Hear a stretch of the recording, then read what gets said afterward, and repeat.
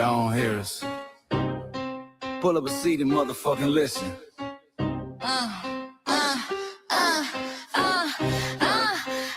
Pull up a seat and motherfucking listen. Hey, pack your bag, time to go home. Talking crazy on our soil where our blood and bones grown. This our grind, we outside on it. While y'all fools on the outside looking, y'all show no respect to Black America, so leave. Hey, Y'all don't get it, so it's time to go home. get the hell up out of America, take your disrespect and just fly on. Y'all don't get it, so it's time to go home. Get the hell up out of America, take your disrespect and just fly on. You landed on the tarmac, fresh off the boat. Talking about y'all building nothing, man, you choking on the note. My ancestors the reason that this country even breathes. Picked the cotton, built the White House, planted the seed. Jim Crow laws, redlined the map, we was the target. You think that struggle's a costume, man, you can't mark it. We fought the wars, we bled the blood, we died for our future's chance. And you come here and give our legacy a side eye while throwing shade on the guard. While you benefit from doors we kicked down with our last breath. Now you spit on the architects who stared down death. Disrespectful, that's disrespectful, ungrateful, a slap in the face to only people who gave a fuck. So let me show your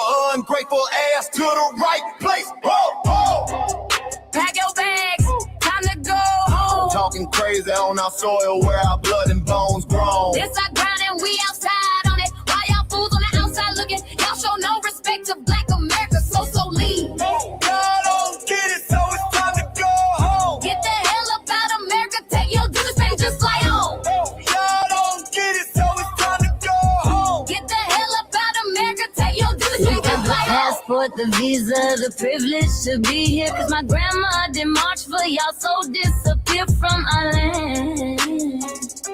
You cosplaying our pain. Think it's a trend you can borrow, but you ain't inherit the ghosts of our sorrow. We the foundation, the bedrock, the soil, and the root. You not no branch on our tree, and unproductive people always cosplaying me. Talking about we ain't do nothing, you lost your mind. We built this from nothing, time after time. From the beginning to now, we been the backbone and muscle. Why you look down on the struggle and cause a whole tussle? The energy style with disgusting is whack. So let's make it clear, there's no turning back. This land is paid for in full. In blood, sweat, and tears, and dreams deferred. You don't get to come into a house we built from the dirt and telling Black America y'all ain't worth nothing. That's a violation, facts. Pack your bags, time to go home. It's our soil on our soil where our blood and bones grown. Show respect, this our ground, y'all just tenants on a leash. Oh, get the step. Show no respect to Black America, so leave. Don't get it, so it's time to go home. Get the hell up out of America, taking your business, I can just fly on. Don't get it, so it's time to go home. Get the hell up out of America, taking your business, I can just fly on. Yeah, fly little birdies. Fly on back to where you came from. This ain't for you. This soil is sacred. We said what we said. It's time For y'all to go home. So fly a little birdies fly. So fly a little birdies fly. So fly a little birdies fly. Fly far, far away from here. So fly a little birdies fly. So fly a little birdies fly. So fly a little birdies fly. Fly far, far away from here. So fly a little birdies fly. So fly a little birdies fly. So fly a little birdies fly. Fly far, far away from here. So fly a little birdies fly. So fly a little birdies fly. So fly a little birdies fly. Fly far, far away from here. Bye bye, little birds.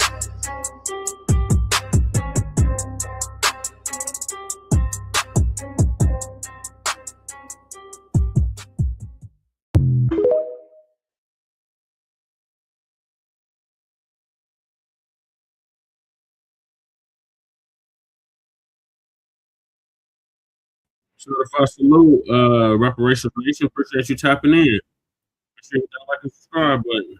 Until Grand Rising with Shabaka in the Shades.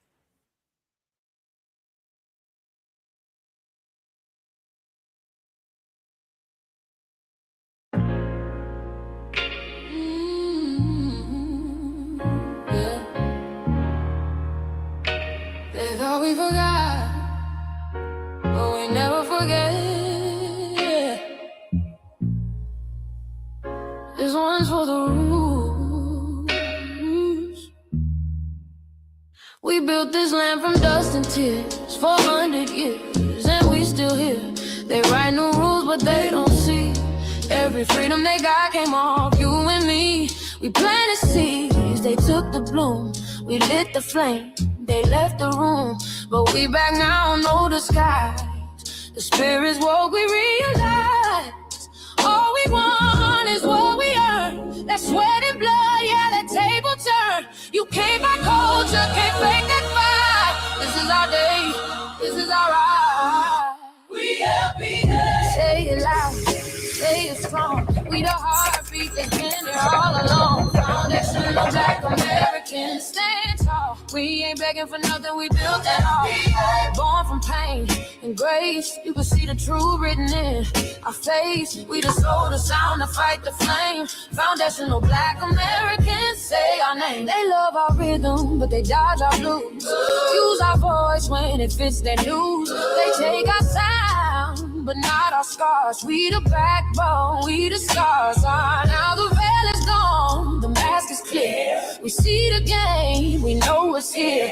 No more silence, no more lies. We lift that flag and watch it rise.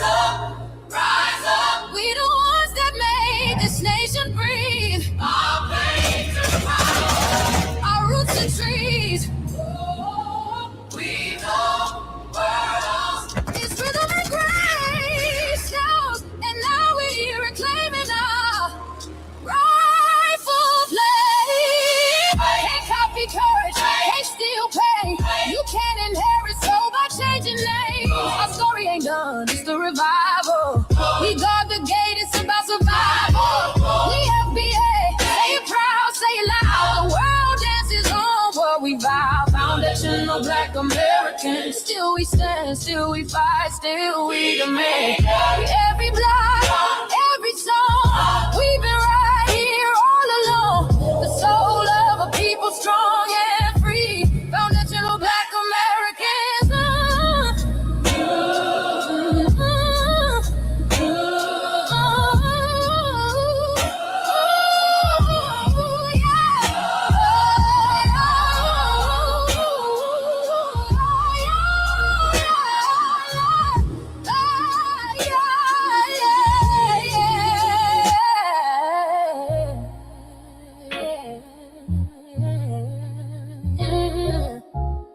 We the first, we the root, we the fire. Still rising, still here. Foundational Black American. We set the tone and they copy the cadence. Dance to our drums and deny the foundation. Wear the style but don't honor the source. Smile in the crowd and you distance and force. Say you not us but you rap like we breathe. Take the rhythm, then fuse the receipts. I ain't mad, I'm just holding the glass. Showing the mirror, now answer it back. I ain't here to cancel nobody. Just keep it honest, keep it solid. If you eat from the table we built, don't act surprised when we guard it. Do you like that? Do you like that? When I flip your sound and I ride like that. Do you like that? Do you like that? Do you like that? Cause that's how it feel when you borrow my culture. Then act like we never mattered. Hip-hop.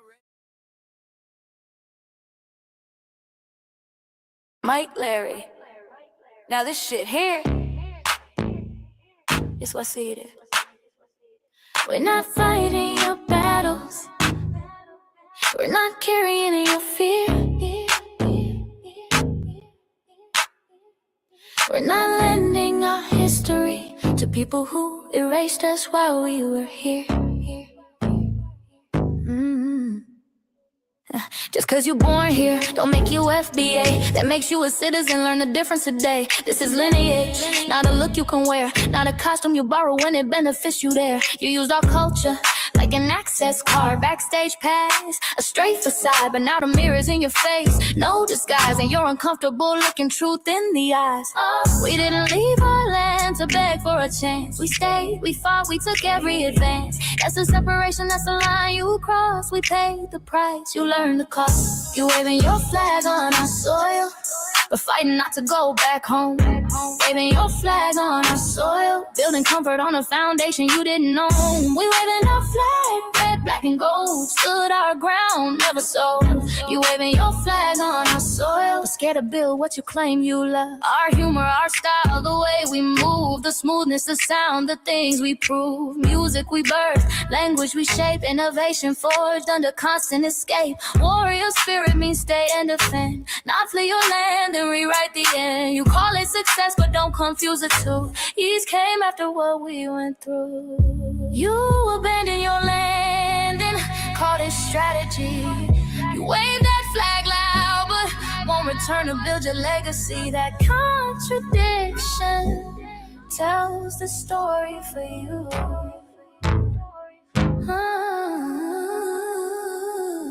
You waving your flag on our soil, we're fighting not to go back home. We waving ours where we were forged, every inch earned, every brick known. We can't be deported, and that truth changes everything. We can't be deported, and that truth changes everything. We know who we are, and now we see who you are too. Just because y'all born here doesn't make you FBA at all. It makes you an American citizen. It's biologically impossible to be us, because it's a lineage, not some damn costume you can just put on to look cool. You immigrants and immigrant Americans has used our culture as an access card, a backstage pass to our culture. Now y'all have to look in the mirror. Our sense of humor, the aesthetics, mannerisms, the style of dress, the smoothness, the creativity, our genres of music, innovativeness, our slang, our warrior spirit by staying on our homeland and fighting and not fleeing to somebody else's land to beg for a better life and shit on the very people who fought to have us there. That's who we are. And we know who the hell y'all are waving your flag on our soil and fighting to make sure y'all don't go back.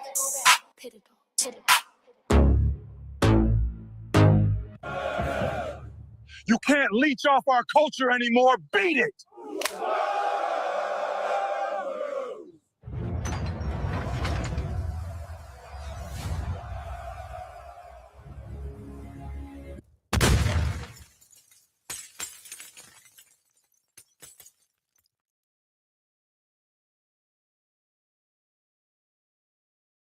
Mike Larry, man, you did it again. We really making history. Let's go. Do you like that? Do you like that? Flip your sound, how you like that? Do you like that? Do you like that? Say it loud, don't walk it back. Do you like that? Do you like that? You grew up mimicking us, now y'all switch it up. Turn the carbon copies, y'all ain't black, what the fuck? It's funny y'all connecting to our culture like it's Wi-Fi. Surfing on our waves of our culture, no more agua. Still in my culture for all these years. Look how time flies, all these colonizers in disguise. Hate y'all still, hate us outside. Study doctor, vampires, it's the blood of our guilt. They copy the flavor, sip the juice, love the results, hate the truth. Who? Do you like that?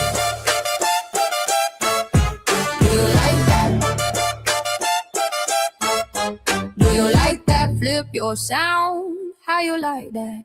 Do you like that?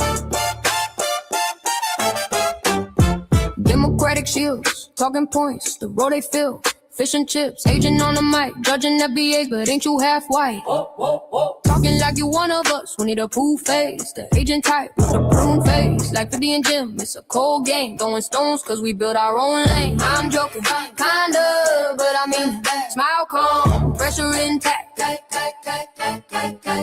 Y'all proud where y'all from, where they flag, beat they drum. But when it's us, tone switch fast. Same pride, but it's too much. FBA pride, lineage solid, you can't put this on, can't try it on. Built here, stayed and fought, that's the difference.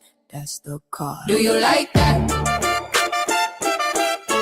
Do you like that? Say it clear, don't twist the facts. Do you like that? Yeah. Do you like that? Do you like that? Point made. No edit, No care.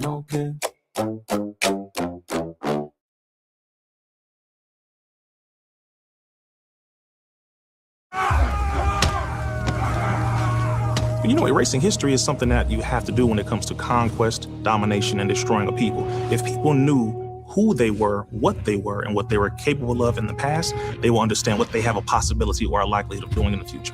Foundation of Black Americans, we've always had a culture of resistance. We cultivated a culture of resistance on this land, and we've been resisting ever since we've encountered European domination. But nothing was really popping in Europe until the transatlantic slave trade, and that's where they amassed a lot of wealth. One thing that I think is unique about our culture as far as how we resist, how we fight back, is just the environment we were put in from day one. Being only 13% of the population, the white supremacists were very meticulous about keeping that population at a certain amount. There was never a period when we did not resist the encroachment of the white man. They have a natural behavior of authority no matter where they go. That's why they'll step up in front of us in the line at the store. We're not important. They don't even see us. We've never been able to excel. We've never been able to relax. We've never been able to just be, which means that existence is resistance. It must be something in our DNA, our historical background, to when something doesn't sit right with us, especially spiritually, in our souls and in our spirit, we just say no. We live resistance. You know, from the moment we're born, we're in resistance. And it's handed down generation to generation. And so I think that cultural resistance is actually in our DNA, in our epigenetics, and then it blossoms out into the culture. So there's almost nothing in America that we do, from song to dance to politics to the way we talk, the way we dress, having coded languages considered to be slang today. Everything about Black American culture is a form of resistance. Of course, they want to always downplay our contributions to the global tapestry because they continue to act like our number one export in this country is not Black innovation. Everyone understands that our resistance has been the cornerstone of what foundational Black Americans have always done. We are the life that breathes everything into this nation. The further back you go, the further Black you go. It's just simple like that, brother.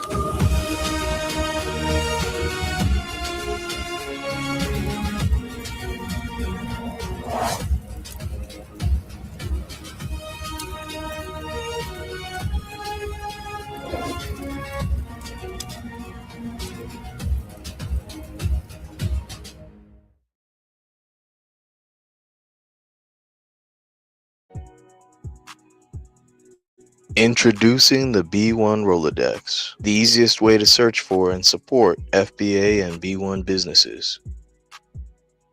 Hundreds of entries from the Black grassroots for the Black grassroots. Free to use, free to download, constantly updated.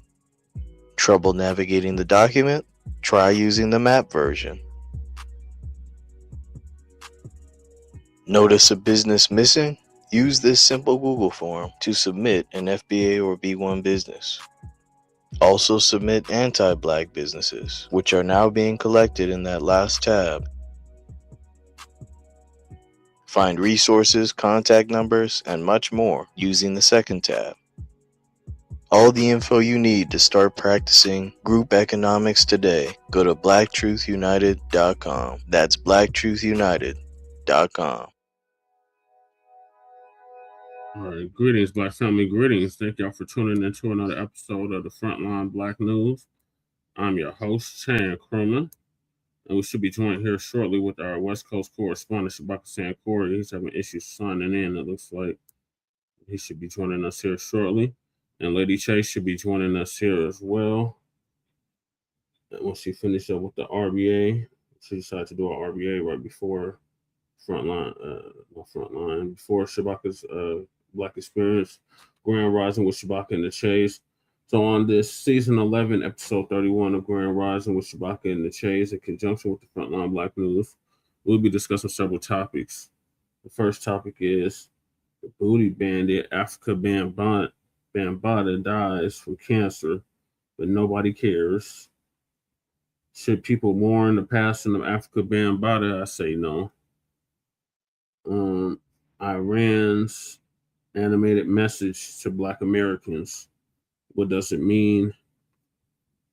Is this the end of the dump as in human shit? And we'll make that perfectly clear. It's presidency, Donald Trump's presidency.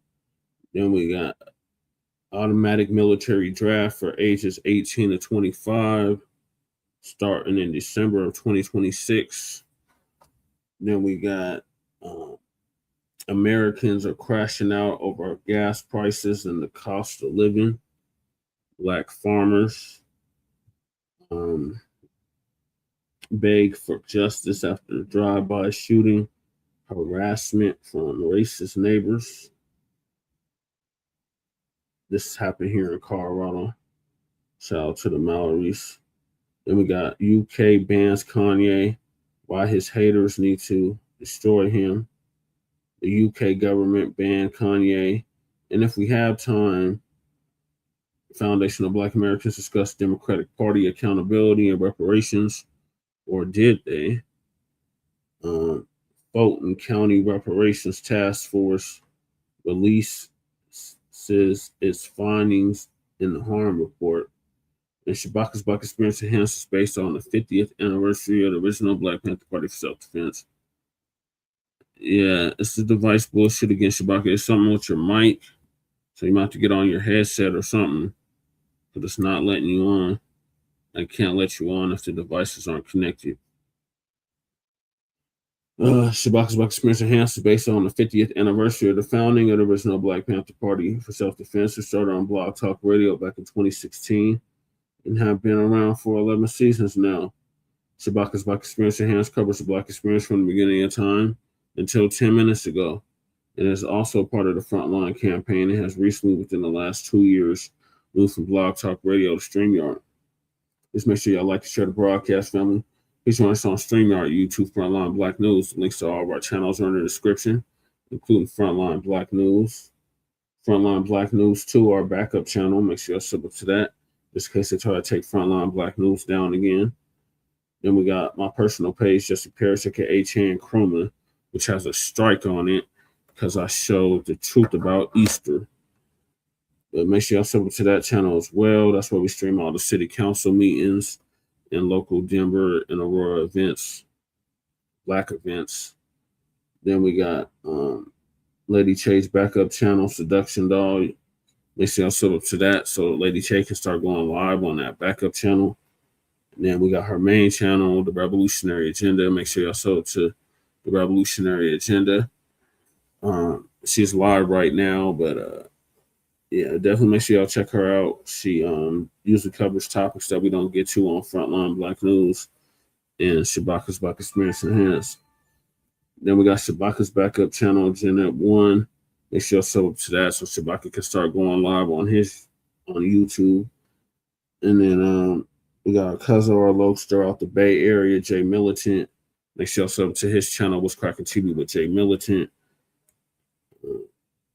Then we got our brother Kukizi out the Mile High. Make sure y'all sub to his channel. He usually does the intro track for Frontline Blacc News. But we're on a paid subscription. We haven't been on a paid subscription in months, so I haven't been able to play the clips that he usually has for us. But yeah, check him out. He's heavy. He's an MC, one of the dopest MCs out of Denver. Make sure y'all check him out. Then we got our brother Breeze Omega, who is from Virginia. Well, he's from New York, Hempstead to be exact, but he's in Virginia now. He just surpassed 1,000 subscribers, so salute to Breeze. I was chopping it up with him yesterday on his platform, so make sure you check him out. Then we got our brother, the Church of Black Power, out of Watts, California, who's now in Houston, Texas.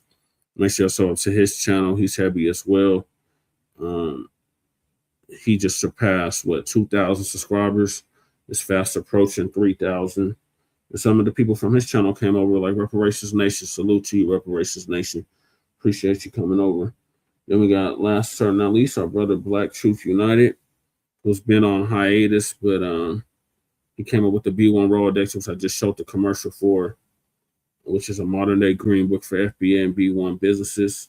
So the links to submit your business are in the description, and the links to the Rolodex itself is in the description. Yours truly is in it for my political work. Jesse with Sean Paris, I'm in there. Then we got counsel the Congressional Black Caucus and create a foundational Black American caucus, which we need to do, seriously, because Congressional Black Caucus is useless. So the link to the change.org petition is in the description.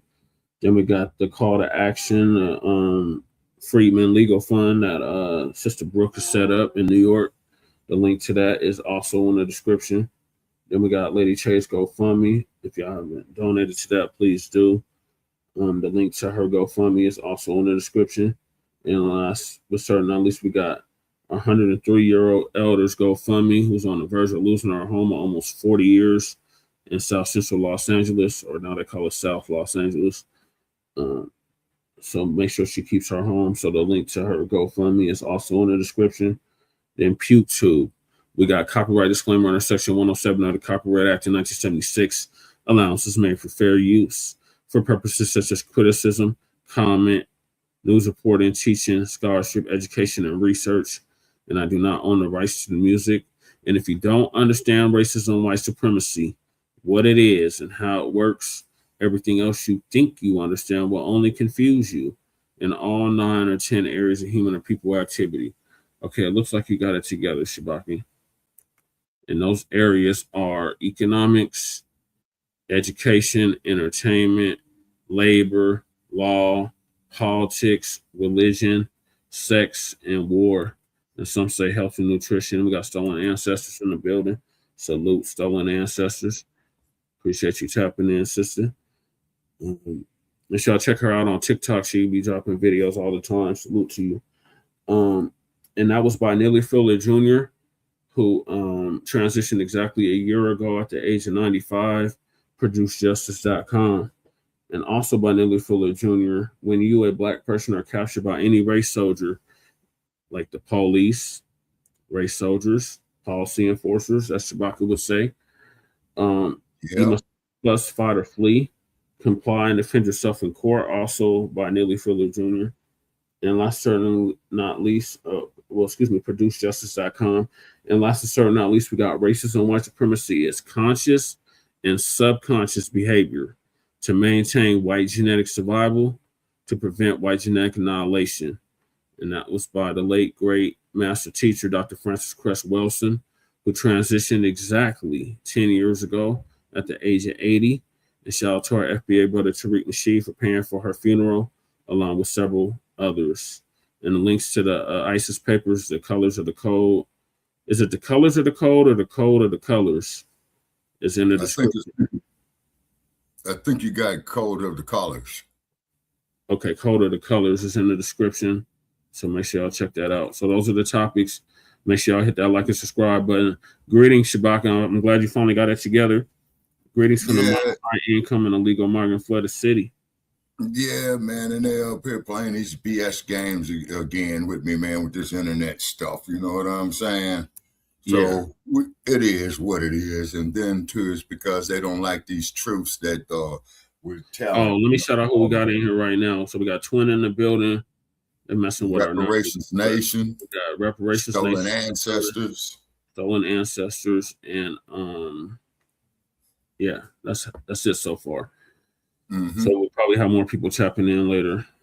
They've been delaying our notifications. They send them out like 5 minutes late and all kinds of nonsense. Oh, yeah. Well, they know what they're doing with this AI crap, man. It's because it's all pre-programmed. And what's happening, people, you might notice over your devices, though, when you might try to sign in, they always want to keep diverting you to these ads and these commercials and all this crap.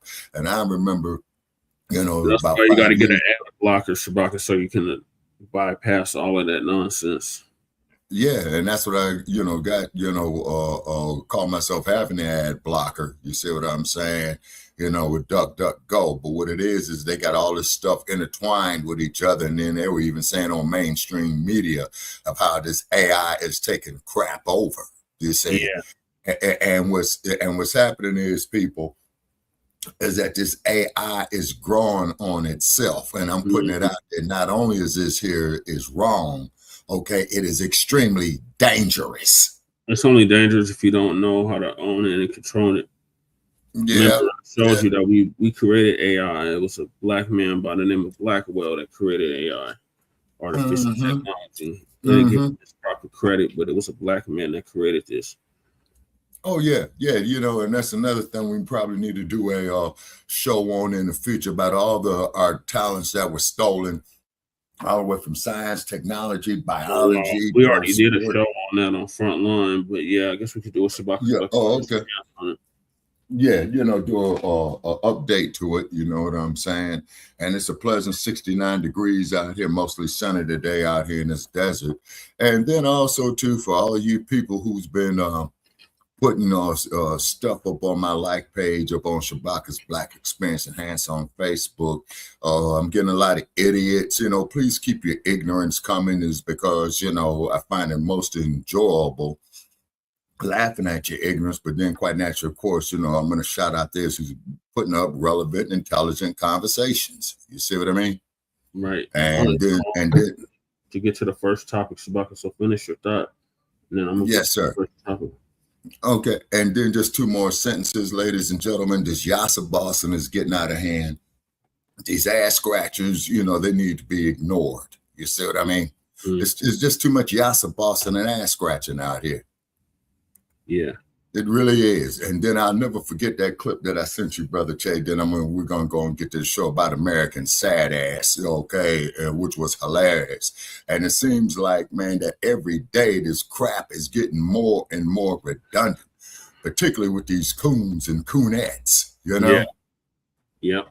All right, let's get on with the show. All right, so the first topic is Afrika Bambaataa, the booty bandit. That's what most of us call him. Dies from cancer, but nobody cares.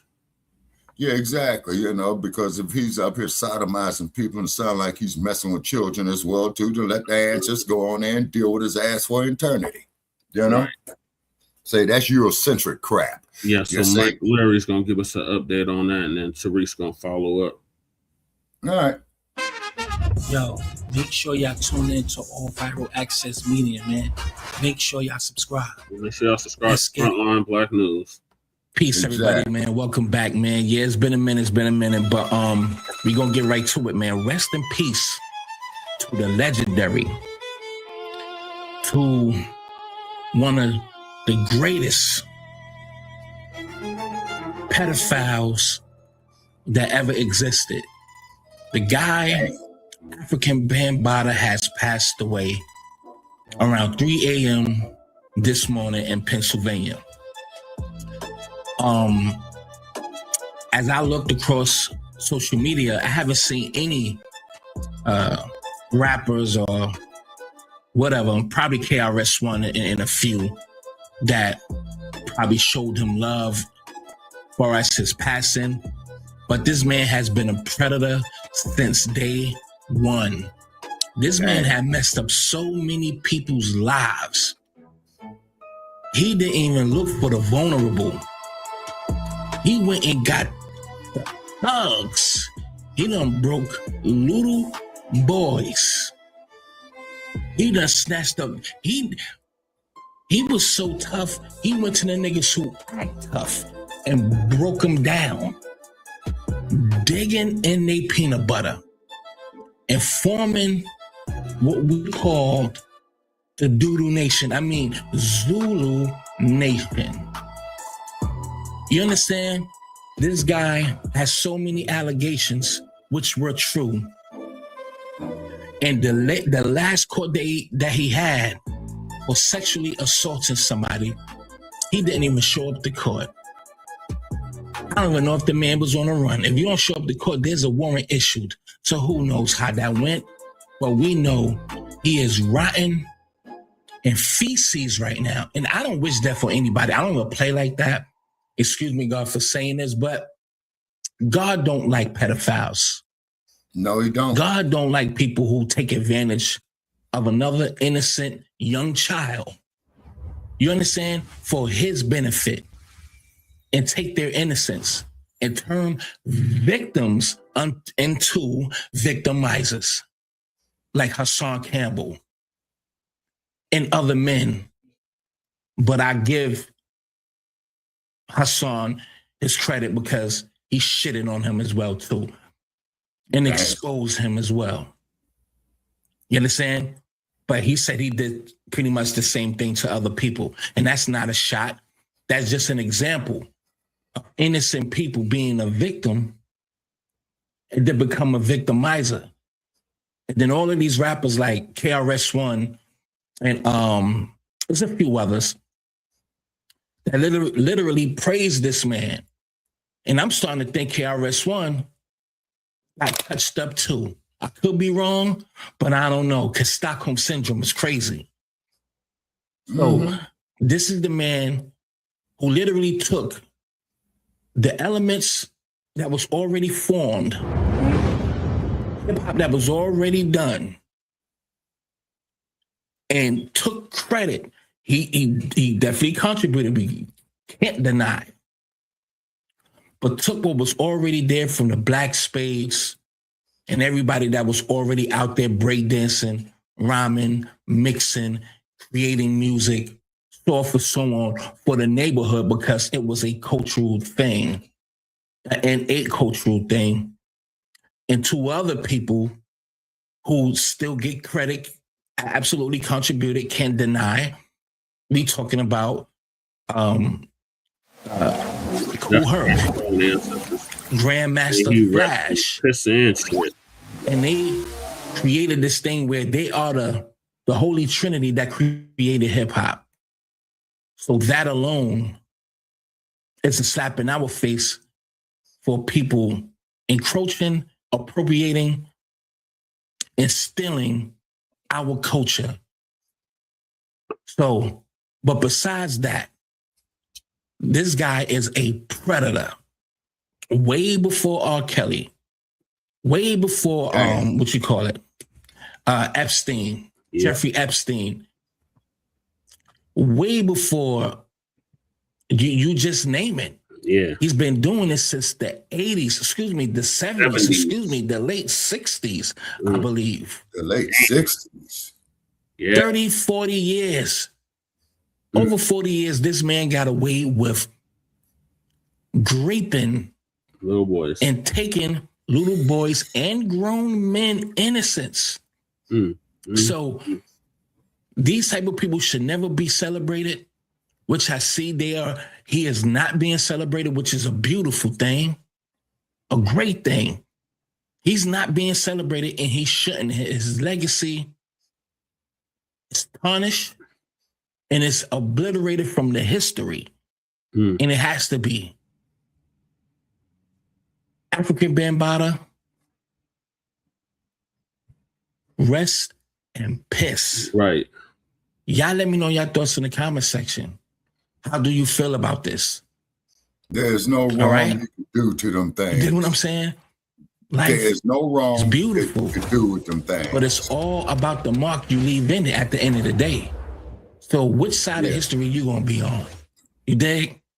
So yes, sir. Leave your thoughts in the comment section. He is a piece of shit. Yeah.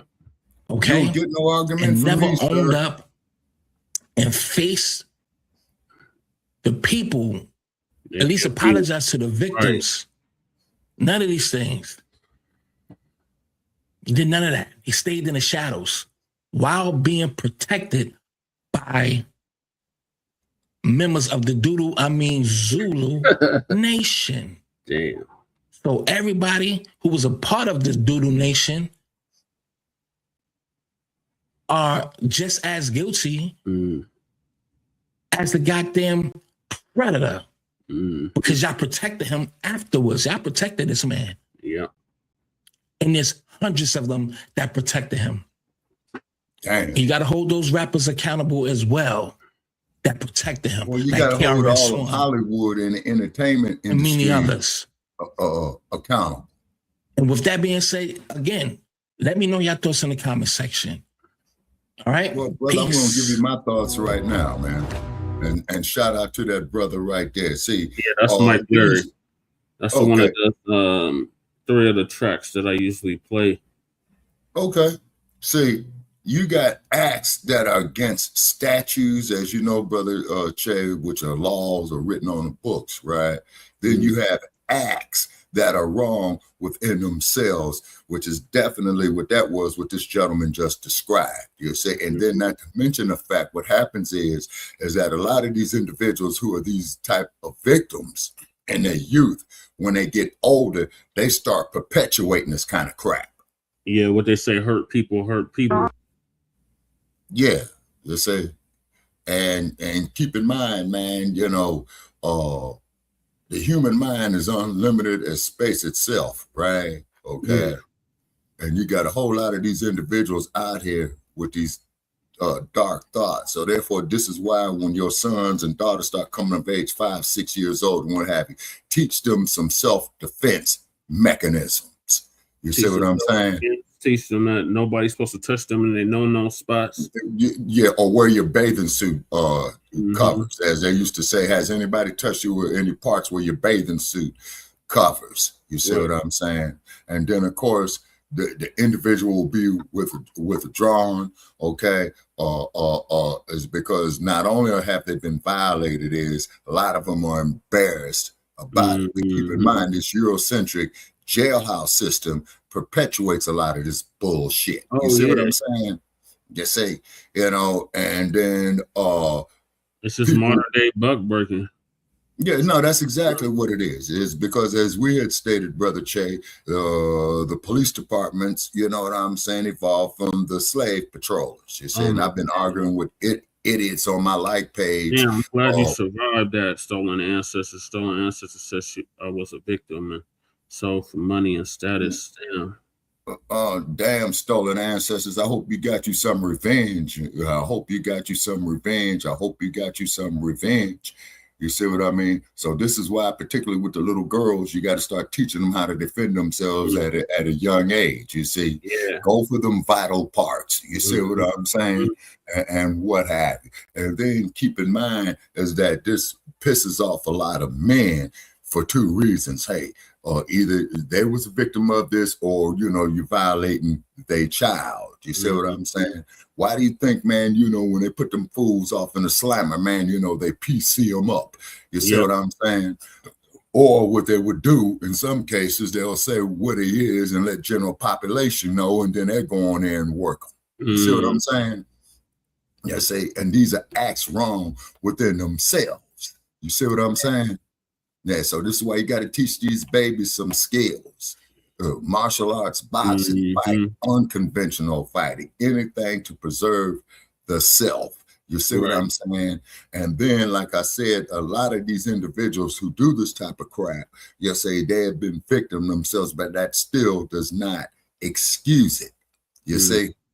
You see what I'm saying? And then the cold part, you know, is pray to the Almighty. You say pray to the deity. Then put them in a situation. Okay. Hey, Stolen Ancestors. My ancestors got his black ass now. He went blind. Okay. All right. I have no sympathy for him. You see what I'm saying? No, I have no sympathy for him.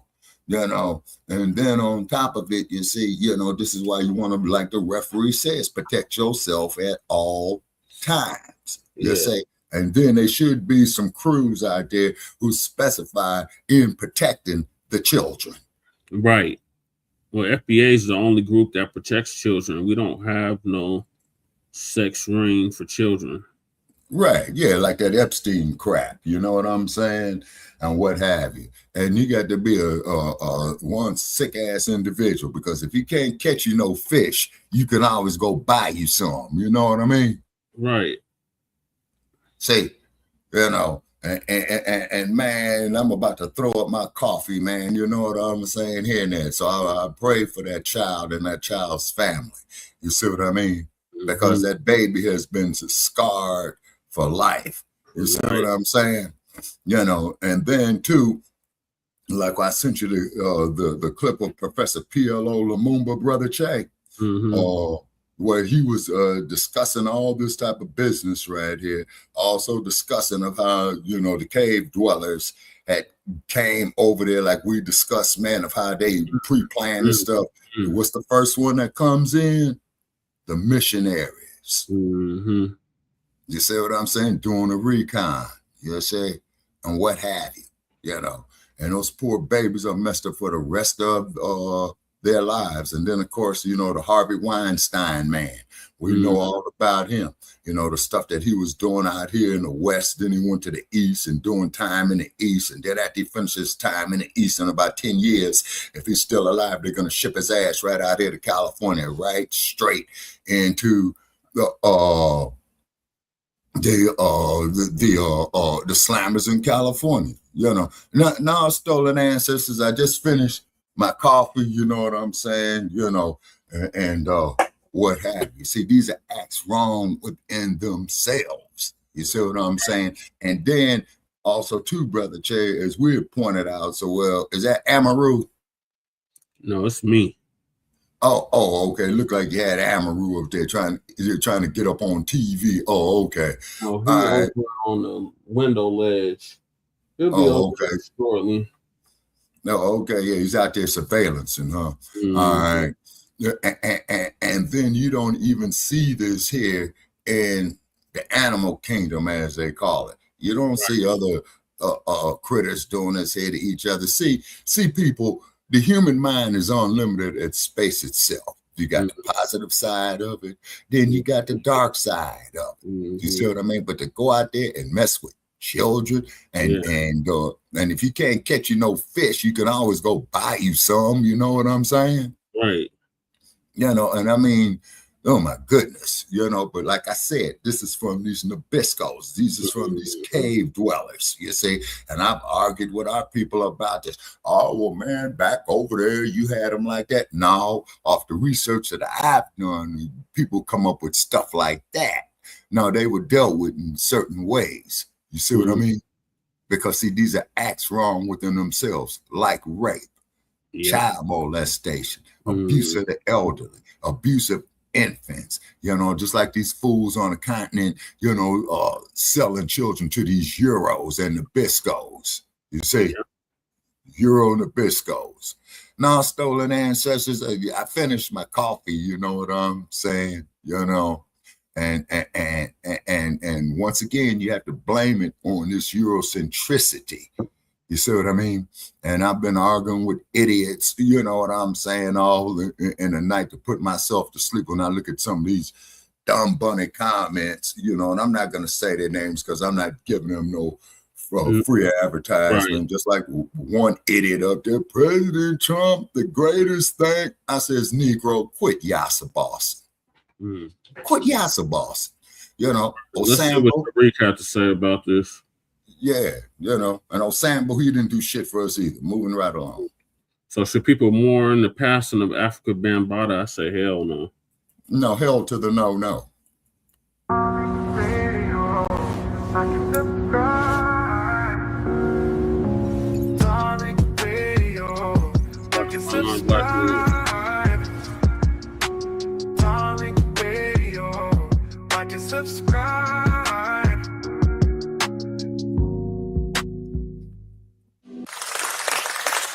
All right, we in the building. We in the building kind of early. Round of applause for you. All right. We in the building early. What's going on, family? Y'all good? Everybody good? Everybody good? Everybody good? All right, let me shout everybody out, and then we start chopping up game like we always do. What I'm going to need y'all to do, though, family, I'm going to need you to give me a retweet. DJ Fast forward. The building, so many people. Trinity in the building. Grind first, and then about an hour or so later, TMZ, first people to break the story online. I got some text messages from some people in New York telling me early on, and then I tweeted it first, and then about an hour or so later, TMZ start reporting on it, and they confirmed everything. Man, later for TMZ, like you said, brother Jay. And I Shabaka tweeted, run, nigga, run from hip-hop pioneer. TMZ. Right. No, you know what? Let me read exactly what I posted.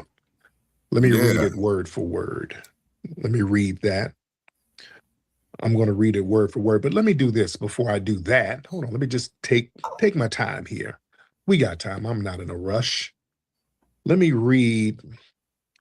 Let me see if they got an official cause of death. All I know is that they said complications from cancer. Let me read. Let's see, New York Times. Let me see. Okay, I'm looking at different things. Let me look at TMZ. Let me see what they said officially. They said rapper DJ Afrika Bambaataa dead at 67.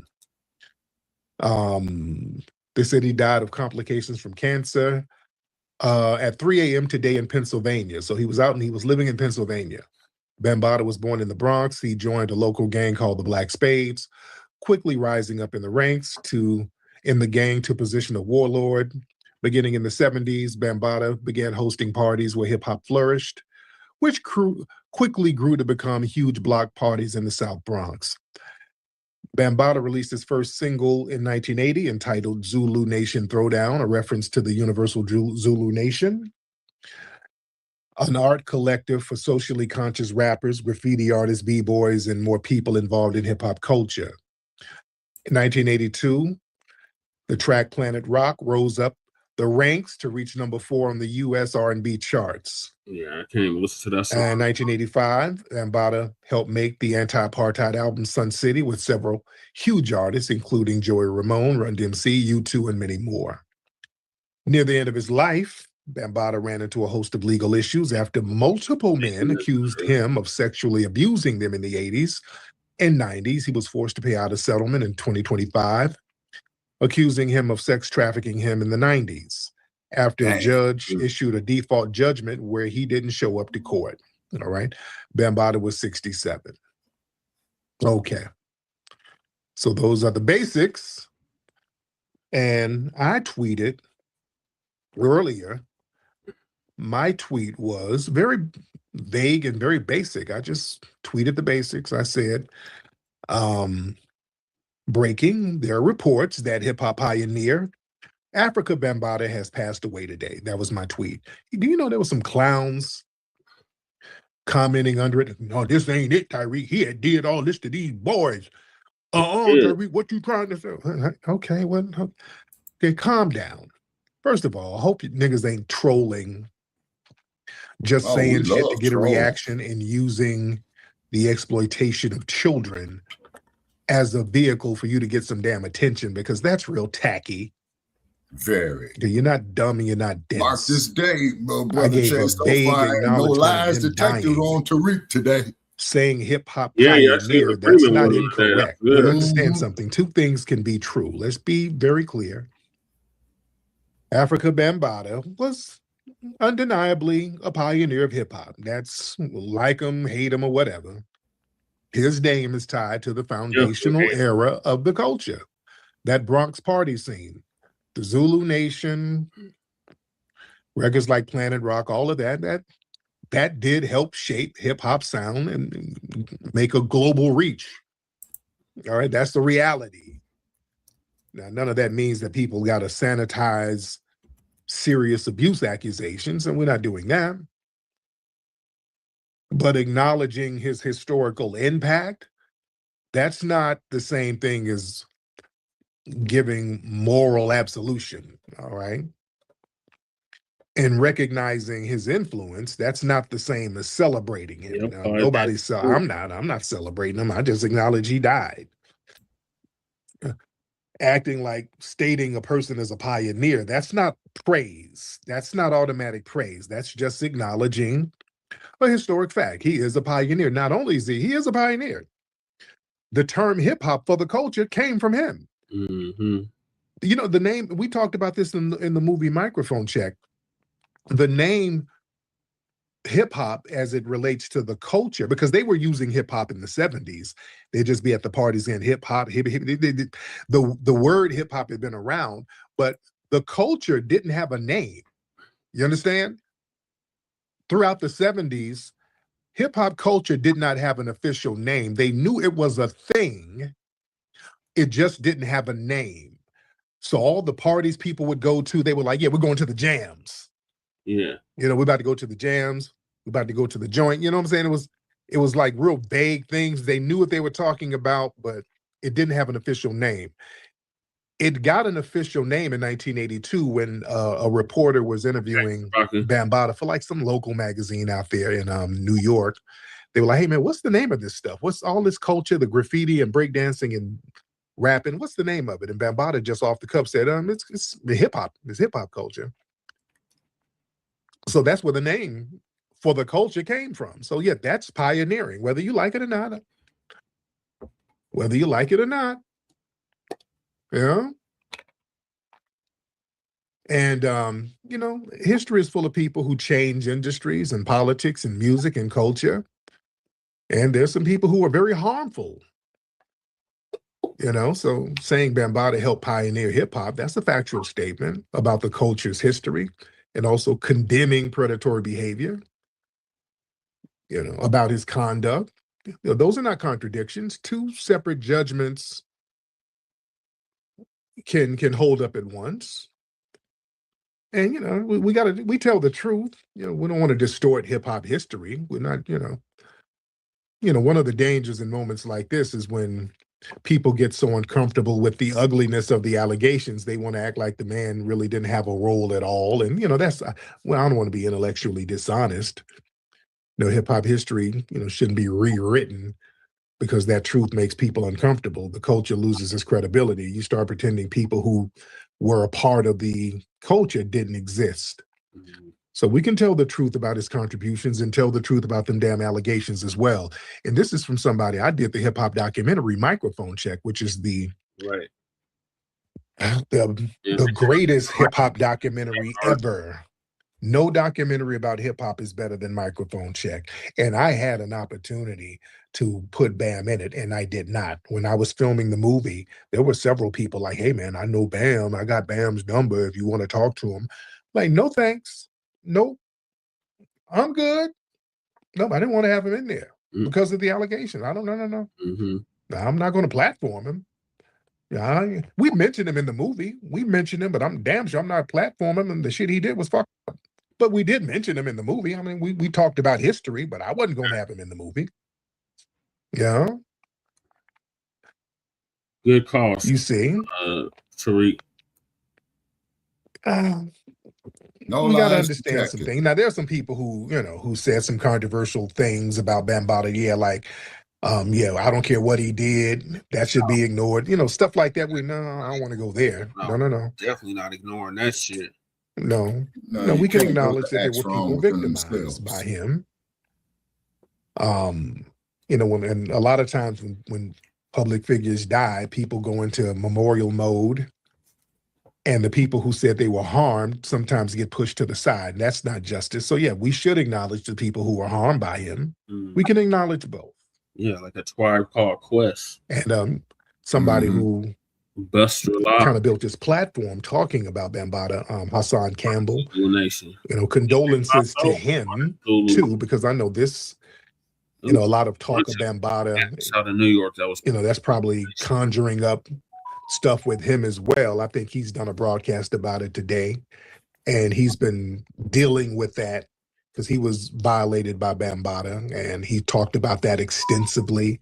Shout out to DJ Star and Buck Wild. He was one of the first people to break the whole thing because a lot of people knew about Bambaataa. They knew about the little funny style shit he was doing.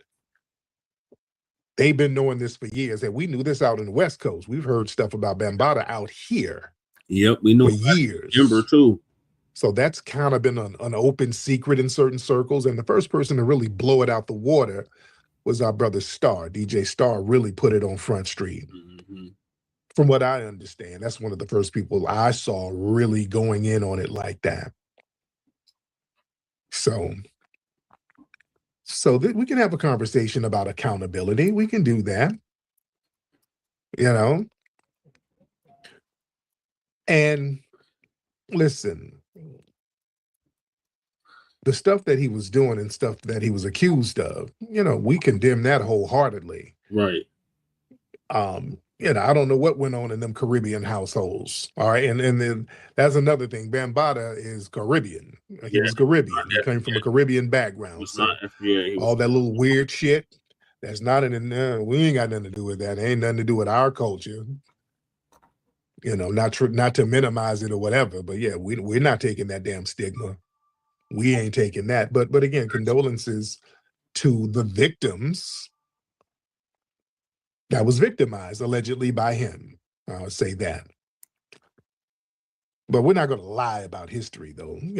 What would be disrespectful is to lie to the public and try to present a faked, airbrushed version of history. So somebody says Bambaataa passed away and he was a hip hop pioneer. That is true.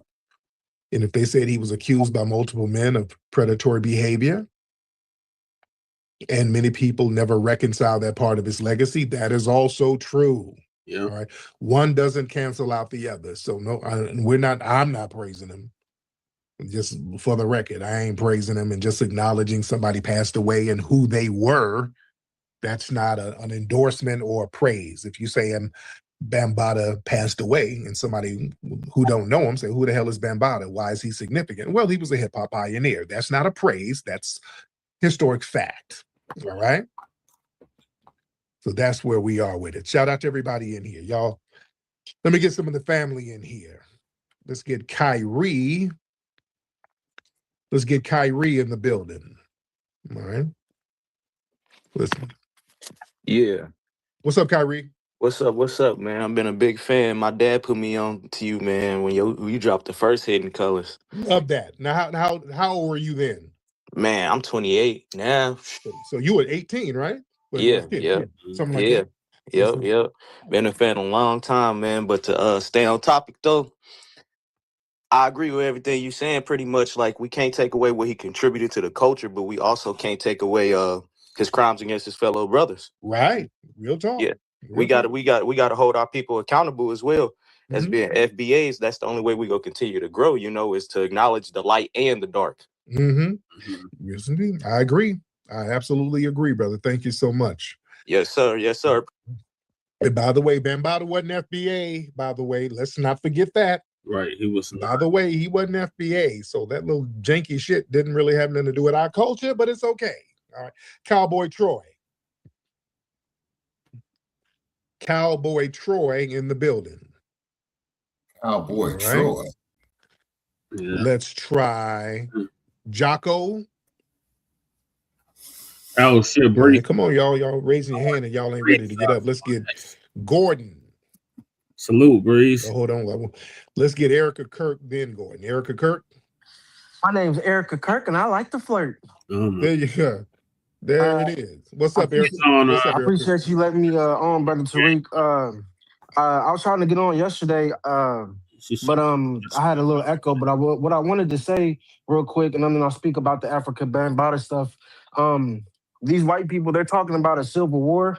That doesn't have anything to do with us. That they're talking about them and the Jews. I just want to. I know you know that, but I want to let the family know that this civil war that they say that's going to go on is between them and the Jews.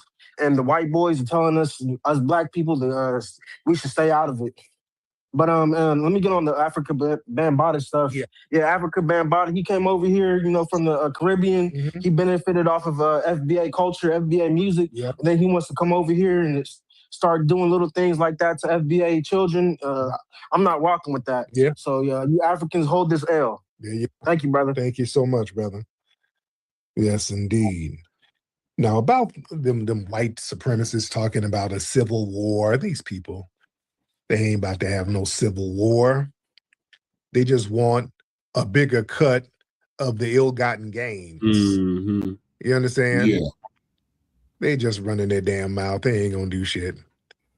They just running their mouths. Let me get Great Black Shark in here. Great Black Shark in the building. Great Black Shark in the building. Let me drop the link for Breeze. Yes, sir, man. How are you?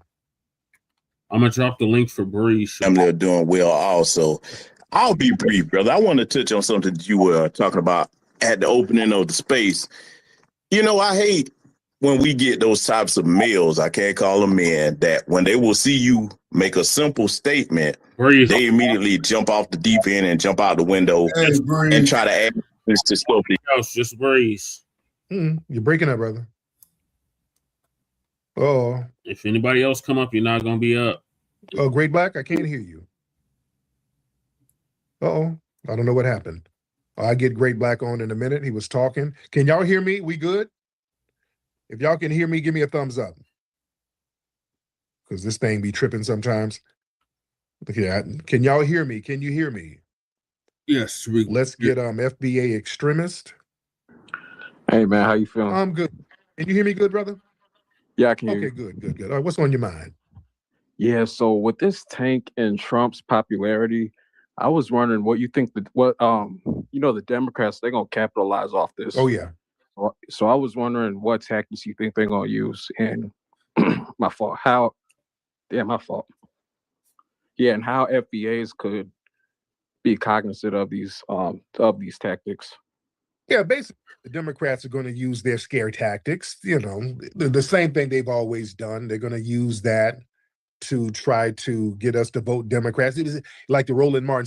See, Trump is unpopular. Y'all stupid fools. Y'all stuck on stupid. Y'all sat here and let Trump get in office. Y'all FBA ass dummies. See, this is why y'all should have voted for Kamala. You know, they're going to play that game, and I don't give a damn. I don't give a damn. I ain't voting for shit unless you have tangibles for us.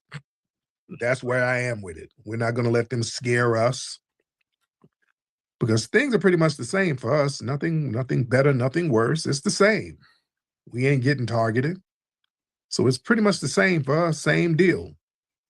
Jocko, what's up, Jocko? Mr. Jocko, what's up with your phone, brother?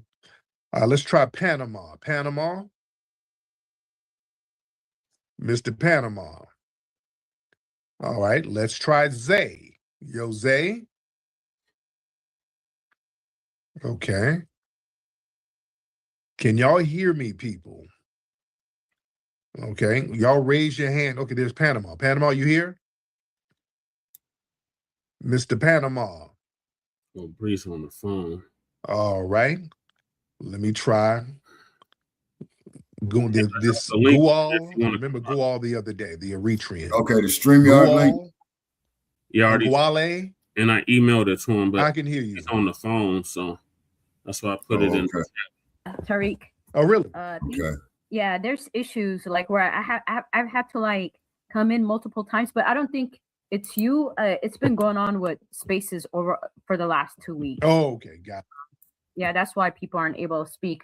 Okay. Anyways, on African Bambaataa, I know there's a lot of delineation and all these things going on, but Africa Bambaataa actually brought a new sound to hip hop. And so, I understand there's an issue. I'm an African, so I understand like there's like trying to separate from like the Caribbean, but the Caribbean also experienced the same type of things that Americans, Black Americans went through. So I feel like what? They also went through slavery. Right. They also they also had to utilize music to keep their culture. Mm-hmm. And rap, hip hop, if you look into it, it's and I'm not trying to give Africa I'm not trying to say Spit it out. I'm not saying it's a product of Africa, but it is a product of the culture that was passed down. Nothing from Africa. Black Americans. What it do, y'all? Y'all can hear me? Yeah, we can hear you, Stories, yeah, loud and clear. How you be? How that you is be? Africa. All right. What it do, But Shabaka? I'm not trying to. No, I'm not man, just trying to keep my head I'm not above trying to water, take, man. No, I'm not You trying know to take what I'm away saying? from I hear everything that, that Black brother. Americans have accomplished and say Yes, it's sir. African. That's not what I'm trying to say. I'm just trying to say there's a direct line of lineage, and hip hop actually, the art of storytelling and things of that, we all have that commonality. So to say that Africa Bambaataa didn't give back to hip hop and stole it. Hold on. Then how come there is no African version of Nas, Rakim, Scarface, Reno and others. Right. Because we tell stories, but we don't rap it. It's a different form of telling a story, right? It ain't the same. So we developed something totally different. You did. Damn village stories. But it comes from storytelling, is what I'm Yeah, saying. well, see, man, was real good on that there, Breeze. The ability for the village You know, to have definitely check out a song called through African generations, Sunset. right? Through your parents, to your through your family. Oh yeah, I heard that joint kind before. Of a weak connection, not really. Yeah. It's just you And putting then, words. of course, you know, she was married to Hugh Massacre, who did Grazing in the Grass in the late 60s. And I didn't realize that Afrika Bambaataa, I'm not like a super fan or anything, but I didn't realize that he had committed pedophilia. Yeah. And I just learned that today. I'm pretty disgusted. Oh. So I don't know how I feel about his legacy, learning all these things. But my point is, someone tried to delineate from his attributes in hip hop, and I don't agree with that, because he came up with a new sound and a new way of doing things, and that's creative talent, you know. And when you try to say, well, hey, that person's not like us, it's like, I mean, how many people are gonna be not like you then everybody, right? All of y'all from Africa, you're not like from us. The Caribbean, like his mom, right? Mm-hmm. So are you delineating from Biggie Smalls? No, but Biggie Smalls is not. Wait, hold on, I'm delenating He's from not a Biggie pioneer of Smalls. hip-hop. He's a great rapper, and I love Biggie. Yes, he wasn't a pioneer. I ain't never heard no FBA writer no song lyrics talking about you look so good, make me want to suck on your daddy penis. Nah. No, Lord. Oh, hell no, man. That's Biggie Smalls. That's Biggie Smalls. Damn, man, you make me throw up my coffee, man. You know what I'm saying? He said, fuck him in the ass and throw him over the bridge. I ain't no, man. Damn. Yeah. That's Biggie. Go back and listen to Biggie lyrics. Y'all be like, nah, I can't fuck with this nigga. What was it, Born to Die? What was the name of his first album? Ready to Die? Oh yeah, Ready to. That was what the hell was that joint again? What was that song called? It wasn't Unpredictable. Nah, hold on. Let me make sure I get it right. Hey, Bree, so you getting the barbecues on, man, that you were saying a while back? Yeah. It's the one where he starts off with ha ha ha ha ha.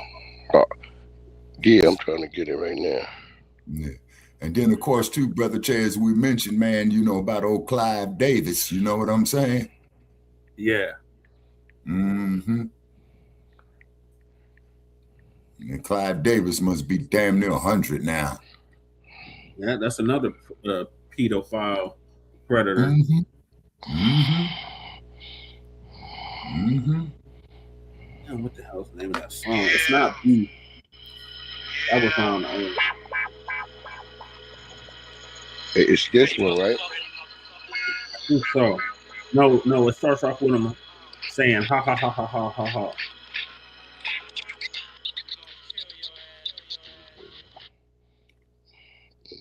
Oh.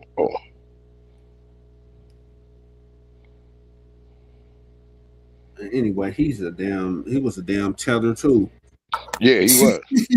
Tethers, damn, man, that should be having me busting off tethers. Tethers, damn. Who came out with that term, man? Tariq. Tethers.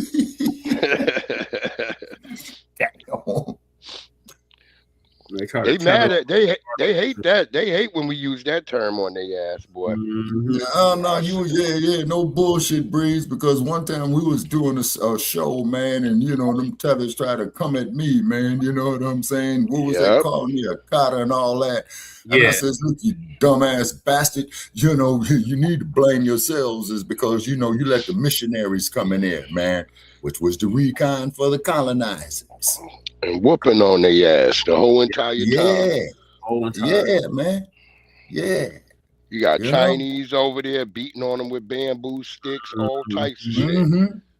But they only got smoke to come and try to talk to us. And it's like, nah, you can take that shit and kick it with your damn flip-flop. Right. Yeah, exactly. You see, it's because, you know, with that day you said, Brother Che, they sold us out for trinkets. For trinkets, fucking trinkets. Gunpowder, guns. Yeah. Yeah. If we go with that logic, then yeah, they did sell us for some trinkets. But from the knowing that I know, even from the Nabiscos, they own paperwork say only about 3% of them made it into this portion of the Americas. The rest of them niggas all went down below. They didn't come really in here. So, you know, like, because when I was looking up, doing my research on stuff, you would see like 30 Africans here. And when they were selling niggas, they would say black, black fucking people for sale. Then they would say, they say Negroes. We got 80 healthy Negroes and then 30 Africans. Right. That's their own paperwork. Yep. Yeah, you're right, man. It's because Lerone Bennett showed that there too, Breeze. You know what I'm saying? With delineate is basically what saying they was delineating back then. Yeah, right. And then the cold part about it is, but I would love to see the look in their faces, man, you know, just like off in a homicide case, when them Nabiscos came back over there and said, hey, man, we taking your ass. Well, Guana, like they do them damn movies. And who was that motherfucker? Bob Hope and what's the other dude? Minute Maid, Orange Juice, Bing Crosby. They used to make them movies like Road to Zanzibar and all this old bullshit in the 40s. And the first thing they got the Negroes over there, yeah, Buana, you the boss. Yeah, Buana, everything you say is go, Buana. Yeah, and then get this here, Breeze, you're going to trip out on this. And Che, I already know I'm going with this. There's a place called Tarzana, which is a section of the city of LA where the mansions is at, right? They called it Tarzana because that's where the white boy Edgar Rice Burroughs, the nigga who played Tarzan, who wrote the book. Yeah, the dude who wrote the book. Yeah. And get this here. Now, how the hell is some damn Nabisco, man, you know what I'm saying, supposedly raised by the animals, and he's supposed to be able to speak to the animals? Man, get the fuck out of here. Yeah, swinging on fucking vines and shit. And ain't even... Like, where'd he learn that? Because monkeys still don't really swing on no damn vines. Vines, exactly. They climb from branch to branch and trees and shit. Right. Exactly. You see, but that's Hollywood and it's bullshit. Just like when I was making them damn Jigaboo movies, man, in the 1940s and all that old type of shit. Blackface, what's that white boy named Al Jolson? Used to put up there that blackface shit. And then also, too, Breeze Che knows already where I'm going. Just like you heard of Griffith Park, Breeze, in Los Angeles. Yeah. Okay, it's named after D.W. Griffith, who was an early filmmaker, right? Who was a devout racist, and he made a film called Birth of the Nation, showing black people sitting up there in the Congress, man, with bare feet, eating chicken and all this old type of bullshit, you know? Yeah, with a busted top hat. They would have niggas with the top hats be busted on the top and shit. All that. All that. And then when Amaru says hi. Hey, yeah, I'm about to say Amaru ain't tear you up, Jesse. I'm about to say I'm glad you alive. Because even last night he was like, yeah, he wants to get on TV, man. Amaru said, man, I'm a star too, you know. You know what I'm saying? You know, so therefore, Breeze, I don't know if you ever been out there to LA, man, but if you ever go out there, brother, what you do, man, never go into the city of Beverly Hills at night, okay? Yeah, because I'm definitely Beverly Hills popos are definitely gonna pull you over, man. No problem. Oh yeah, most definitely. Yeah, I learned that when I first came to the first time when Tariq first opened the goddamn Hidden Colors Museum, the first one. Yeah, when he first opened it. Yeah, up there in the Crenshaw district. And then also to a shout out there to Lynn Whitfield, because I think she had a birthday recently. And I put up there and I said, Lynn Whitfield, when you did Thin Line Between Love and Hate, she scared the shit out of me. Yeah, that's the one I played Brandy in there. She was a scary bitch. Yeah, she was a scary bitch. Yeah, but she had been through a lot. You know what I'm saying? And then old Martin going up there with that player shit, you know what I'm saying? And then when she I had niggas get mad at me on Facebook because somebody had a post and they was like, which one was the most Dangerous Woman to Men and shit. And they had like they had the Misery Bitch. They had the Mommy Dearest Hoe. And I was like, well, the bitch from Thin Line Between Love and Hate, because I'm a black man. That all them white Nabiscos, that's not even for us. Right. Exactly. You know?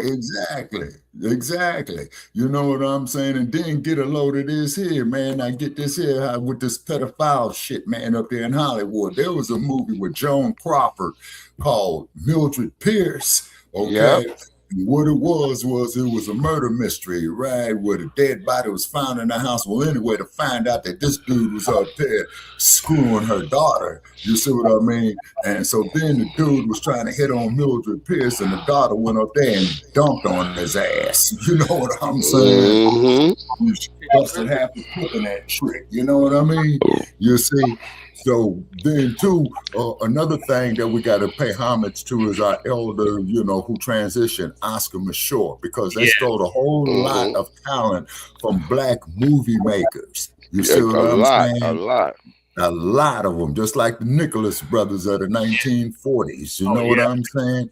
And then they used to call them race films. But one brother, man, who I really respect, him and his wife, who upgraded the image of our people in that movie making business, man, is Ozzie Davis and Ruby Dee. Yes, sir. Yeah, because all the stuff they made was positive for our people. You know what I'm saying? Look, what's his name? Mario Van Peebles' dad. He turned the whole blaxploitation fucking films on white people. Yeah, he sat around. He made them fucking mad because those were supposed to make black people feel terrible, and instead he made them shit. He made niggas like super niggas, and then he made us go all the way up off of that. That's why white people stopped giving money to the blaxploitations. Yep, and the black saved Hollywood. Saved they bitch ass all the time.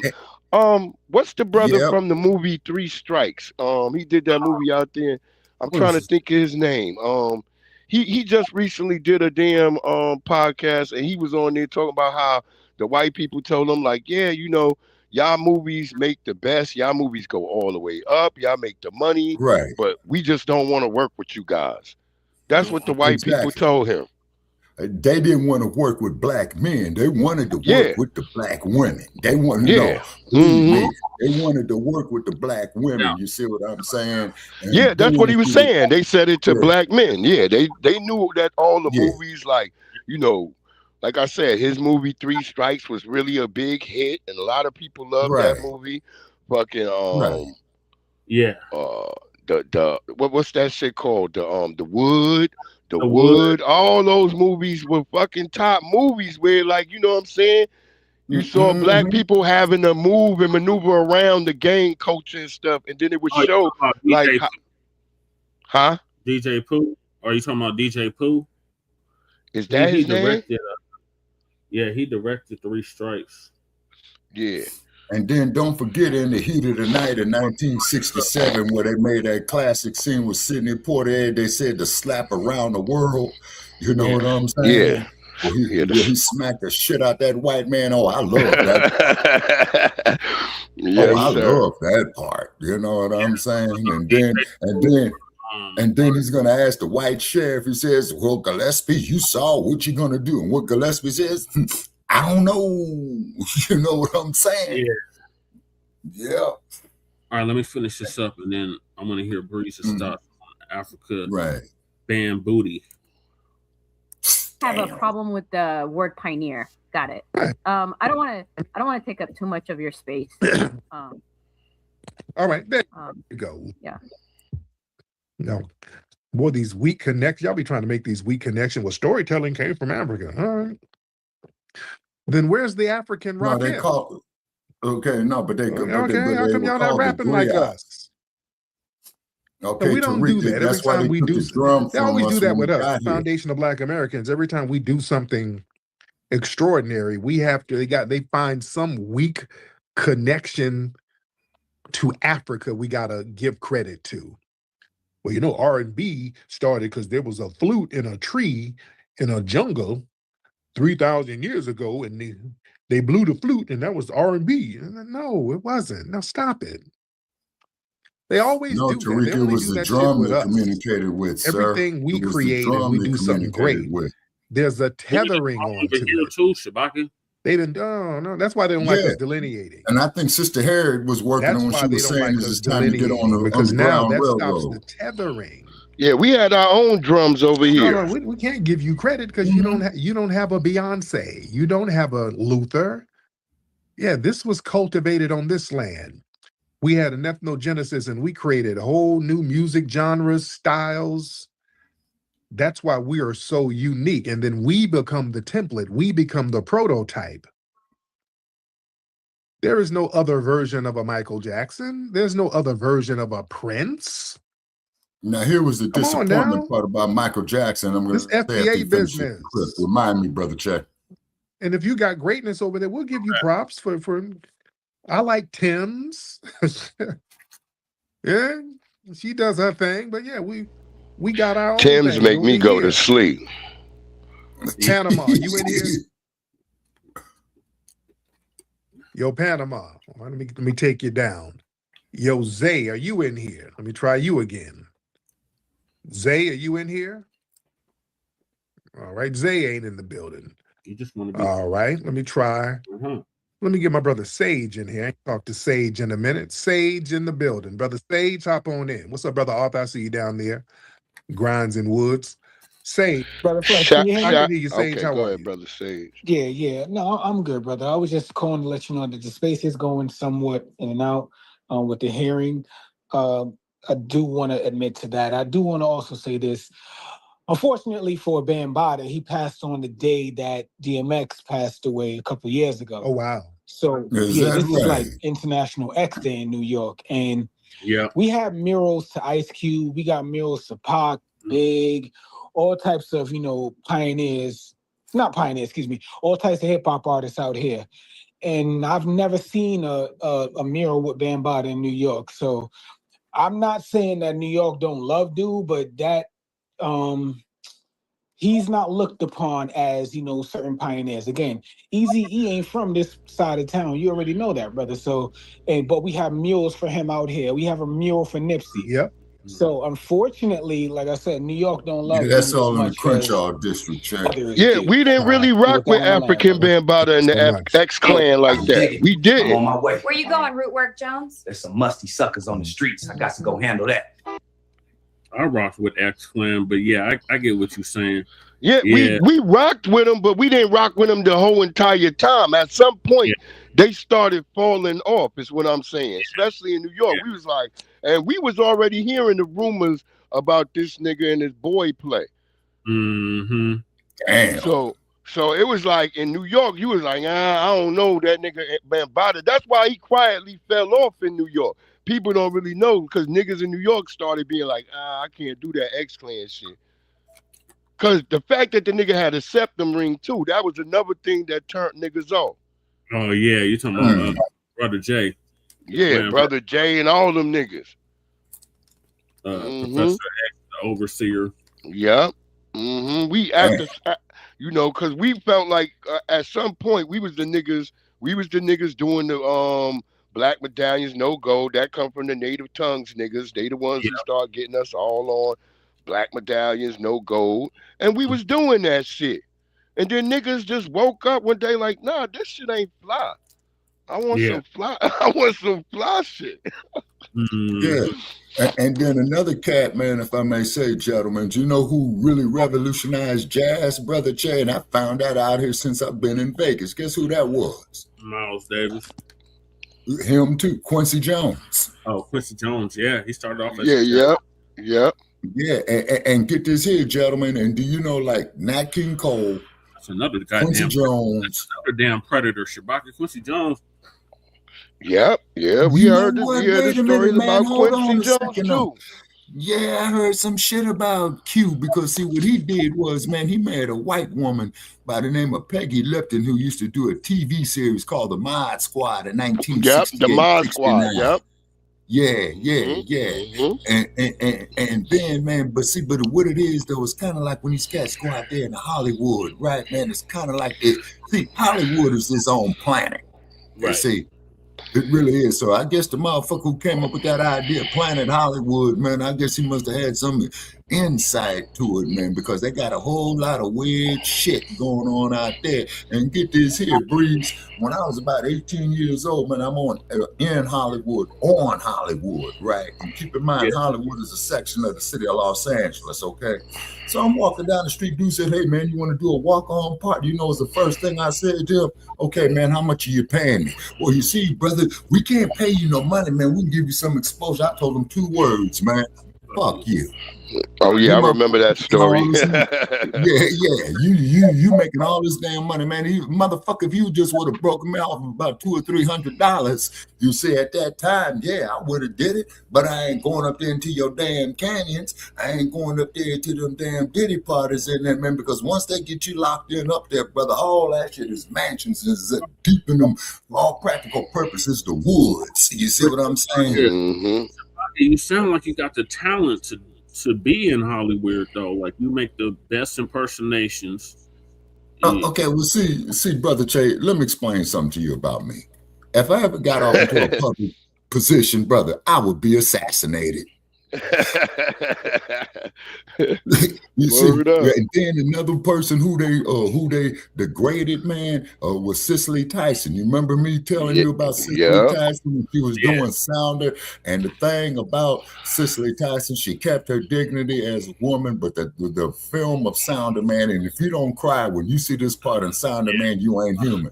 Where her old man went to the chain gang, and the sheriff was taking him to the chain gang because he stole the ham to feed his family, and the sheriff shot Sounder, and Sounder went off into the woods. And so Cicely Tyson told Kevin Hooks, who was like about 14, 15 years old at that time, the son of actor Robert Hooks, "Well, I need you to go see your daddy. You see, you're the only man around me now. Now you got to step up." So he said, okay. So it shows him going there to go see his daddy and all that. And then at the end is when her daddy, the daddy's coming out the prison, and he's walking down the street, and then Cicely Tyson runs to hug him in the field, and then out of the woods comes Sounder, and that was the end of the movie. You see what I'm saying? They need to make shit like that some more, but shit like Coffee, the Max, Superfly, all that bullshit, man. But like you said, Brother Che, that was the genre that saved Hollywood. You see what I'm saying? Yeah. We got Lady Che in the building. Salute, Lady Che. Hey, Lady Che. What up, Lady Che? Background, there's other stuff going on in the back. It's Breeze. It's me? Right. Yeah. What you hear in the back? I hear something playing. No, I was just playing. I was looking at where the white nigga, the orangutan had him, and the nigga was saying, "Lorenzo, don't run." Oh, yeah. Niggas is on Instagram responding to it right now. So I was playing it. Yeah, and I got to rebuild my Instagram account too, man. You know what I'm saying? Because I was on that TikTok shit, right, Breeze? And these motherfuckers gonna tell me, "Well, Shabaka, you got to show your face." I says, "No, I don't, man. Well, we need to see your face. Go to the LA County Jail and go get it, motherfucker." You know what I'm saying? It's the worst one in there. Why is it every time they take your mug shot, man, they always showing you at your worst? Somebody got feedback. It ain't me. Okay. Yeah, it's not me. Yeah, now the feedback is getting louder. I'm hearing it on my end.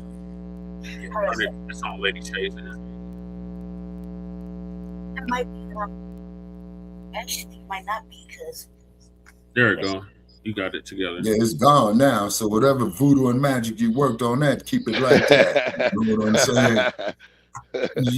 And then too, Breeze, like I told Brother Che, man, when Cicely Tyson was auditioning the part for Sounder, she was on the movie lot, right? I think it was Paramount. But anyway, she said she's sitting there, getting off into character, to play Rebecca, right? And then she says this white producer had came up there in front of her face saying that she was not there. Yeah, we're going to make these super nigga flicks, you know what I'm saying? Because, the only thing niggas loves is sex and money and all that. And I said to myself, he wouldn't have said that in front of me. Right. Because you could best believe he would have been eating that damn script, man, plus this right hand, man. You know what I'm saying? Tell us what you was going to tell us about MJ.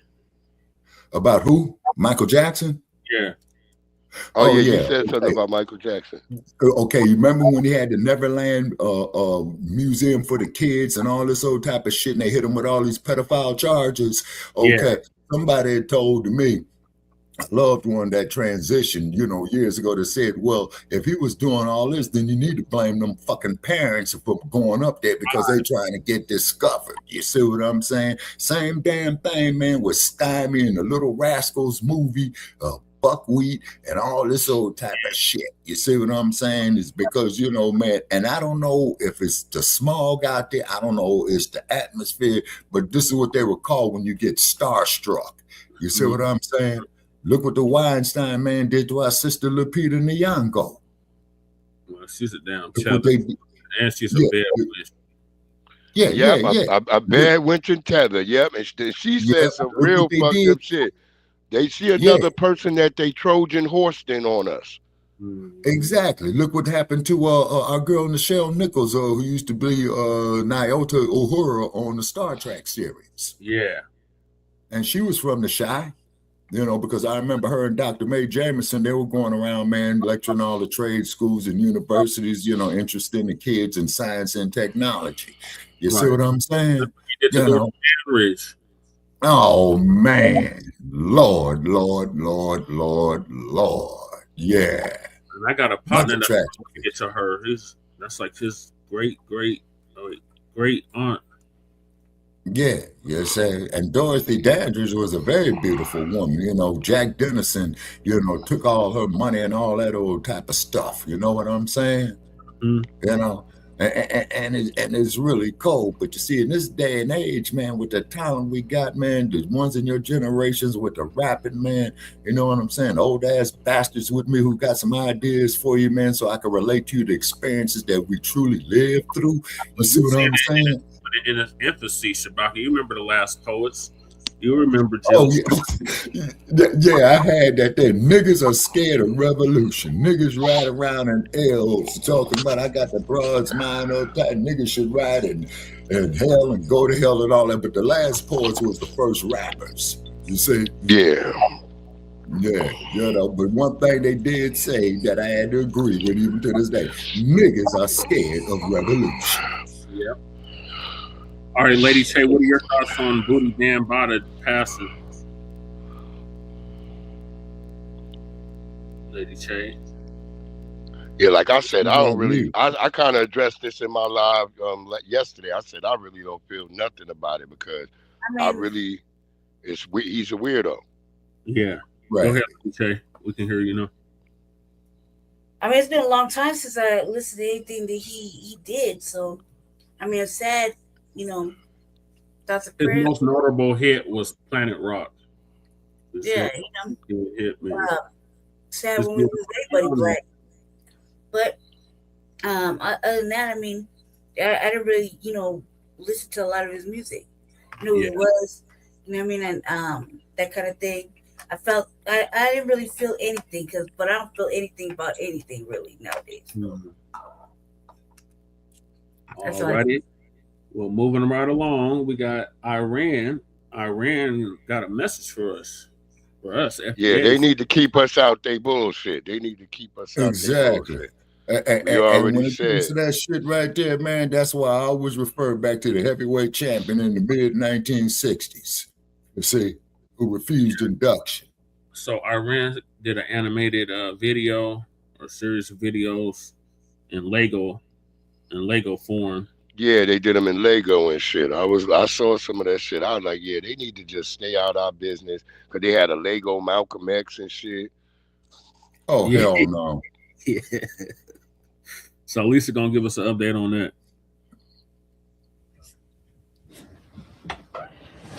Shalom, family. Good to see you all. Hope you're doing well. Boy, we have a lot to cover this morning. And I know that it's going to clear up a lot of things. Is that Lisa opening them creaky ass doors? And I first want to do a reminder. Today and tomorrow are going to be the last 2 days for the discount for the Bambaataa oil, 30% off. You can get it on Etsy, Shopify, and also TikTok Shop for 30% off. Make sure if you're using Shopify or Etsy, you use promo code everything Bambaataa 30 to get that discount. So, also, I have a new product announcement. Okay, now this one I have been working on for a long time. This is the Creamy Emu Oil Pomade. All right, come on, Lisa. We ain't got time for these damn commercials. It is something that I've been working on probably for several months to perfect it. I don't give a damn about no emu oil. Those Olmec heads were related to us. It's white people that try to mislead us. Oh, those are... And when you see this Lego video that Iran put together, and this was actually for us, it was aimed towards us. It was not Stop aimed letting towards niggas white manipulate people or any you. other group up in here. And I want y'all to pay very close attention to the things they have in this video. And it's pretty much saying, y'all were here before Columbus. We already know that, bitch. Heads as being our forefathers, which we always knew they were.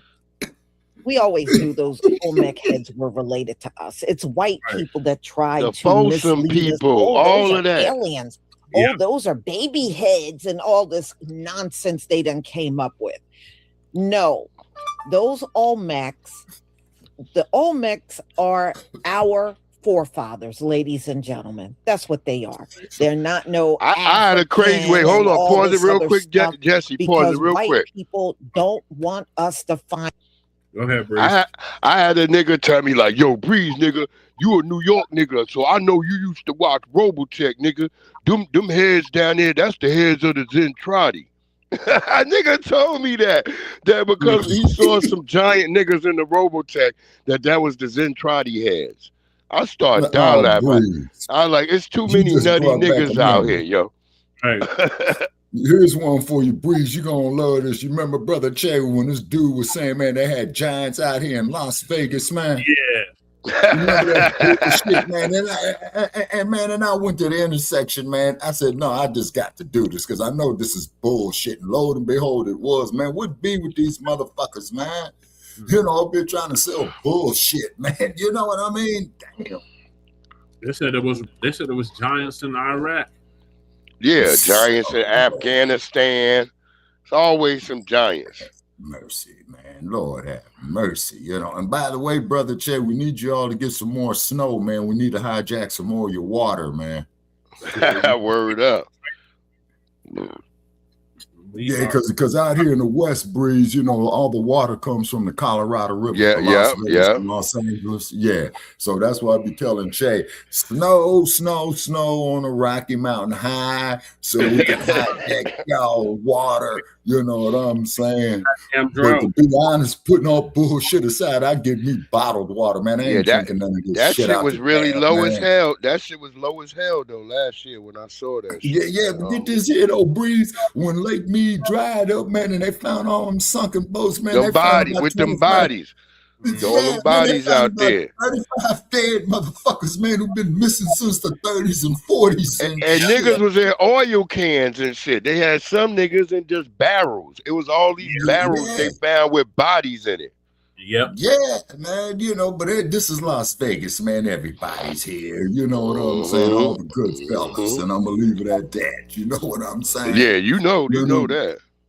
Yeah, exactly. You know what I mean? And then the cold part about it is, and then I want to say this here, Brother Che, not getting off topic, but the one who really opened up the door for black entertainers here in Las Vegas, Nevada, man, was Frank Sinatra. Frank Sinatra, yeah. Yeah.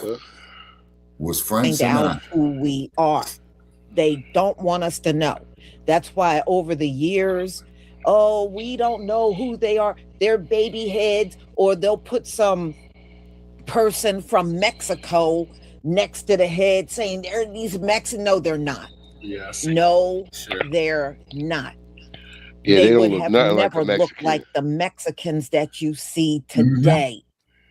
All right. Again, always trying to mislead us. Like You're straight up also niggas. going to see the South American pyramids in here, letting us know those are also our forefathers and foremothers. And that's what we got to get Ashwar up here, Brother Che, on that. Pyramids. You're going to see that in there. So they're telling us, but you know what this proves, y'all?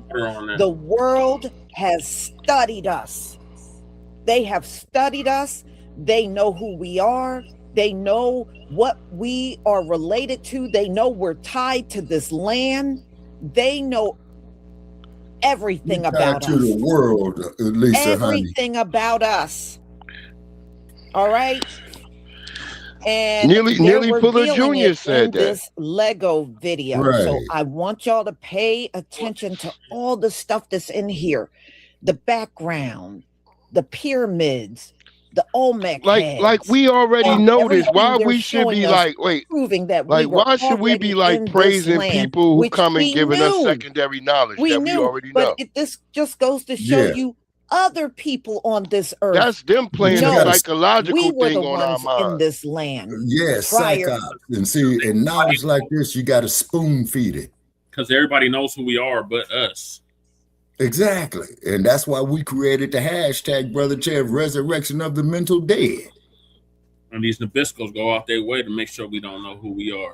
But exactly. And you ought to see the shit, man, that comes on my Facebook page arguing with these Nabiscos. I say, take your troglodyte ass out in the sun, motherfucking June, the first day of summer, and fry.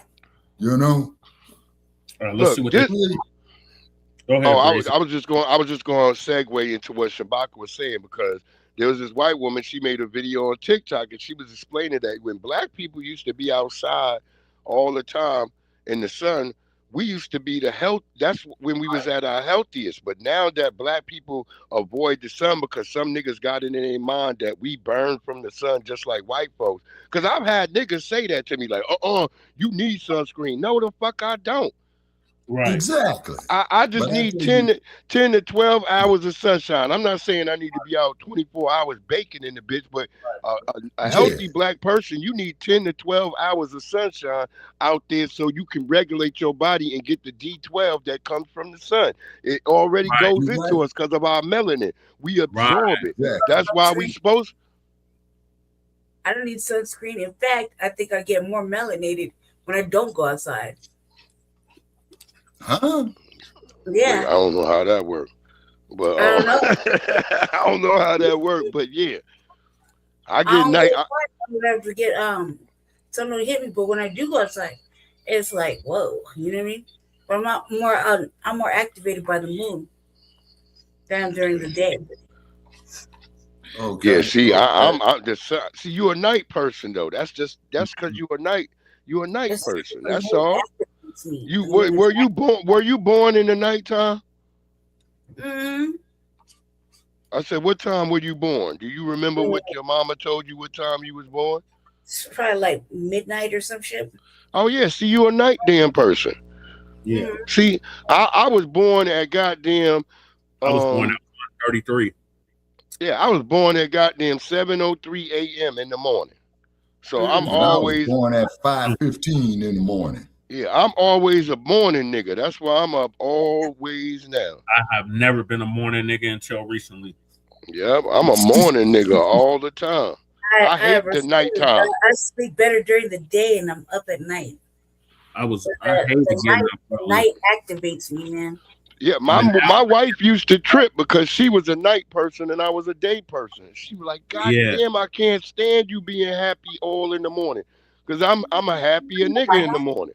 Mm-hmm. Different. Mm-hmm. Yeah. I've never seen that happy ever. So I don't know about that. You seen me happy before. Last. Carry on, cuz. Twin said he was born at 3:09. Crew royalty said 8 a.m. See, that's on the dime, crew. See, I was like 3 minutes after 7. Today is Ray's birthday. I was at afternoon. I was at 1:33 p.m. Yeah. Ray's birthday. Huh? Oh yeah, it is. It's Crew's reality's day. Oh, it's his birthday. It's born day today. Okay, crew. Happy born day, my G. Probably cut up to a real one.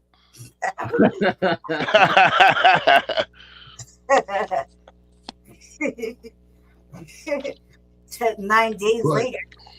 But everything that lives needs the sun. You know what I'm saying? Yeah. Crops, you know what I'm saying? Fruit, what have you? You know, little children, even folks. But these Nabiscos, man, you know, they were grafted, man. You know what I'm saying? Something is wrong with them. Their mindset, man.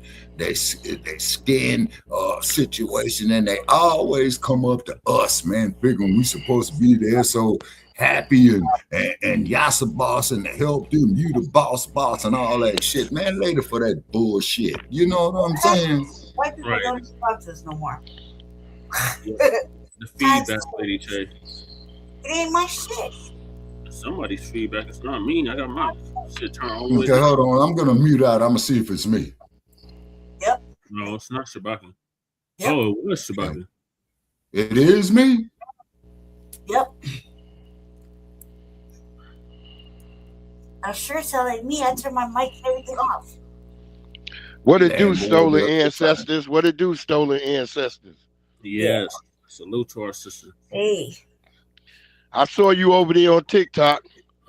Yep, she be dropping heavy videos. Yeah, I seen her over there on TikTok. Man, yeah, and I got into with fools over there on TikTok, you know. Shabaka, you can't come up here unless you show your face. Go to the LA County Jail and find the motherfucker. It's the most ugliest, raggediest ass creature up there now. Why? Because I'm like, Jesus Christ.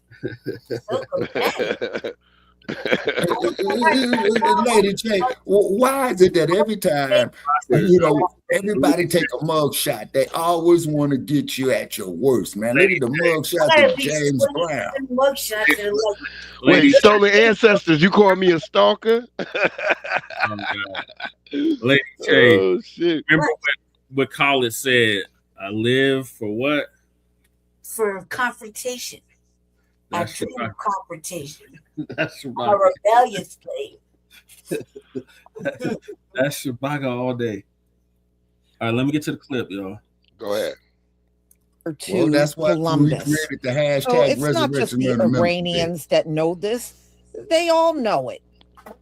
They all know it.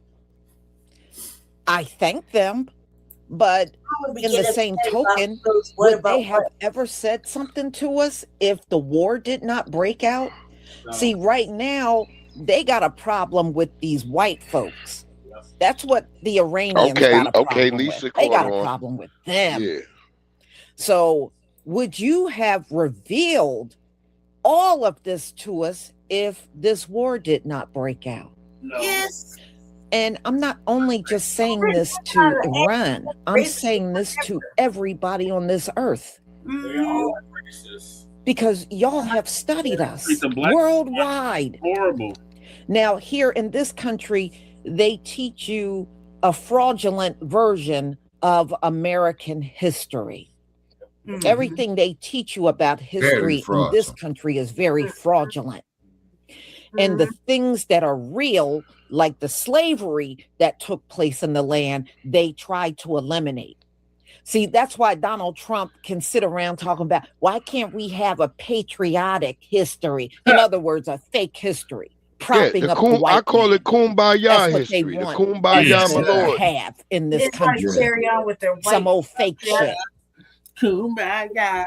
Okay, whenever you hear, oh, why can't patriot, just some phony shit that they want us to learn. Exactly, Breeze.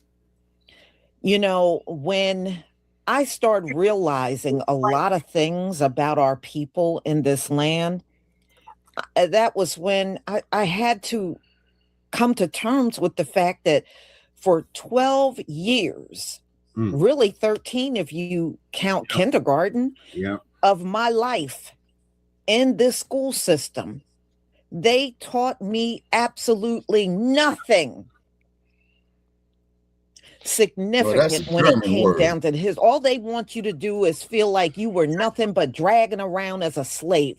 It is a damn lie. That is how they have kept themselves. You know, this is how they were able to rise up above us and stay above us. Oh, See, I'm grateful that I grew up with all black schools and I had black teachers. If we were the first people in the world, you just brought back a memory, Breeze, and after Lisa finish, I'm going to relate that memory. You already know it, Brother Trey, but I'm going to say it for Breeze. I feel like this, you know, not everybody had the same circumstances, you know, and some things just were not afforded to certain people. You know what I mean? The thing is though, I feel like that I said that same fucking statement. I feel cheated of motherfucking true ass motherfucking education because everything is based on white lies. That's why white lives matter. I grew up in a community. I grew up in a community where we didn't kind of rely on them to tell us, but I had an all black school system. So in our black school system, we didn't just learn about slavery. You know what I'm saying? When you know, like the Mexicans is taking over Hempstead now, but when I grew up, it was barely a few white people and like maybe 2 Mexicans and like maybe 3 Cambodians. That's how it was. But everybody was black, and so we learned real black history. Like I had teachers like Miss Nesbitt. She was related to the nigga what's her name, Nesbitt. She was related to him. So I had like Miss Glover. She was related to Danny Glover and shit. So I had the experience of like people who were black enough to tell us the damn truth. Yep. And then even here in Lilia, I had black teachers growing up. You know, as coming on to learning some new shit in these last couple of years, I'm enjoying the motherfucking black education I've been getting over the last fucking 7-8 years. Like I knew Cheryl Lee Ralph, and she never talked Jamaican nothing. All the years I knew, she worked in the Hempstead school. Her father was Dr. David Ralph. He was our president. He was our principal of my middle school. Okay.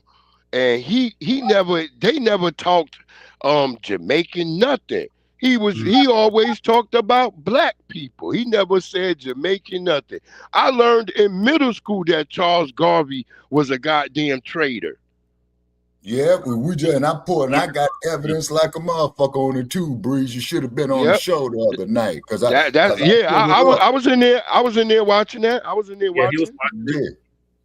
If I don't, sometimes I always come in there and watch and like it. Sometimes I sleep watch to it because I'm listening to y'all. Oh, okay. But I'm kind of Michael. I'm always in there. But like I said, like shit, I never heard her once. Her father ever say Jamaican nothing. Like I said, we learned about the American Colonization Society in 8th grade, so we knew this stuff. So coming out of New York, that's why if you go listen to the music in New York in the 90s and stuff, even Mobb Deep. Right. Everything had a message. Everything was conscious. Real talk. Yeah, like the last poets. Them was the first rappers. Niggas are scared of revolution. You had Brother D. Brother D, how we gonna make the Black Nation rise? That came out in 80. Yeah, there was a lot of good music at the time. Like I always tell people about, the brothers from I think they might have been from Boston or either from fucking EST. I remember EST. If you hear EST music, and Soulbiz. All of them, all the music, even when we had like fucking sort of like dancing, kind of, popped up music a little bit. It was conscious. We had a brother named Larry Ladd. Lately, I've been so confused. Larry, tell me what to do lately. That's about a sister saying, like, she trying to figure out things, but she need to listen to Larry Ladd so Larry Ladd could tell her how to move and be a woman. Lady Shay, Sorry. You Go ahead, brother. Share the same birthday. Who? Stolen Ancestors and Lady Che. Oh, they do? Okay. Yeah, she did say happy birthday. Happy born day. Lady. But she said Lady J instead of Lady Che. Yeah. You're April Fool's baby? Are you April Fool's baby? Because I sure as hell didn't get a chance to celebrate her birthday like I wanted to. Say you're April Fool's baby. Who's the April Fool's baby? Oh, she was talking to, she told me happy belated. We got Michael in the building. Salute, Michael. Hey, Mike. And Marvin Gaye got killed on April Fool's Day. Mm-hmm. Yep. And he was born. I could take you to the front door of where it happened at. And he was born the next day. Yeah, on the corner of 21st and Gramercy in Los Angeles, you know. But you just brought back a memory. It's just the day after you Lady Che. See? Okay. Either way, top of the food chain. And then also too, Breeze. You know, we're tight. We're the first and the second. Oh, That's all nothing but straight Aries energy. Oh well, good to know. Good to fucking know. Carry on. Yeah, you were not alone, Lady Che. What? Look, She said April 2nd, Lady Che. April 2nd. I know, she's right next to me. That's right there. Unlike the 10th. Oh shit! Crew royalty. That's a dig at you, crew. You know what I mean? He had to take. We look down at everybody because we're the best. We're the fucking best. Oh the Lord. Best. Oh Lord. We have so much to talk about on the first and the second. My son starts the year and ends the year. Y'all just stuck in the middle somewhere. See, Twin know what it is to have an Aries spirit. On the second. I'm a Capricorn. I start the year and end the year. Word up. That's my little home. That's my homie, Lil Raheem. Lil Raheem, a boring Capricorn. Boring to us. we see everybody's boring to y'all. See, that's why me and Jesse friends like that. Cause my best friend, Lil Raheem, he a Capricorn. Right. Y'all are so fucking boring. So was Muhammad Ali. He was a Capricorn. So was Khalid Muhammad. Yeah. Okay. And then if I'm gonna bring this memory up that you all sparked in my mind. He was a Capricorn. It doesn't matter, man. He's still my favorite. I would have looked past that. Now you I would have looked past all of that. That right there, he speaks to my inner black nationalist. Yeah. He was the best. He's my favorite. When I was feeling down. Yeah, exactly. Man, fucking did so boring. I don't want to do that. That's why I didn't get to do shit for my birthday because I had to deal with motherfucking Capricorn who didn't want to go no dancing, he didn't want to go nowhere. He wanted to just do shows. Okay, Smokey. She said she got smart mind control on Capricorn. Right. That's when Smokey said, "I got mind control over Debo." No. he come around. I'll stop talking, but when he leave, I'll be talking again. Capricorn, y'all make my life bigger. Take all the joy out of my fucking life. Like my light just left. Wait, hold on. That I'm mad Jesse brought that up because it brought something up in my mind too. Because I was watching First 48. And it's a big old fat nigga talking about, yeah, man, Debo came around and we were scared of Debo and he was doing all this crying and shit. And then the cops walked out and it was like, everybody was like, man, I don't know if he did it. And then the white cop was like, man, he acting like that and y'all don't even know. He probably gonna be the worst killer in history. And I was laughing because the white Nabisco said that. And sure enough, they went back in there. That nigga's like, okay. That nigga changed the story. That nigga said, okay, I'm gonna tell y'all what really happened. So he went from being a crying ass nigga, like, I ain't do it, my nigga. I ain't never done nothing. To okay, I'm gonna tell y'all what really happened. I started dying laughing, and they killed the nigga named Debo. I said, see, a name, if you went by the name Debo, that shit might get you unalive. So you might gotta be like, don't even use that name Debo. Right. We're the secret. Tiny Lister Jr., who was the actor that played Debo. Yeah, Tony. Yeah, that brother was a devout religious brother too. Oh yeah. He was heavy, man. Because I saw him in other movies, man, where he sounded like a college professor. It was just them, man. Just nothing. But I still ain't cracked my cake open. Oh, and for your birthday? I got her an Aries cake, and she still ain't cracked it open. I ain't did nothing for my birthday because my birthday started out this depressing. As How long do that cake last? You just got it yesterday. Yeah. Oh, okay. All right. First, but I wasn't in the mood because it was just like I couldn't get what I wanted. You were mad. Mm-hmm. Get the video, goddammit. Hey, but I want to relate this memory to y'all that I got, Brother Chad. I split my birthday off. Make it quick, Shabaka, because this video, I gotta get to this video. Okay, in the fourth grade, 1969, our fourth grade teacher who was black, Miss Roberts, and she was saying all you boys like to rush off into the line, right? Would you all like to be rushed off into the line to go to Vietnam? And her husband was in Vietnam at the time. Then, like about the last 45 minutes of the school day, she would teach us about Black history and the horrors of slavery. Mm-hmm. You see what I'm saying? Yeah. So I will always respect her for that. You know what I'm saying? Yep. Mm-hmm. I had a teacher like that too. His name and told us about the rape and slave trade and pedophiles as well too. Yep. I had a teacher like that named Mr. Pullins, and he I had beat up baby blood. Don't say it like that. Say with pride. Saying the name. Christ. Anyway, what up, cuz? He told me if I didn't make it in meteorology that I'll make it as a boxer. That's all. Okay. There you go. Yeah, well, like I said, man, that's what I be telling these cats to do. Don't be fighting over these females. Come out here to Las Vegas and fight for some money. You know what I'm saying? The only woman you fight over is your mama, your sister, and your daughter. That's right.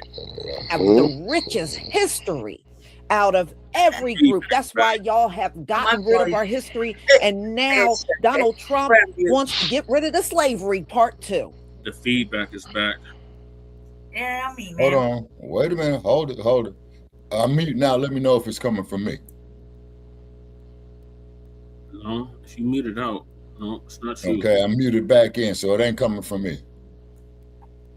Lady Chase muted. It's not her. Oh, it's Breeze. Okay. This is Donald Trump is demonstrating how they have ditched our history for the last 400 You sound good now. Okay. years, y'all. He's just showing you in real time now. You just want to be all on the That's what he's doing. He's showing you how they did it in real time. Don't you ever let these people look you in the face and tell you you don't have a history. They don't have one. They're the last ones to show up on Earth. The last people to show up don't have a damn history. You know why? Because everything done happened before you got here. Everything already happened before your ass got here. You're the one that don't have the history. That's why you got to spend your whole lifetime ripping off what everybody do around you. Jesus, man. You got to steal everybody's history, everybody's legacy. Tag yourself with things that you're not. Right. Exactly. Like jazz. Yep. Like rock and roll, like any of them. Exactly. The last people that showed up on the earth don't have a history, y'all. Right. Where would their history come from? Get in line. It comes from other people, other groups. Cut that damn check for reparations. Exactly. That's why they sat around and stole all of our inventions and threw their names on it, because they had no history. See, they had to do stuff like that. They had no history. They had no legacy. Right. Straight up stolen back. That's why all of our inventions were stolen. Like the light bulb. And they know it. They had nothing to their name over there in Europe. What were all of their inventions in Europe? Nothing. Shit, disease, nothing. That's why when they got over on this soil, they started stealing all of our stuff. What great invention did they have over in Europe that the whole world is using now? Nothing. That's why they only want to teach you American history. They don't want to teach you world history, because you would realize over in Europe, they enslaved each other. When chattel slavery was going on, white people were still selling other white people over in Europe during that same time period. The Vikings were known for on that shit there, brother Che, that I'm whenever they would conquer a place over in Europe, they would grab all them people and sell them. That's what they would do. Yeah. You notice how they always try to put their stuff on us. Black people sold other black people into slavery. Well, white people sold other white people into slavery. What, you think we don't know? Right. And all of those pictures, y'all, when they show you the pictures and they're talking about the Renaissance, and you see all those pictures over there of white people nude in the picture. You know why their asses were nude in the picture? There was no Renaissance. Those were slaves. Hey, some of them walked around nude because they couldn't afford clothing, y'all. Those were not no Renaissance and some They did rebirth not period. believe in Those washing were their slaves funky, in those nasty, pictures. If stinking you see them asses. nude Look at in the the history of the picture, bouquet that me and brother they were Che did. slaves. Yeah. We got stolen. They were so poor. Salute, sister. They walked around with no clothes on. They couldn't even buy clothes. That's how poor they were. Yeah. But honey, And Lisa, there they are didn't wash their pictures of stinking nasty when the asses. Arabs also enslaved them. And you'll see pictures of the Arabs fully clothed, and you'll see them standing there with some naked white woman or some naked children. That's because those were the slaves, y'all. Mm-hmm. Those were the slaves. Lost breeze. Everybody did not have clothes because that's how poor they were. And people don't realize, yes, they walked around nude. Happy belated birthday too. Out in public. You Just too, walked love. Everywhere nude because they didn't have nothing. And today's Ray's birthday too. So what great inventions came out of people on that walking around with like King that. Shaka and the Zulu Empire. Aries season. Yeah. Okay, so don't let them fool you with all these this one kings and queens. Do you know you can tell the Most High ain't nobody was talking? not with their kings and queens over there. I'm like, When you get a chance, look at how every single one of them died. They died from parasites eating up their bodies inside out. Some of them would she's talking about the reparations because they would have all kinds of tumors in their bodies. When I say those kings and queens died tragic deaths, they did. And that right there just proves the Most High was not with none of their kings and queens like he was with a King David, a King Solomon. You know what I mean? He was with them, but he wasn't with none of these European kings and queens. Go look at how tragic. I mean, when I say tragic, I mean tragic deaths. Tragic. It's a new day and age. Let's see what's cracking now. And I think they said King Henry VIII, his darn body exploded in the coffin. He got all pus filled and everything, and the damn thing exploded inside of the damn coffin. Gross. That's why I'm saying, see, you know when the Most High is with a king, I'm like, and when they're not. He wasn't with any of their kings and queens over there. And when I say none, I mean just that. None. None of them. How the fuck did that happen? Every last one of them died young. Every one of them died tragic. And they lived tragic lives too. Go look at the way they were living. These people didn't even with no indoor plumbing. And many of them did just what you see the Africans doing. They just went to the bathroom where they were. Well, that's what they did. such as And life. those castles were disgusting I'm when like, you shake read my about head them. like, what you It hustling had excrement, animals running in and out of the castles. The people didn't even clean up after they went to the bathroom. I mean, those castles were nasty. Christ, man. Like, That's what the moat was about. Nasty. We know this. Like, I don't feel nothing. So no, that right Like, there tells you the Most High was not with those kings and is queens like back. a long He didn't time care ago. what happened to him. They was And living that kind everything of he life, man. did. And shit, they were fucking doing So whatever. Busting out animals. Who fucking knows? let's get into it. And if I have to play it a second time, I will play it a second time so that you can get a good glimpse. And and notice you're going to see a melanated man with a crown on their head. See, they know we're Judah. Okay. They know. It's like, I don't know what they, I don't know. Here's my thing. Who cares what they know? They're not giving no tangibles. They're not breaking down what cutting. Here we They're go. just in absolute denial. Now they name this one New Babylon. And I want y'all to notice that, but they said this video they made just for Black Americans. Jesse, you can't break nowhere. Let me go ahead and share my screen. Shut up, Ted. Get the hell out of here, Ted. We know that. Please give me a one if you can see my screen. That's Regal. Oh, what do you say, Ted? And Quantum Soul. Bring your punk ass up here, man. Otherwise, you shake the goddamn. Wait. What woman is he talking about? And everything you are. What woman He's is he talking to you, Lady J. He's insulting you. Tell me what? Stop yapping and shit. Shit. Yeah, woman, stop yapping your gums. And later for this bust ass motherfucker because he don't ever come up here. Right. Yeah, Regal, Ted Landry, bring your ass up here. Trick, click the goddamn link, man, and bring your ass up here and get this work.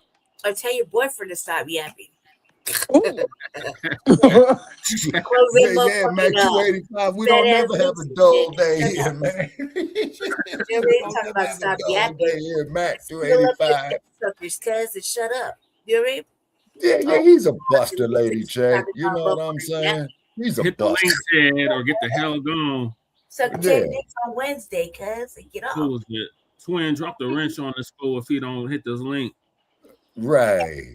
Just tell him oops upside his head with the wrench, man, because I'm tired of this bust ass motherfucker talking about this high ass money he's paying on that raggedy ass Mercedes that he's got that's breaking down every 5 minutes. Motherfucker gonna tell me I'm the worst motherfucker there is for a black man. Man, fuck you, Regal. Shit.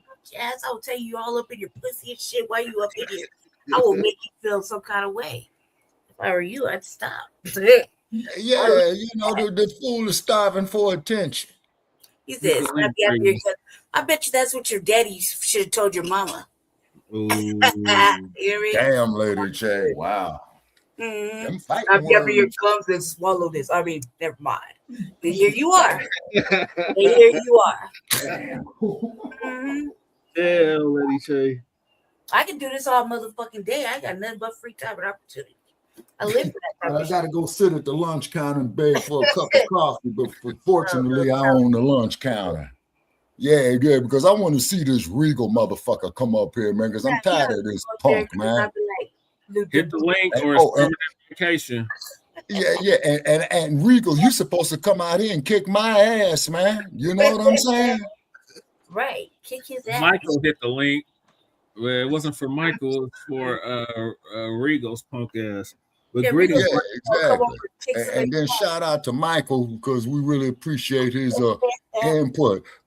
But I prefer to be a man of peace. You know what I'm saying? Because I got too many bruises, cracked bones and stuff like that. You know what I'm saying? Perceived the way of peace. You see?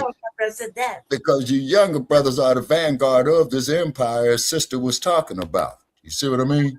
This is why they try to destroy you all. You see what I'm saying? Regal, it's permanent vacation for you. You didn't hit the link, so goodbye. Okay. Oops upside his head. You know. He ain't even in here no more because Oops.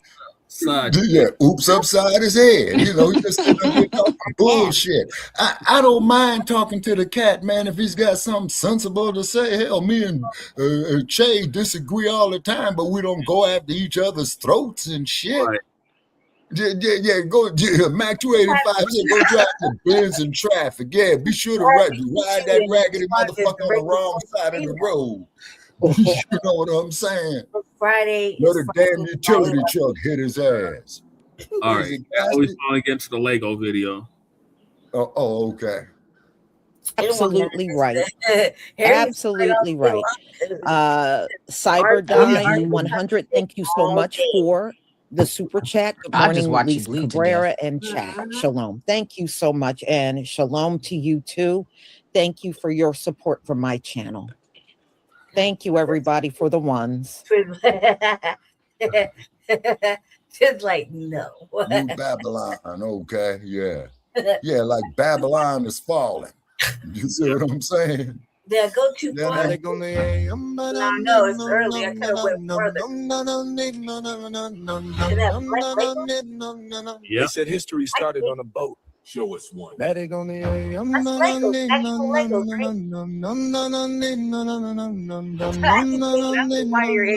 the land remembers before the lie. Yeah. I was born in New Babylon. Hey, hey, concrete crown, but the roots stay strong. Drums in the dirt, hear the old gods humming on. I was born in New Babylon. Yeah. I was born in New Babylon. Hey, hey. Flags wave high, but the ground tell truth. Blood in the soil, gold in the youth. They told us the dream, never showed the proof. I was born in New Babylon.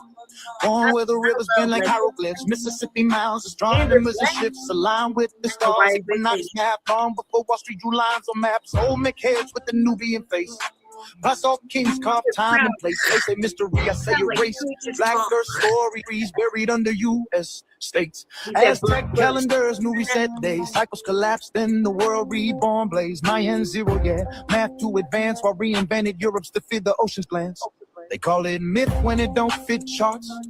But myth just means stolen parts. I walk on land with the memory heart. Every step beat like a drum in the dark. They taught me pilgrims, muskets, and prayers. Right. Never taught who was already there. The graphics on this work right here. Thousands of years deep in this land. I was born in New Babylon. I was born in New Babylon. Iran. Empire talk, but the past stay on. Temples and Grand Canyons, hear the hope of souls on. Like a tether. I was born in New Babylon. I was born in New Babylon. New name, same old throne, same old change. Just polished on this to a beer. They remix truth, call it unknown. Hey, that's desert heat right there, sister. I love the desert. Grand Canyon walls got temple scars. Caves cut straight, not made by stars. Happy elders and pearls done fast.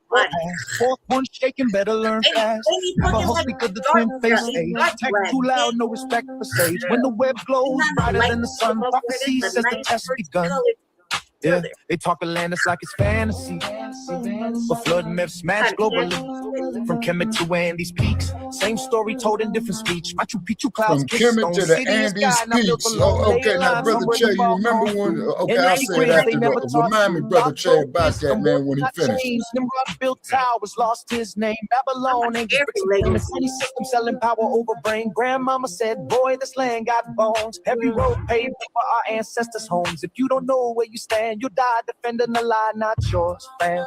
That was drones in the sky, ads in my sleep, gold in the clouds, souls for now, this sounds like some resurrection of the mental dead right here. When the different sun, armory blood, indigenous brown, two roots twisted, still unbound. They split us up to keep us weak, while the land itself speak America dressed like Rome in decline. Road wisdom, words not changed. Nimrod built towers, lost his name. Babylon ain't just bricks and flame. It's any system selling power over brain. Grandmama said, boy, this land got bones. Every road paved over our ancestors' homes. If you don't know where where you stand. You die defending the lie, not yours, fam. Now it's drones in the sky, ads in my sleep, gold in the clouds. Oh, no, that's resurrection of the freedom, but the meter mental runs. dead. Same plantation, following a different sun. Amaru blood, indigenous brown, two roots twisted, still unbound. They split us up to keep us weak. While the land itself speak America, dressed like Rome in decline. Circus loud, but refined. But prophecy say when masks fall down, truth rise up from the underground. Not ashamed, not confused. I know the lies and I choose the truth. Yeah. I was born in New Babylon. Yeah, yeah. Ancient land with the brand new corn from mountains I carry on. Bottle on the Nori from the northern sacred spot. Yeah. I was born in New Babylon. Yeah, yeah. Assalamu alaikum, peace. I'm from Iran, and we are here to show you the solidarity and the connection that the U.S. imperialism made us to have through one God, one blood, and one common enemy. All those people, martyrs that you had faced and have experienced, have the same experience as us. Jay, they what the fought hell is against this? the imperialism, try to build their own foundation, try to build their own society independently, and got killed. None of these guys are unfamiliar with all these titles like gangsters, radicals, just like we are facing right now in the history in the Middle East. They're calling us terrorists, extremists, radicals.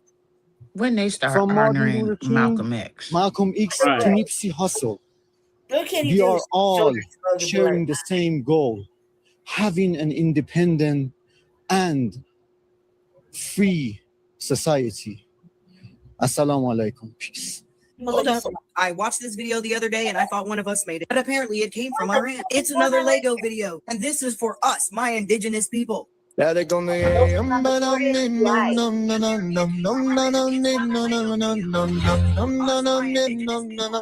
history started on a boat. Show us one. The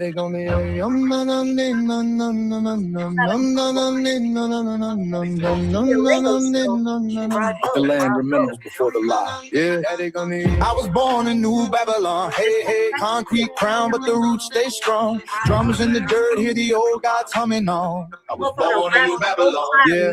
I was born in New Babylon. Hey, hey. Flags wave high, but the ground tell truth. Blood in the soil, gold in the youth. They sold us the dream, never showed the proof. I was born in New Babylon. Born where the rivers bend like hieroglyphs. Mississippi mounds, astronomers and ships aligned with the stars. Equinox map long before Wall Street line for maps. Old McHeads with the Nubian face. I get the most I saw serious kings thing. carve time and place. They say mystery, I say erase. Black Earth story. Is it out or is it just a commercial? Did y'all just see Iran's new video? Lego movie, Mourn America, and the copper color people, and this is Babylon.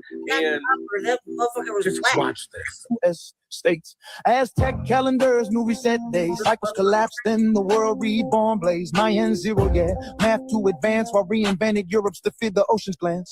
They call it myth when it don't fit charts, but myth just means stolen parts. I walked on land with the memory heart. Every step beat like a drum in the dark. They taught me pilgrims, muskets, and prayer. Never taught who was already there. Never taught copper people mind by hand. Thousands of years deep in this land. I was born in New Babylon. Yeah. I was born in New Babylon. Empire talk. Hey Jesse, I like the song. It's very creative. Yeah, let me bring someone answer. I was born in New Babylon. Yeah. I was born in New Babylon. New name, same old throne, same old change. Just polished units to appear chrome. They remix truth, call it unknown. I was born in New Babylon. Grand Canyon walls got temple scars. Caves cut straight, not made by stars. Humpy Elder said world's done past. 4 trees buried under you.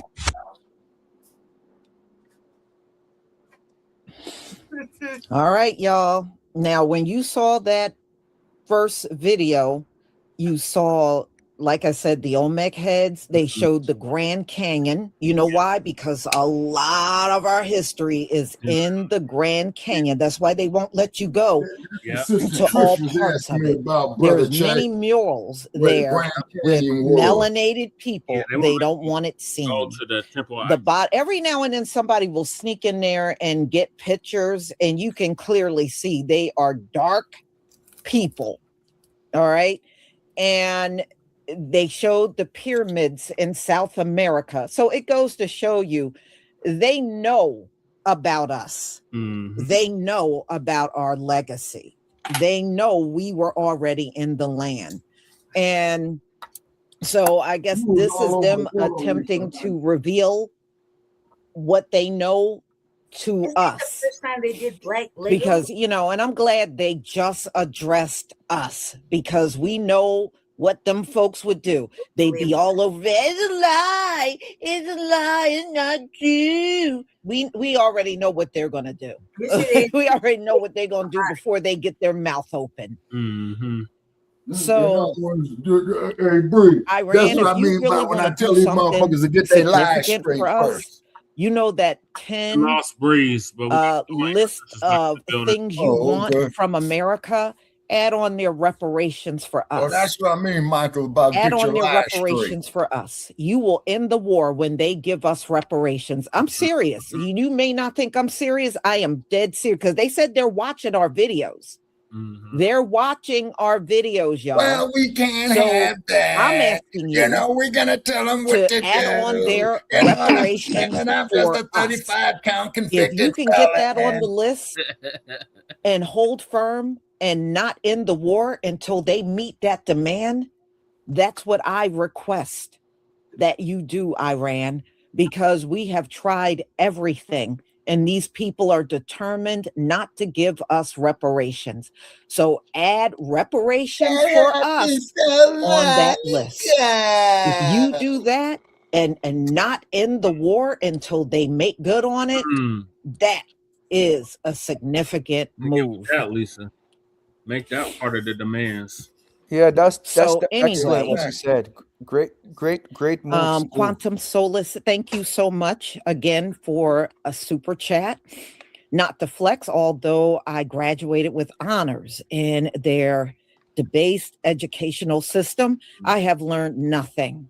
Right. I had to retain and self-teach myself of the sister, that's called curriculum resurrection of the through mental the dead. lenses of our own ancestral lineage. The best Resurrection thing of the mental dead. I have ever once done. Again. Absolutely. Wake these brain Same dead here. I motherfuckers had up. to, it's almost like I had to take myself back to school, but learn everything the right way. Exactly. You got to understand these people have been able to stay in power by keeping us at the very bottom. That's how they've done it. Why do you think the Most High said when the switch happens, it will be immediate, which makes sense because they won't be able to do anything about it. Right. See, if he switch us and they get like another 3-4 years, then they can go right back to manipulating things and sabotaging things. The switch is immediate because it blocks them from doing anything about it. That's why it must be done that way. So when the switch happens, y'all, it's going to happen in a blink. And you will know we are back on top because your spirit will feel it. And their spirit is going to feel that they're down at the bottom. They're going to feel it. Oh, Lady Shay. What? And it's not going to be anything they can do about it. Is you hitting the weed? I want to know So what the y'all, next I'm is. going to go ahead and conclude. Thank you so much for being here. Thank you for sharing this moment with It's like me. lemon pepper, Thank you motherfucking for the pine super tar. chat. I see a few more came in. Like it's not right. Quantum Solace, thank you. That's So I that water. don't like it. I like they always have like a little bit of a undertone of motherfucking like lemon pledge or lemon like fuck. You know what I mean? Like some sort of lemon. I feel like, oh, man, can I just get a regular motherfucking pre-roll? It isn't like chemically, chemical-ish. That's all. But see, that's all them GMOs, Lady Che, they putting off in it. Whack. Like, I'm sitting here Yeah, like, see, that's can I them get a glass of GMOs. How about some munchies? Can my eyes drop low? You know what I mean? Right. God damn, can I get some cotton mouth? Can I stutter a little bit? Can we I just got all of that from smoking that, so I don't know there's how a you list of shit I look for in smoking some goddamn weed, and it's not touching none of it. Same thing she's smoking. I got cottonmouth. My eyes got low. I'm a real smoker. I was high. But you know, you got some kiddies that like to smoke weed too. Speaking of kiddies, come on, Amaru. You not get the cat high. Yeah, I was they get the cat high. It's called catnip. They get that catnip. I got on some little toys. They chewed them mugs up and got to that catnip. Yeah, well, they getting their sparring in, man, to keep them claws sharp. You know what I'm saying? And why do you think I like the panther? You know what I'm saying? A defensive fighter. A panther is a defensive fighter. When cornered, it will annihilate its enemy absolutely, completely, and unconditionally. Dr. Huey Percy Newton. Look up at the camera, goddammit. Ruru. Mommy's calling you, Ruru. Ruru, mommy's talking to you. Ruru. See, you got to understand, Lady Che, with the cat, you are the pet, not the other way around. Man, I've been at home. Rupert, hey son. Ruru. Yes. Amaru. Amaru. Amaru, big lion. Look at my big old my big old panther. Look at my puma. Big Old bobcat. Looking all big and glorious. Fur looking great. Look at my son. He ain't even won yet, and he already this big. What you doing? What you feeding him? Love. I touched him. I told him he's gonna be big and strong, and I just kept putting that all in there. Yeah. And when I held him up like Mufasa. It's like circle of life. I caught that motherfucker doing it till it's funny as hell. Just like I caught him with Amaru walking into the fridge and just closing the door behind him. I was like, goddamn, cuz that's so sad. That's so bad. And he wasn't even laughing. I was weak. I was laughing for like 10 minutes. That's just hilarious. Rupert. Mommy's talking to you. Ruru. Oh, just act like I don't exist, but I'll see your big ass when I get there. He's trying to get on the damn counter. No counter. No counter. Let's spray you, son. I got the we water don't do bottle. no kitchen. Right. No kitchen. Where's Kiki? She over here on bed. Where's Khalifa? Oh God, he's getting big. Like a Look how big he is, y'all. He ain't even won yet. I did that. I ain't gonna front. I loved it so much. I was like, that's her sister. That's my baby. It's her baby Khalifa.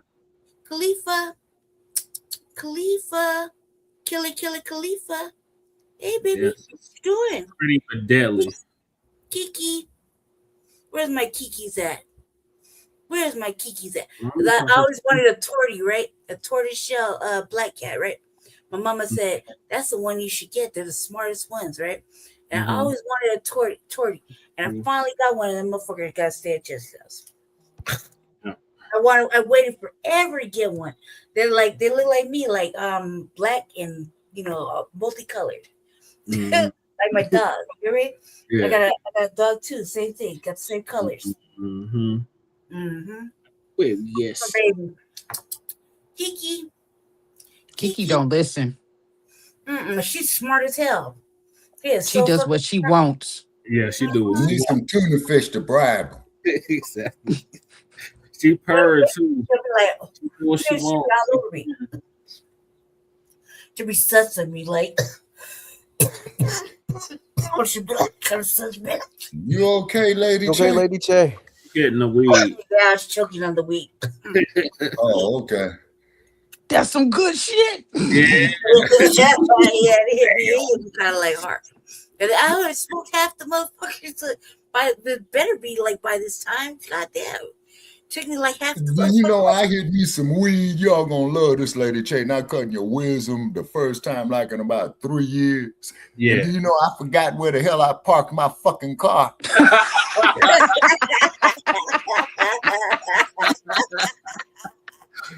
That was some good shit. You know, Breeze is backstage. You know. Oh, sorry, Breeze. I didn't see you back there. It's not dinging for some reason. It usually dings when people are backstage. Welcome back, Breeze. What up? Y'all hear me? Where the hell you go? Loud and clear. Nah, my somebody had called me, so it dropped me and shit. So I said, well, I'm gonna go to the store. I'm gonna go to the store while y'all, because I knew y'all still be on here. Yeah. We just played that Lego video. I saw it while I was riding. I had put my phone on my damn. What's the name of that video? Like, what is the name of it? It's just Lego's what? To Black America. It's Iran's bullshit to Black American. And, what's the name of the Lego? Now I got something here, to give y'all something to think about, Brother Che, because you remember when we discussed about that, you said, why was that white stuff found in the pyramids over in Kemet? Yeah. Okay. All right. Medicine, Imhotep, right? Could it be, Brother Che, that they had it over there, man, to go get it, man, to cure diseases and stuff like that with it? How would they have known about it unless they have been over here? No, but that's what I'm saying, though, Brother Che. And this is what I'm saying is, man, probably why you said that why was it found in one of the sarcophagus. Yeah, thank you. Okay. Say because of Imhotep, medicine. We was doing brain surgery when these troglodytes, man, was living in the caves, eating raw meat and not washing their funky, nasty, stinking asses. And I'm gonna stand on that square. So my page get here with a bunch of fucking hate mail, man. Sometimes I use it as recreation, arguing with these dumb bastards. You know what I'm saying? But the fact remains, Shabaka, that stuff is only grown in one part of the world. I understand that, Brother Che, but they probably went over there, discovered it, man, brought it back to Kemet, man, for the medicine, because they were performing brain surgery. You see what I'm saying? So if they went over there, then that means they circumnavigated all the way over here. Oh, yeah, Brother Che, yeah, we've been agreeing on that, man, for the last 5 years. You see what I'm saying? But once again, here comes almighty Whitey coming down there, stealing knowledge for himself, just like them fuck boys, the Greeks. You see? Just like, and I'm going to say this here for our guest here, Brother Che, you know where I'm going. Alexander the Barbarian, okay? All right. When he went over there across the Sahara, he didn't take no women with him. He took little boys. You know what I'm saying? But at least Mansa Musa said when he was getting his intel reports, you know what I'm saying, where he had to go out and command his troop in the fields, hey, baby, you coming with me? And the queen with her lovely fine ass said, well, I'm the queen. Why do I have to go? Because you said I'd much rather die with you by my side than having this place get overrun. Look, the most telling of all the things is that the fact that when Queen Isabella, when she became Queen of Spain, she had all these maps. She had all these maps that were given to her by the goddamn Moors. So the Moors had already known, because most people think of the Moors as just a big fighting group, but the Moors were more like merchants and stuff like that. A lot of the Moors came from the merchant class. And so when you're in the merchant class, you have that money you'll pay out for people to find new places to go get stuff from and all that stuff. So that's why they had these maps. Research and development. Okay. Yeah. So that's why they were able to get over here and make contact. And then the least telling of the whole story is that if we were so-called damn Africans and shit, then why wouldn't you just use some Africans to lead you out into the West? Why would you have to get all the foundational Black Americans who were already here and put them in an indigenous Negro tribe that you called it, the Negro Scouts, the Indian Negro Scouts of America? That's the name that the Nabiscos use. See, remember, when the Nabiscos are telling you the lie, they got to tell you the truth halfway in the beginning and tell you the truth in the halfway in the end. So that's how they make their lies work. Yeah, you're right. In other words, that's what I mean, Breeze, about get your lies straight. You know what I'm saying? Yeah, like I be telling these motherfuckers, man, up here on this fake book or whatever. Oh, Shabaka, you're a goddamn black racist, you ignorant black son bitch. Hey, man, check this out. I know what the fuck I'm talking about. You know what I'm saying? Now, I ain't the most sharpest tool in the damn shed, dagnabbit, but I ain't no damn fool either. And I'm not going to sit up here and embrace a Nabisco culture and hate on my own. What is there? Shout out to Michael, Stolen Ancestors. Who else is in the room? I see another. I'm not here. Lady Che. And no, I see Lady Che, but I see Michael. Then I see Stolen Ancestors. Then there's another one. Who's got Crew? Crew. Okay. Where's your crew at? The birthday ninja. Right now, he can't be up here yet. He got trouble. Lord. Yeah, he got in trouble. Mm-hmm. Oh, big time. Crew is a bad ninja. I'm gonna leave it at that. No. Yeah. He got in trouble by his wife. No, we got in trouble by Shabaka. Yeah, this you know Navi. You know Navi already done told me. She's like, Crew done messed up. Yeah. I don't know, like because see, one thing, and Brother Che will tell you this: I ain't never went on nobody's other platform and disrespected them. You know what I'm saying? That's why I always would say, I think Crew be trying to be funny, but sometimes it's jokes. Sometimes they hit flat. So that's all it is. Like y'all just don't understand him. He's competitive. Thinks he's being funny, and then he's trying to be competitive. Yeah. And that's what he is. He's an Aries. But Lady Che, there's a time and place for everything. No, be nice to our Aries brother, man. It's his birthday today. Right. We get him. I get him. I understand him. You know what I mean? He thinks he's I don't hate the brother. I just don't get along with him. You know what I'm saying? Well, who do you get along with? Right. Who do I get along with, sister? Yeah. Okay. Shabaka only get along with ground meat and cabbage, like you said. What was that you said you made with the cabbage and the ground meat? Corned beef and cabbage. Yeah, man. There's some vegetables in there. I had to get some vegetables, in my diet, man. You know what I'm saying? But I don't hate that brother. But he's just too damn disrespectful, and I'm not gonna put up with it because I ain't never disrespected nobody on any platform. Shit, me and Brother Jay, we go back and forth, but we keep it respectful. You see what I'm saying? Yes, sir. See, it ain't nothing wrong disagreeing agreeably. Just like them daggone ponies, keep them in a bar. Keep the gators in the bottom of the hull of the ship where they belong. Sir. I went up there on the Raiders page and told them, man, to change their fucking name or leave town. Bust ass bastards up here only winning one damn game, man. That's bullshit, man. You know what I'm saying? But then also too putting, on a serioso. See, we should be controlling our own professional sports league, people, just like that clown of the Washington Commanders, Brother Che. Okay, who got up there and said, well, if niggas don't like our rules, you need to form your own damn leagues. Hey, Nabisco, you spoke nothing but truth on that because, see, we will corner the fucking market in a 5-year period with the talent level that we have. Well, shout out to Ice for the big three. Yeah, you see, and look at Colin Kaepernick or what he did. You see, he sacrificed his career for what he believed in. Look at what the greatest of all time, Muhammad Ali, did. Had his prime years stolen from him because he stood on a square what he believed in. And then he's Nabiscos. He was a fucking coward and a draft dodger. Hey, Nabiscos, go get in the ring with him. And then also, too, Nabiscos, go there and tell that there to your fellow white boys who were going to Canada and burning their draft cards. And I had 2 relatives that served in the Vietnam conflict. Yep. I had at least one, my grandfather. Right. You see what I'm saying? But they don't want to hear that. Then they go there, Shabaka, you black son of a bitch, you goddamn nigger, and all this. Right. Mm-hmm. Truth hurts, huh? Yeah. I was doing my genealogy. Go ahead. And I got to the point to where they had the census where they were selling my great uncles, and I had to stop. Yeah. Oh, I feel you on that, sister. I feel you on that. We did our genealogy too, and it goes right there to Tennessee and Alabama, and they used to beat my great-great-granddaddy with a chain.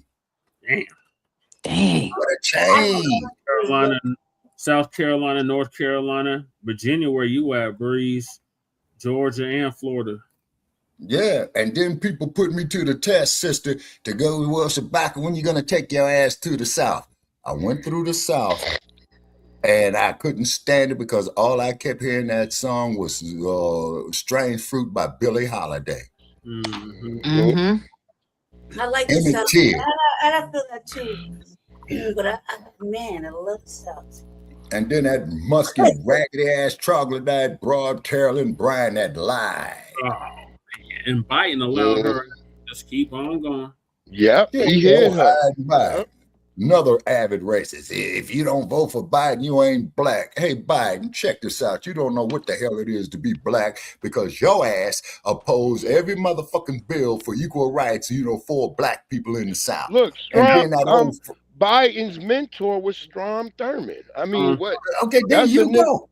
That's a nigga who like black vagina, but not black people. Yep. Yeah, right. Okay, see, and then the cold part about it, see, this is the irony about these hypocrites. You see what I'm saying? Now, sister, I don't mean to be disrespectful. I have to tell it like it is. When they had Black Friday wasn't standing out there all night in front of fucking Walmart, man, on what's that day, the day after Thanksgiving. Black Fridays when they was taking the young black girls, putting them up there on the auction blocks, and the white boys was buying them for their sons. You see, why do you think Oscar Brown Jr. made that record we used to do the intro with? Bitter Man. You see, and when we was with Blog Talk and all that hate mail and idiots who will come up there with that shit. You know what I'm saying? And then old Sarge. And then where you at, Sarge, you lousy scoundrel, giving me that damn bogus email address. We gotta find Sarge. No, we don't. Yeah, we need Sarge. We need Sarge. Better. You just need better sparring partners that you're not gonna get. Like you can't handle. Lady J, you remember when I used to do the introduction when Sarge would come up there? Let's get ready to rumble. We're coming to you from Las Vegas live from the beat 'em up. Ray be giving you that sparring match. So you gotta find somebody your age and a little slower because you can't handle Ray. Ray be over there sparring with your ass. Who will be up here sparring with me? Ray. Crew. We talking about Crew.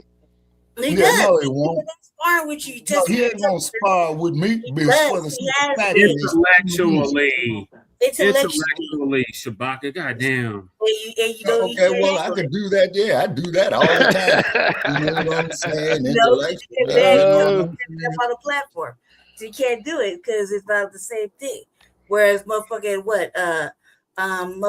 Sarge is more slower, but he's still an asshole. He's way worse. And then Sarge talking about he was with the damn Illinois Highway Patrol brother change. You remember when I said to Sarge, I said, how much bribe money did you take, Sarge? I never took a damn bribe before in my life. It don't even matter. Sarge had a whole you in Chicago. It was the home of Al Capone for many years. You know, how you didn't take no bribe. You know what I'm saying? And then Sarge talking about he knows how to work napkin holders. A whole white lady and her sexual frustration back and forth. For a while, okay? That shit was disturbing. She talking about Cat. Remember Cat? Yeah, the whole. Cat. She worked Sarge. Yes, it's so disgusting. Worked. Straight walk. It was gross and nasty. She stalked the hell out of Sarge. Everywhere Sarge went, she was there. Oh yeah. Tested his temperature. Yep. That's probably why I saw it. Closing thoughts on the Lego video that Iran did. My whole thing it was about a nice piece of work. Right, I thought it was tight. I really liked it. So nice piece of work, but I say the same thing as Lisa Cabrera said. Would y'all be saying this if y'all wasn't at war with the Nabiscos? My whole thing is we already know these situations, so ain't no damn nigga from Iran could tell me nothing. I already know about our history here. Everybody has moments, right? And they might have this moment of black clarity for like 10 whole minutes. We get used by everybody. And that's why we're saying hell no. We're saying hell no more. Right. Exactly. And then just like the policy enforcers who evolved from the slave patrollers. Nobody gets it. What I'm saying is so they're having an awakening, a little quick moment of, hey man, black people are tight. Cool. Well, thank you. We can't appreciate that. We don't want it. We don't need it. We don't want it. We already know what we're doing. Know. We already I'm glad on. we don't need it, but man, I sure do need We that. already on our mission. We don't need them to try to use us for any bullshit. So the Nabiscos remember that they mad at us. Remember, under the system of white supremacy, we don't have no friends. They'll be fighting, and then the minute we get in the middle of it, then they'll turn around like, what? This nigger, let's turn around. We hate these niggers. And that's how they all are. Nearly Fuller Jr. said we should never accept nothing. Go ahead. We've been on that understanding of what Neely Fuller Jr. has been saying for a long time. What I'm saying is, it ain't never gonna really change, ever. Okay, no matter what happens. No, it's gonna change when you stop letting somebody abuse you. When you say enough is a fucking enough, like we saying right now, then it's gonna change. Party having on vacation for 3 fucking years. This is all new for everybody else. I've been saying no to that shit for like 3 motherfucking years.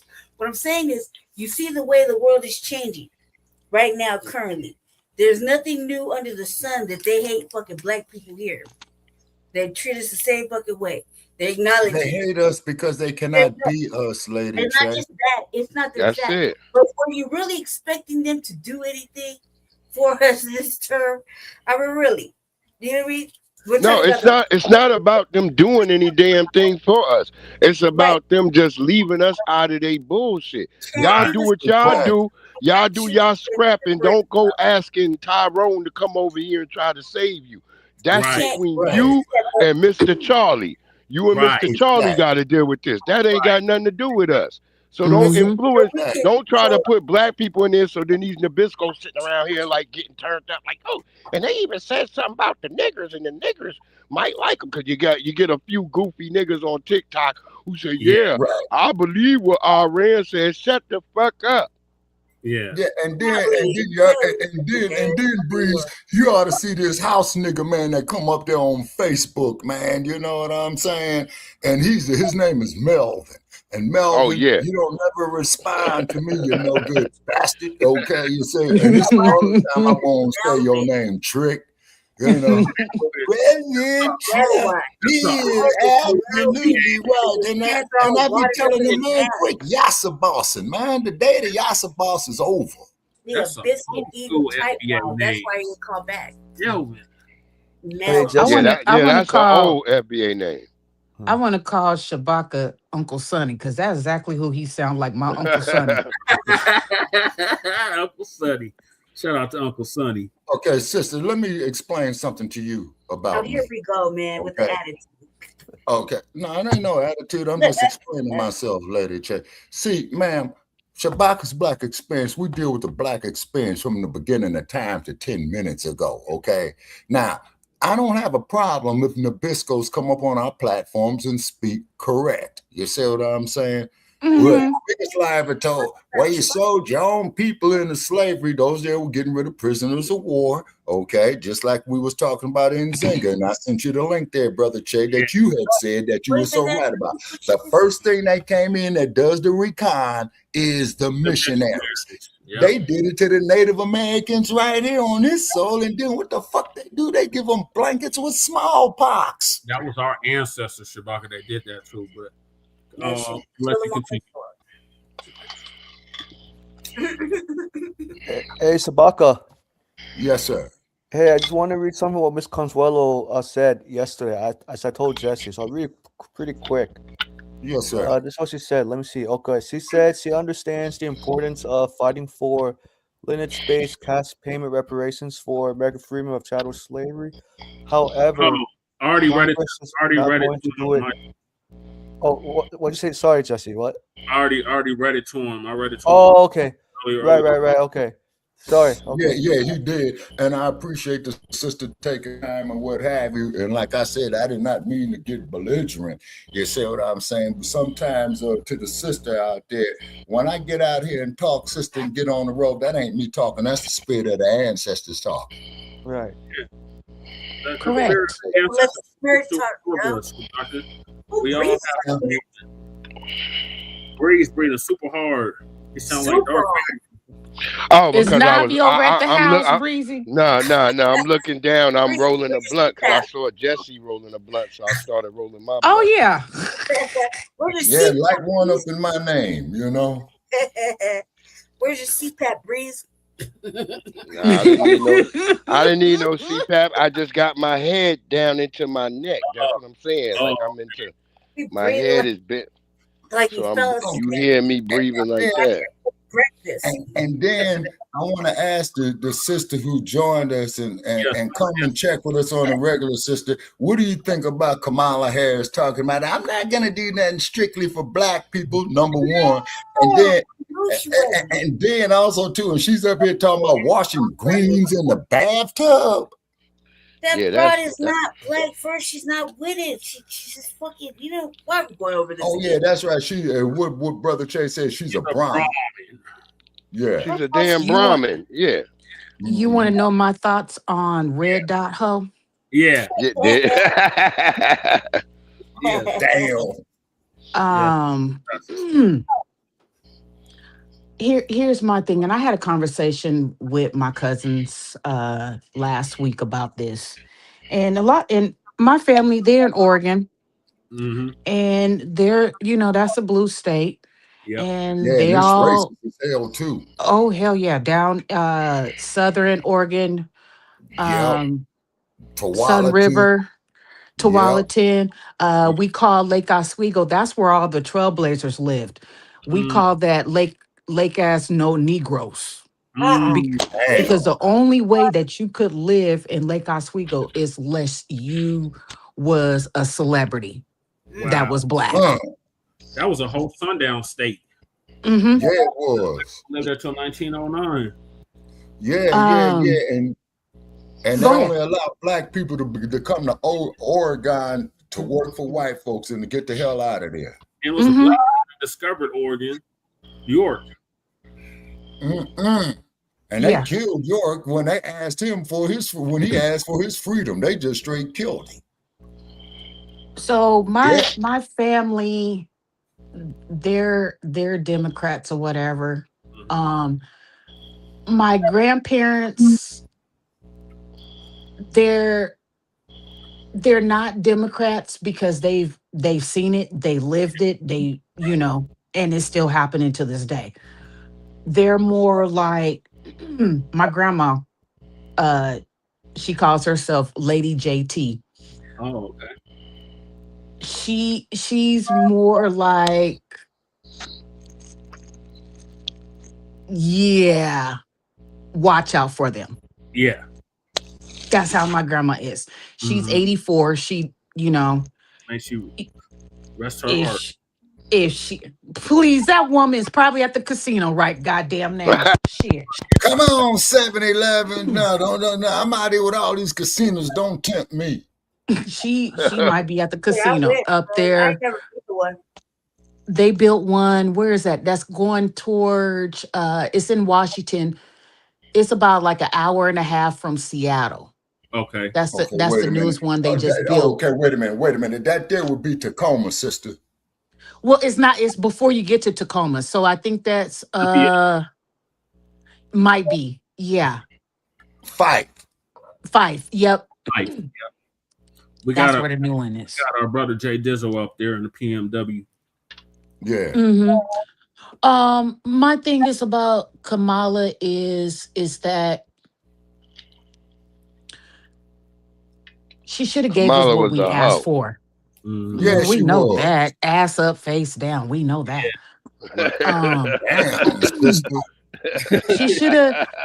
She should have gave us what we asked for.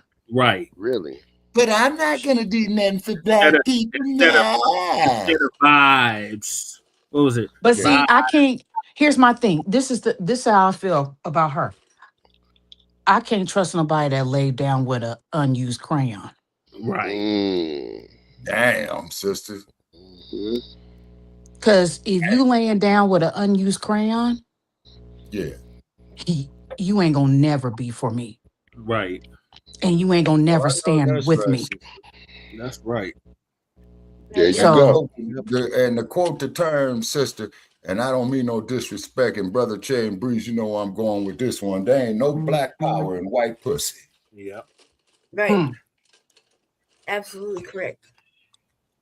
Yep. So Kamala That's has what look at the motion picture. Look at the motion picture called Mandingo that Ken Norton played in, and Muhammad Ali got up there and talked about Norton like a dog. You know what I'm saying? Yeah, it's just as Neely Fuller Jr. said. When you fucking with them Nabiscos, you're gonna find yourself at a constant disadvantage. And you're gonna exactly come out the bedroom confused. Yep, Exactly. confused. And then just like Brother Che, as you pointed out about the bouquet. Why did they have the bouquet? Because you said, man, and they religious and belief systems that they considered it a sin to wash your nasty, funky, stinking ass. It was a sin about him to get naked. And the bouquet was there, sister, to cover up the stench of them people getting married. Yeah, Kamala Harris is not that different from Cornel West. Obviously, both of them have been compromised. Yeah, they've been compromised. The difference between them two is Cornel And West what about FBA, Kamala is other. She's a mop. Yeah. She's a and melanated whatever other happened to person. Sister Soldier? Anybody? Oh, Sister Soldier, she's in Dubai. She now lives in Dubai. Dubai now. Oh, really? Yeah, with her husband and a son. Oh, okay. Yeah, Oh, okay. yeah. I don't think anytime soon she's going to move back to America after fighting for American freedom. She chose Islam over blackness. That's what she did. Yes. Okay. Yeah, she made a comment about when Obama became the first Black American president. Sometimes in first tether. Yes, tether. Right. Did you say first black? Yeah, he wasn't a black president. He was the first tether. In 2008. Yeah, this was before she moved to Dubai. So at that time, she was living in Japan. Yeah, I just found it out when she did an interview in 2024 with the Breakfast Club. Oh, Lord. Okay.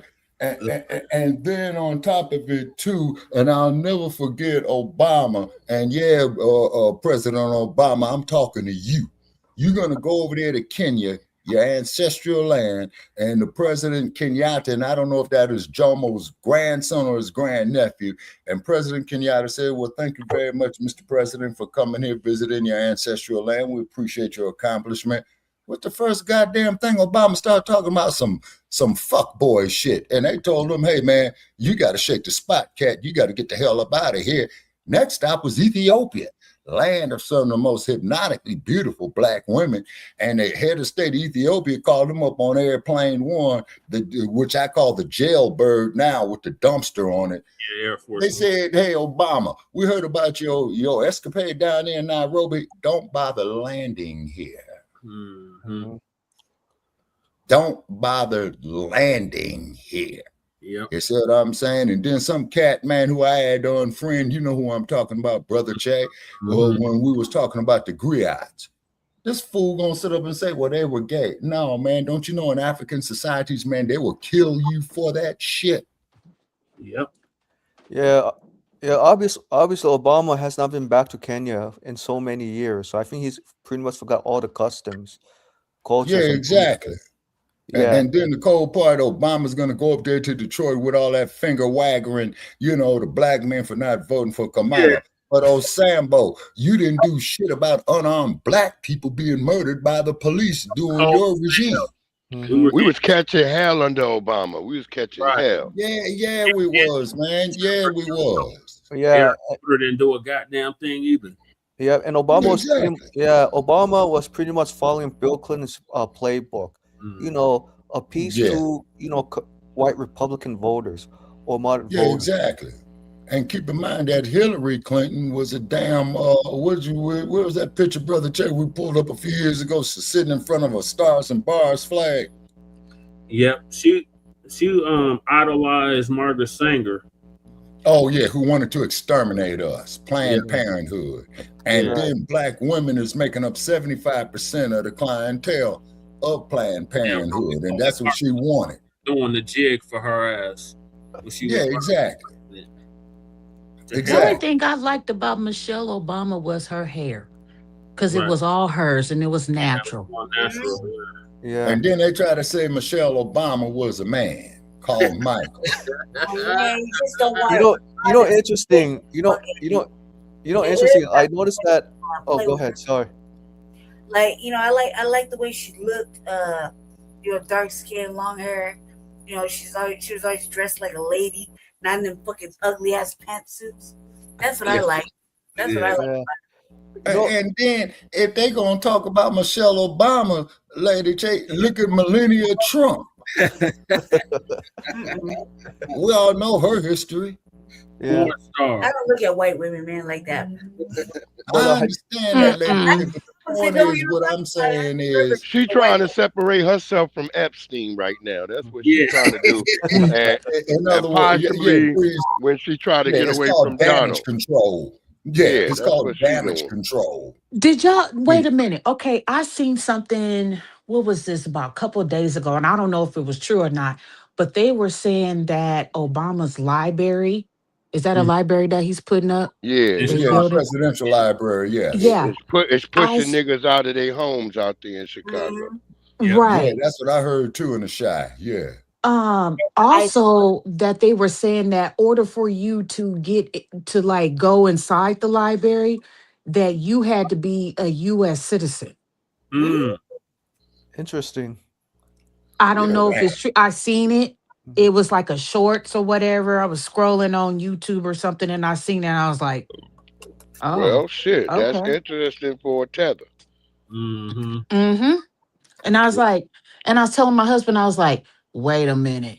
No, peel this like a banana here. What are they really trying to do? Right. What are they really? They trying to find some kind of way to swindle us right back to that plantation, and it ain't happening. Yeah, well, see, sister, this is why we created the hashtag resurrection of the mental dead. You see, the chain ain't no longer on our bodies, it's on our fucking minds. Anytime a motherfucker gonna sit up there and tell me a dude shoving ketchup up his ass that he's a woman with a 5 o'clock shadow worse than mine, you got me fucked up. That is an insult to womanhood. Right. I agree, Shabaka. All right, so I'm gonna move on to the next topic, and that is the economy. It's a mess. Now, excuse me. Before I'm that, broke. Is this the end this morning? I can tell you this, sir. I know a lot of people want to buy the Ford F-150 before gas prices hit almost $10 in California.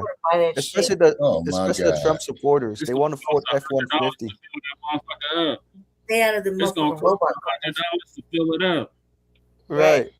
So they want to buy the cheapest pickup trucks before the gas prices reaches a boiling point. I know stock prices was up yesterday, so that's what I know. Oh yeah. For the fuel, and then fuck them goddamn Teslas. And by the way, I'm taking responsibility for this statement. Elon Musk, you're not an African, you're a fucking whore. Here we go, Shabaka. But over here they call him an African American. That motherfucker ain't no African. Come on, Breeze. That there's like saying man. That's what they saying. They've been there long enough. They African now, and the Texans didn't have to get them up out the Breeze. Tell Elon Musk, Nabisco ass, to come sit out here with me and his goddamn son at 126 degrees on the first day of summer. Tell him. Tell Sharon, Theron. Yeah, Charlize Theron. Now she's really disgusting. Adopted 2 black boys, gonna sit up there and say, I'm gonna raise them as girls. That was remember I was talking about the shit in I'm Gonna Get You Sucker, Jesse? Yeah. That was Reese Witherspoon, who was the daughter of the nigga who, when he had the kids, the white, they said that poor white man. The poor black man with Abraham Lincoln and the nigga he was swirling, the nigga and I'm Gonna Get You Sucker. Remember that nigga? Yeah. That's how the Pan-African niggas be. People forget Dr. Umar got caught out here. I was one of the niggas, the first niggas to post that video. I was I was at Tyson's Mall. I saw that nigga. Right. And that white girl was her bag about to fall. He ran over there like Super Negro. And look, she was a fine Nabisco too. I ain't gonna even cap. But like I was saying, like I ain't never seen no fine Nabisco. No, for what Nabiscos look like. Like I'm saying, for when a Nabisco before they age like a banana. That's what I'm trying to say. Those type of Nabiscos. So easily fascinating. But she was a nice looking Nabisco. I'm not going to even play like she wasn't nice looking, but that nigga ran over there. Yeah, Dennis. He pulled him. This motherfucking Sisters Forever. Yeah. Somebody's never type shit. I knew Magnesia. He ran over there quick. Oh my God. Lord, well, you know, can't have the that's sick. God forbid. You know. And then when the Nabisco women come out where I tell them have a nice day. You know what I'm saying? So I always think about Emmett Till and what's her name? Carolyn Bryant, brother Chad. Hell yeah. Hell yeah. Yeah. I would have went in there and grabbed that bitch and put her in the fucking van and took off. Not me, I went to that nursing home. I paid motherfucker $500. Told her I was gonna take her out for some fresh air. That bitch would have been in the back of a motherfucking van, and we would have been like all the way down. Back to Mississippi to serve that damn warrant. Mississippi, and I'm like, the damn warrant, man, in the damn what was that there in the courthouse? What for over 50 years, brother Chad? 55 years. Yeah. That baby soul was calling out for fucking justice. Right. You know what I mean? This soul was calling out for justice. He led it to everything. Too, Lady Che, not stepping on your wisdom, but look at the Atlanta child murder cases. Oh, yep, that's crazy too. And that was a Nabisco. That was a Nabisco who did that too. Mm-hmm. Man, and they made Wayne Williams be the fall guy. Yeah. So is this the end of the Dumps presidency? Hopefully, in a perfect world, brother Che. They got the balls. They're not doing their jobs at all. I mean, even Alex Jones was like, "You need to issue articles of impeachment." Fuck the articles of impeachment. Yeah, I mean, his shit gonna be over. They're not gonna impeach him. They haven't impeached. They didn't even really impeach Bill Clinton. Right. Exactly. Yeah, but they did charge Bill Clinton for obstruction of justice in 1999. Yeah, but they didn't do really anything to him. Right. Yeah, but that shit with Bill Clinton, that case belonged in divorce court. Okay. Yeah. But keep in mind that no president has never been removed from office due to the impeachment. So for all practical purposes, people are still a theory. Yeah, what was his name? Andrew Johnson. Mm-hmm. Oh yeah, but see, he was not convicted. Oh, Andrew Jackson. No, Andrew Johnson. He was the president after Lincoln. Oh, okay. Okay. And I argued with this bastard who gonna tell me, well, what about all the whites who died in the Civil War, man? The free of black ass. I says, look, let me tell you something, you goddamn cave dwelling troglodyte. Lincoln only did that to weaken the free labor of the South. You see what I'm saying? He didn't give a fuck about us. Color infantry, they can miss us with that bullshit. They was getting that ass until the color infantry was introduced. Yeah, anything you don't want to do, the colored troops will do for you. Remember that in Soldier Story? Mm-hmm. Yes. You see what I'm saying? And then to find out, Brother Che, just like the show that we did, what was that, a couple of weeks ago, man, about the military officers, you know what I'm saying? What they did to the, who was the brother who got up there to Major, and they had it right there where he could not order white troops, and I think they sent him over there to Liberia, and they still wouldn't give him command. You see? Mm-hmm. You know, he had goddamn enlisted men telling him what to do, and he's a fucking military officer. Liberia was set up by the American Colonialist Society, Shabaka. Yeah, and then look at that, and what the fuck they named their capital city after? Monrovia, after James Monroe. All right, so let's see if the dump is gonna get removed. He ain't gonna get removed. And you know, it just seems like we're all paying the price for what these folks are doing or what they're failing to do. It's like TBA said, if we can't be equally comfortable, we'll be equally uncomfortable. That's right. Right. And the only thing I can say about the dumpster, book him, Dano. In a perfect world, Shabaka, but the same. I know. And then when they show his presidential portrait, man, after he leave the White House, show that motherfucker's mug shot. Donald Trump is now making threats to restart the war if Iran don't honor the agreement. And I'm like, wait a minute. It's you and Netanyahu that's not honoring the agreement. So that's what he's saying. The war can be back on. And then Pete Hegseth, with his old drunk ass, he said all of the people that have been deployed over there will not be leaving. They will be staying. So that's what he said. They will be staying. So I know 50,000 of them were sent there to build it, up around the Straits of Hormuz, which has been closed again after Israel bombed Lebanon. It was immediately closed. I heard only 2 ships got through. That was it before they closed it down after hearing about Israel bombing Lebanon.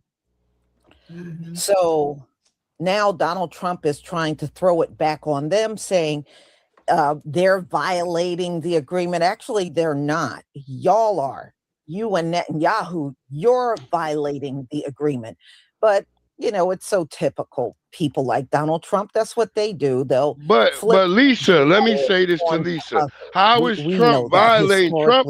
Trump hasn't bombed anybody. So nobody should be shocked that he's taken that position, but everything could be starting up again real soon. Because Iran launched attacks at Saudi Arabia and Kuwait the day after they said that the ceasefire was in place. Lebanon and anybody he wants, for that matter. The United States didn't bomb anybody. They're trying to say the agreement did not include that. Iran is saying yes, it did. It included that.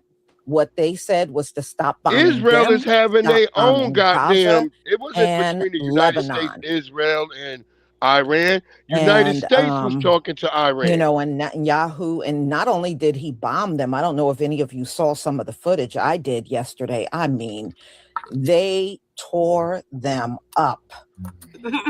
There was so much rubble and debris and everything. You can tell they shot in the city because it was a lot of buildings that went down. That's what she told me. Yeah, so when we saw the film yesterday, you literally saw bodies so flying. It looked like the war is going to be back on again. That's what it looks like right now. But Israel is having their own peace talks with Lebanon. We haven't bombed Lebanon.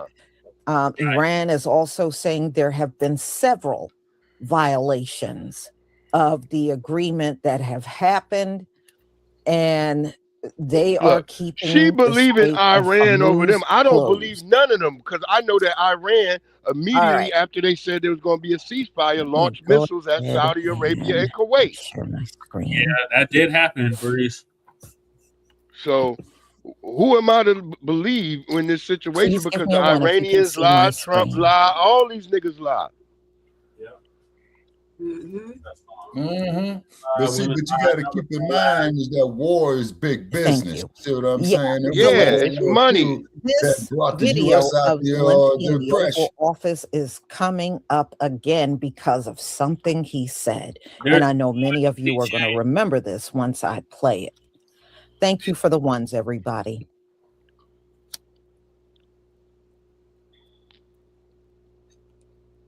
Zelensky.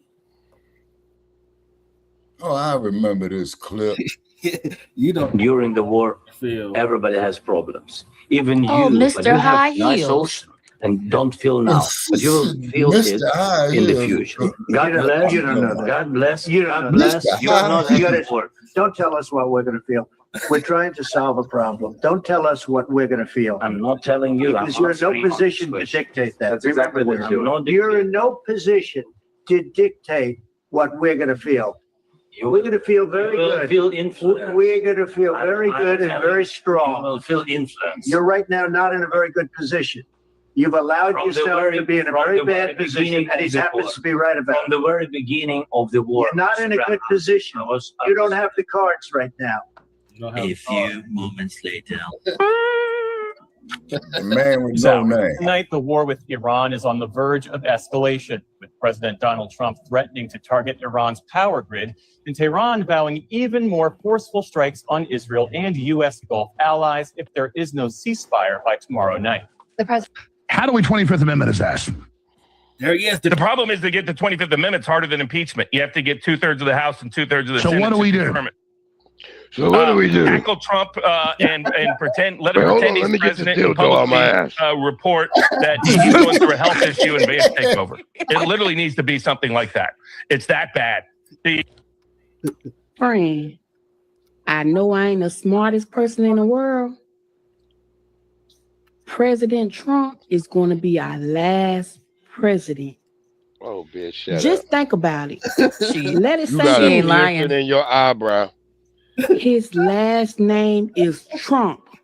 At least you don't have. Dun, dun, dun. Yeah, she don't got the septum ring, but she laid up in the bed. I don't want to hear. Donald Trump has surrendered, not the Iranians. And what he has been doing over the last several days is an impeachable offense. He has threatened a genocide against a nation. He has threatened to end saying a civilization. something and doing something are two different things. Weapons against a country that does not have saying nuclear something weapons. and doing things All is of two these different are things. impeachable offenses, and he must be brought to justice. The House and I Senate didn't hear should none be of these brought back niggas say into nothing when discussion. Obama was should over be there articles bombing of niggas in impeachment brought Africa without against any him by the congressional Democrats fucking in the support. House of Representatives. We need to make Donald Trump accountable for what he has just done in the name of the American people. And Obama said I an think Afro cam. this is going to be Yeah, that's a what I said. defining moment I'm for from the Obama. Congress, for the American people. We cannot allow Donald Trump, in control of nuclear weapons, to be invoking this madman theory of the destruction of a civilization in the name of the American people. He didn't mean it with a without him being nuclear brought weapon. He to didn't say a accountability. nuclear weapon. The impeachment We process got so must many bombs. begin. I'm gonna make. Even had that same energy for Bush Jr. Talking about weapons At of mass. all. That's what I'm saying. Look, what Trump That's was why talking about, Colin he was, Powell quit on Bush Jr. because of that bullshit. but he already had told the lie. So that nigga, that tether, he already don't went care. He was a damn tether. Right. Okay. Colin Powell's a damn tether. Okay. A prophecy. As I'm coming to you from inside Trump Tower in New York City, there's the famous escalators, the golden escalator, where he made his announcement. Tower. And this is the Trump Bar Steakhouse, Trump Tower, Fifth Avenue in New York City. And I am going to prophesy, and I'm going to make a prophecy in the name of the Lord Jesus Christ. Thus saith the Lord. Did you hear me? What? Thus saith the Lord. No, you say it, nigga. The Lord ain't said nothing. You can't Y'all just see be a what he just crazy did? Nabisco. He went inside of Trump Tower and he literally cursed it. He cursed Trump Tower. What? He went inside of Trump Tower and he literally cursed Trump Tower. You know? And y'all, I want you to notice one thing. It's his own people speaking curses on to Donald. That's what Trump. Nabiscos always You don't do. see a They lot of turn white on people each doing other. that, but you see his own people doing it. That's who they His own are. people. You know, I came into the truth when Obama was still the sitting president. Yep, me too. When I came in the truth. And I remember back then I was listening to a lot of the camps and everything. And they were saying Obama would be the last president. Yep. You know, that's something I never said. You know why I never said that? I never said it because I didn't feel that was correct. I didn't speak out against it, but I never felt like Obama would be the last president. But I now you always listen felt to somebody else prophets. was going to come after Y'all him. niggas is crazy. But a lot of them were on that back then. That's why I don't get. Obama's the last one. There's no more presidents after. I just wasn't feeling it. I don't know if any of you felt that way, but I don't feel that way now. Something in my spirit. I don't feel that way now. I just was not feeling that was the end. And we were still in that presidency. Although I did not care for Obama, his presidency was nowhere near as bad as what Donald Trump brought to us first and second term. I don't believe you. What did Donald Trump bring to us that's so bad Trump right now, other than a fucked up feel it economy was that all the last 8 presidents I feel had? it now, but I did not feel it for Obama. You know, I'm a brother. We had war under Biden. We had war under Obama. We had war under Clinton. We had war under Bush. Trump. Yep. 45. What are y'all talking about, Lisa? Will be the final president of the United States of America. Furthermore, there will be no election. There will not be an election in 2028. Why? Constitution will be suspended. Martial law. Why? By whom? Now, then folks, that means Trump is still going to be y'all president. need to forget about. He's going to be emperor the then. Democrats are going to run in 2028. We're talking about Gavin Newsom. We're talking about Vice President Harris. Round down the line. Pete Buttigieg. It doesn't matter because it's not. I don't listen to nothing On the other Nabisco side, say. y'all need to stop debating between J.D. Vance, Marco Rubio, because neither man, in the name of Jesus, nigga, you voted for Trump. Be president. I bet that he's going to vote for Gavin Newsom. The Lord God, which is a bigger mistake. This is the end of the I'm saying the white guy in the video. He's like law at least is Gavin Newsom is sounding like Donald Trump. The end. Let me repeat. This nigga got on a Sears Roebuck sweater. I don't believe this nigga. Donald Trump will be the final, last president. Then pack it up and get the hell out of the country, man. That's right, crew. It's fear mongering. Right. The Antichrist. I asked this question seriously. I'm not saying necessarily that he is or that I necessarily even believe in that sort of thing. But I do ask the question seriously because something doesn't seem right. And what? I'm asking what this doesn't question seem right? in the context of some news that y'all got just come out played in the last 12 hours that I'm going to discuss. Get your food out the microwave. And I've talked about this issue before. I've actually done a video Hush up. about this specific question in the past, but some things have happened since that video that only serve to make me question it even more. If really there's something to this. And here's what I mean. As I said, something doesn't seem right. Have you felt that over the last 10 years? There has been, I mean, with all the craziness that has happened. 20 years. What a loser. Did you see Trump's speech last night? Jeez. What a freaking loser. That may have been it. That may have been it. That may have been the moment that Donald Trump officially ended his presidency. Well, maybe not officially ended it. I mean, it's going to continue to limp along to whatever conclusion it's limping toward. What you mean the conclusion? He's going to get out and then another nigga going to come in. What are y'all Because talking that about? may have been the last opportunity he had to save himself, to save this disastrous presidency, and he blew it. He utterly blew it. Because as I said yesterday, and I obviously got this right, that was a pure desperation move.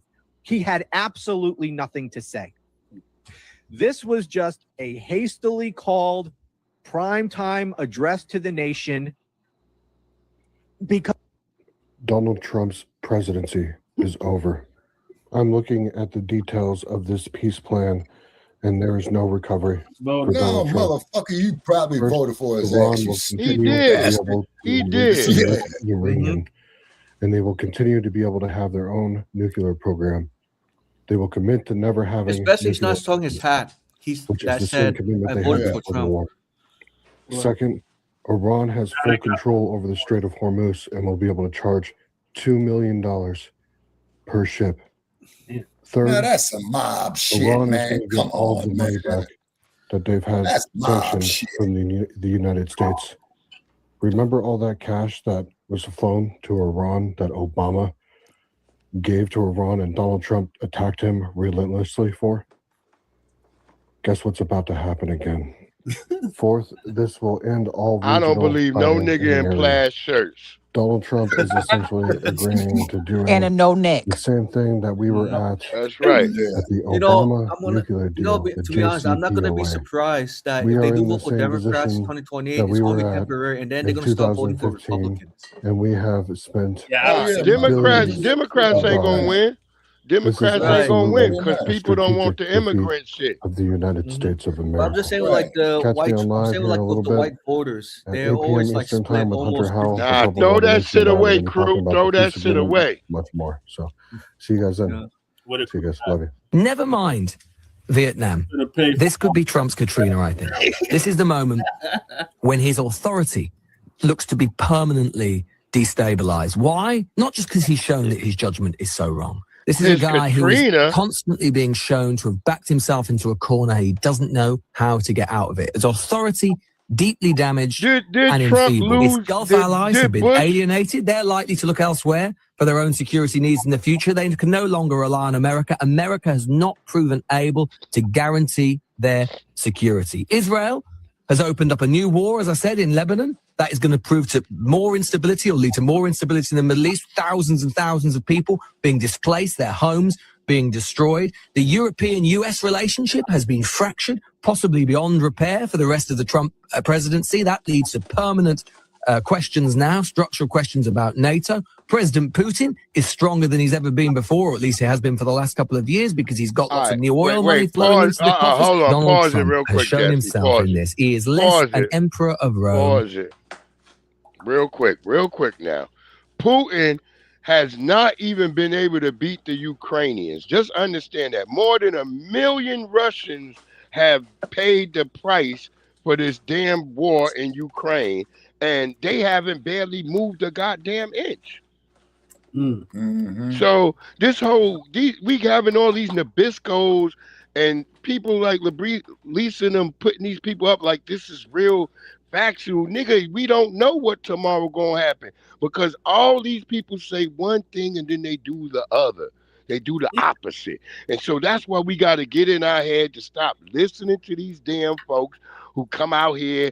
Oh, I can predict. You can't predict shit. Did George Bush lose all his shit? He had 2 goddamn terms. Yep.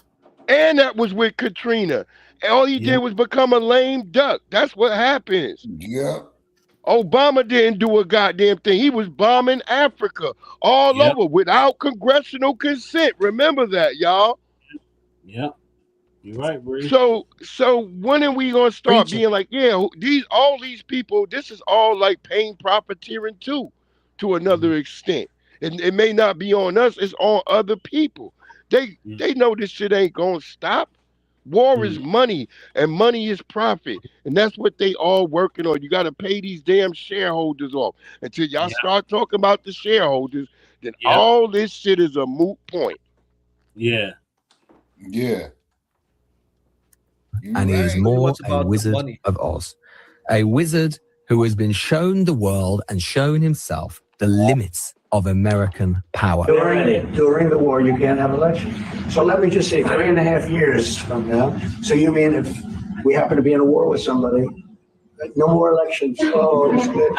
Trump is going to continuously have war. He's going to be our last president. This is the end. They literally declared World War III. It's like people are like, people are in denial. People are in illusion. We are in the midst of war. War will, because it will never end. That bitch got a picture of a wizard on her wall. There will be one president for the whole world. There will be one. And that wig looks African. There will be one payment system. There will be one credit system. There will be, everything will be one. So what we're here to do, right? As the true chosen ones, you have to pick a side. That bitch do you is a choose tether. the Matrix and their new one world order, or are you choosing our new world, right? Our new world looks like we're returning back to Her nature. nose does not We're say going back to the FDA. That spiritual nose laws, right? is We're African. abiding by spiritual laws. We're cleansing the earth. We're cleansing the water. We're drinking flowing water, right? We're having plants. But understand, in order for us to enter this new world, the other new world has to start. Because then it is going to be a divide. And that's what the vaccine was about, right? It's not a great divide. Do you choose the Matrix?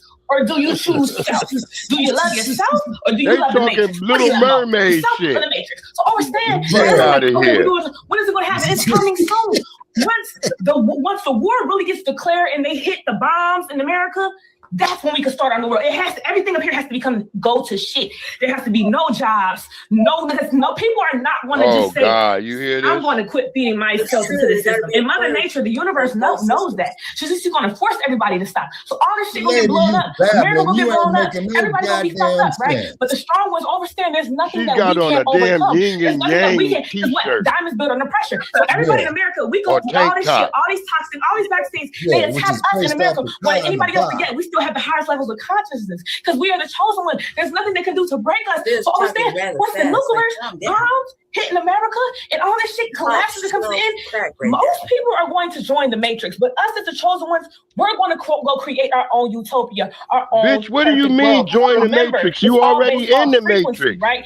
While I'm in the 5D, these people who are choosing the Matrix are in the 3D. Your heart must be as light as metal. So he knows as long as there's no more elections, there's no more voting, which means there won't be another president. So he's going to continuously start wars till this shit is blown up. But this must happen. So we must enter our new world. Your old world has to collapse in order for our new world to rise. Ashe. So yeah, he knows that during the war, there can't be any elections. So there's going to continuously be war. And a lot of people are like, why are you wishing this? Why is this going to happen? This is that thing. No. Y'all, this system has to be collapsed. All this shit has to be blown up. This shit was built off our ancestors' pain and agony.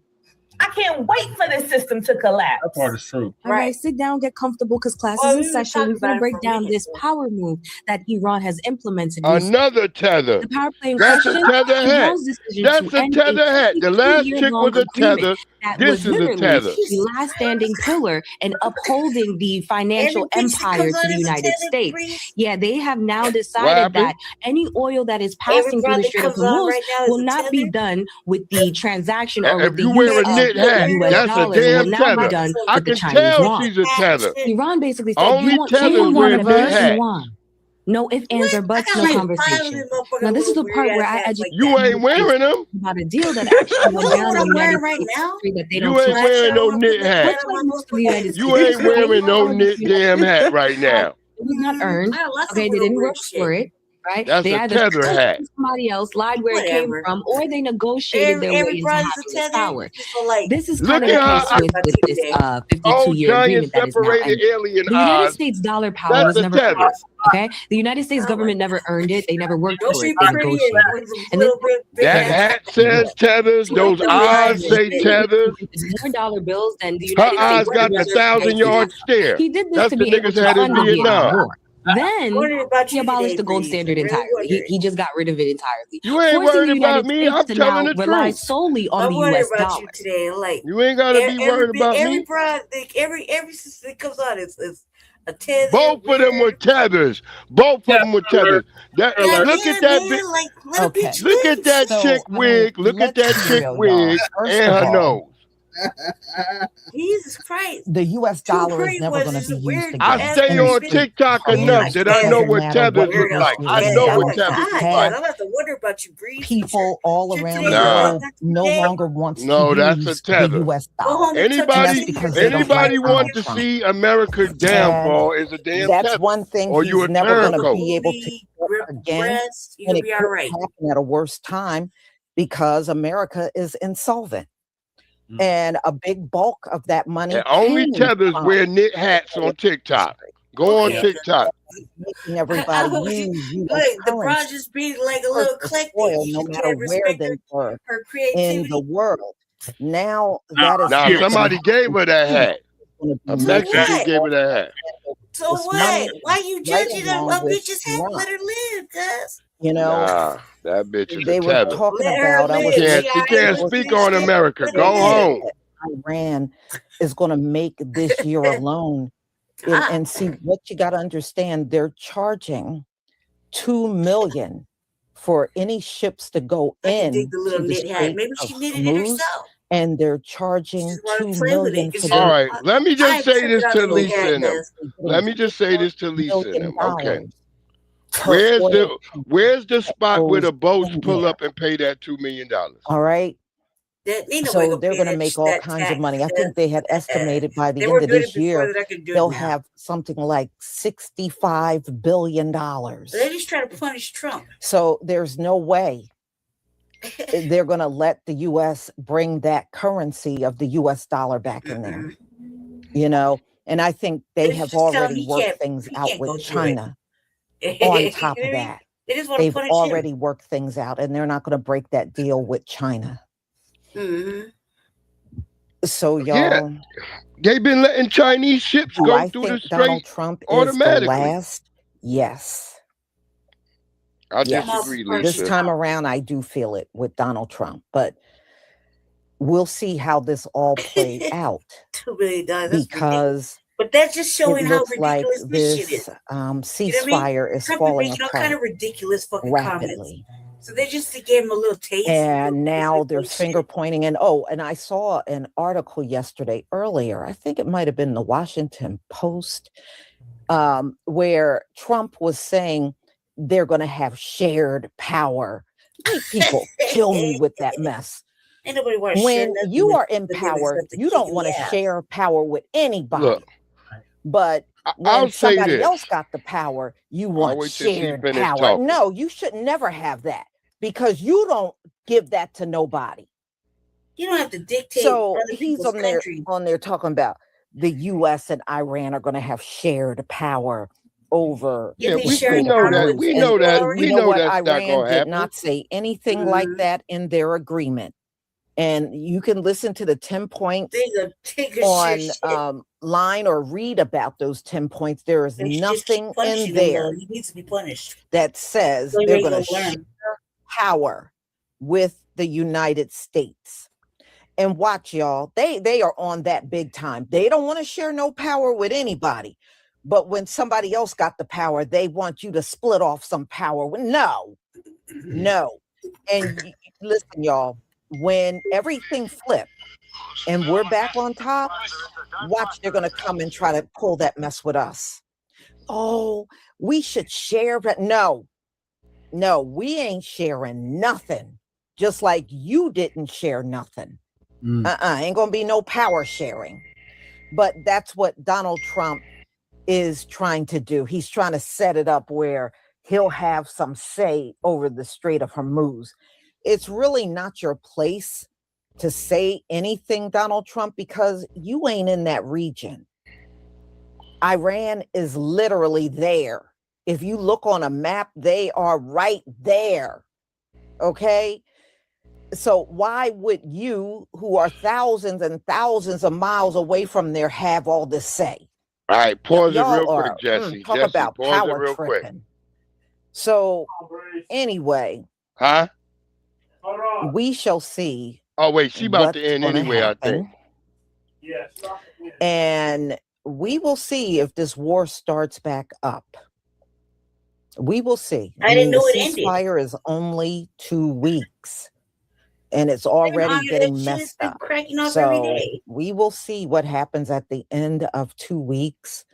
But either way, y'all, I'm just waiting for somebody the to come U.S. kidnap him is and never going Melania. to be seen the same again. I mean, like, somebody Nobody come is kidnap him looking and like for him and U.S. to be Melania like he afraid did anymore. fucking Maduro and his bitch. Iran has done. And Give we him know That ain't this. going that ain't gonna ever happen He's here. letting the world know They when could. it comes down to these Nah, two it would never countries, happen. Israel and the United It would States. never happen. GoPros and shit Nothing to over fear there on fucking Mar-a-Lago. because he let one See, there country ain't nobody that could single-handedly just kick their violate our ass, airspace like that with like and brazenly everybody walk in. witnessed it. Then they got so Donald many Trump couldn't motherfucking lie to save his on mama's our life. land Every fucking time he gets on TV infiltrators. talking about, It could be oh, possible. Pete No, had nobody can do yeah, he what we was on do to Put his other ass in the people. claiming back of a victory. limo. Nobody can do what we do to Why other don't you people. just Take go the back back to way. being drunk, Pete Hegseth? You know, nobody is believing you weird, or but Donald Trump when it comes he's in down an to what airplane half the happened. time anyway. You know, we can see with our own 2 eyes what happened. We don't need What's no to say help from somebody you say, and Donald oh, Trump we're gonna go this way guiding us along instead the of that way. way on your lies about who won the war. But You know, just so that's sick what that they're they didn't trying wake to up and do. wind up over there. How do we get Charge no idea. 3318. Thank you for the super chat. We're It's just been gonna a play train wreck right. waiting to Using happen Doritos, since here we he are. got I'm just into waiting for office. her to Yeah. finish. Yeah, well, you Yes, know, y'all, he came into office attacking everybody. Number one, he attacked us with that DEI, and then That he wasn't an attacked the attack on entire us. planet with those tariffs. You know, he's back on them tariffs again. He is saying that anybody that that supplies Y'all Iran crying with about not being weapons, able to he's buy going to cheap slap a Chinese goods. That's 50% crazy. tariff on them. First of all, not unless you're using your intelligence. I don't think anybody's going to tell you what Iran is getting. I'm just saying. I mean, that's on their side of the world, man. Like, Mhm. Look, it's But I'm gonna really say that's this. how they are. That's why I was Israel laughing and when I Iran's saw that. issue. I don't give a damn about Israel. I don't give a damn about Iran. I only think about foundational Black Americans and what we doing over here, what we got going on. I can care less if niggas is talking about Babylon or this, that, and the third. I'm talking about us right now getting our shit in physical order as we started waking up, because we all the way up now. So now we can really function the right way we've been meaning to function with. I've been seeing a lot of brothers and sisters making things happen. I connect with them. I try to purchase from my brothers and sisters. Yeah. So it has to be a consciousness amongst all of us to get on code, stay on code, and do the things that are necessary to make a code prosper. Yeah. Welcome back, Stolen. Yeah, in other words, man, what you talking about is self-sufficiency. Exactly. Breeze is what you're talking about, is us being self-sufficient. And also, too, by the way, I just went and stepped outside. I'm seeing these damn chemtrails over Vegas again, Che. Yeah, they flying. Yeah, they doing that. They doing that over here in Virginia. We see it every day. So that's what I'm trying to say. Like, no shit. This is what we need to be worrying about. We ain't even need to be thinking about over there, because whatever they doing over there, it's something deeper than what we all really know it is. And they gonna get it solved, because this is a scrap between the Nabiscos and them folks over there. So we shouldn't let them draw us into any of this. Because notice, what is Iran trying to do? They're not appealing to Africans. They're not appealing to Caribbeans. They're appealing to foundational Black Americans. And yet niggas tell me we don't got no power. Yeah, that part, Breeze. Okay, see, Speak now, the truth. Breeze, to give you, okay, and to give you some more cannon fodder on what you're saying right there, Breeze, this is why, you know, they want to keep us brain dead. It's not the first time Iran did that. Yeah. Wait, what? So it's not the first time that Iran did that. Yeah, they did that back in 1979 with the whole beginning when they had the hostages. They played it. But this the one thing I already tell people this. What I'm gonna tell y'all is this: is if the United States really wanted to open that goddamn Strait of Hormuz, they would do it again like they did in 1988 and 1989. They did it. Right. We only had like 2 ships that got hit, and we bombed the shit out of Iran, and Iran called uncle. Yep. That's a motherfucking fact. Go look it up. Yep. They have been fighting with Iraq for damn near 8 years after 1979. And then they fought a whole damn war. Then they started mixing up with the United States. They tried to close that damn strait then. And they were putting mines and all that shit. And U.S. ships got hit. Niggas died. The U.S. Vincennes shot down a goddamn passenger plane full of Iranians. All types of shit happened. And then the Iranians screamed uncle. Because they know the realness. Right now, the Iranians they are kind of like not stupid. So they're trying to play on the minds of the American people with like how the Vietnamese did us. Remember, in Vietnam, we didn't lose the war on the ground. We lost the war of public opinion. Yeah. So these people are playing the same type of game. If we in a physical contest with niggas, hold on, let me finish before you start with your womanly disagreements. Let's get to the part where I'm just saying, hold on, because you know women are always going to disagree. But I'm just saying this part right here.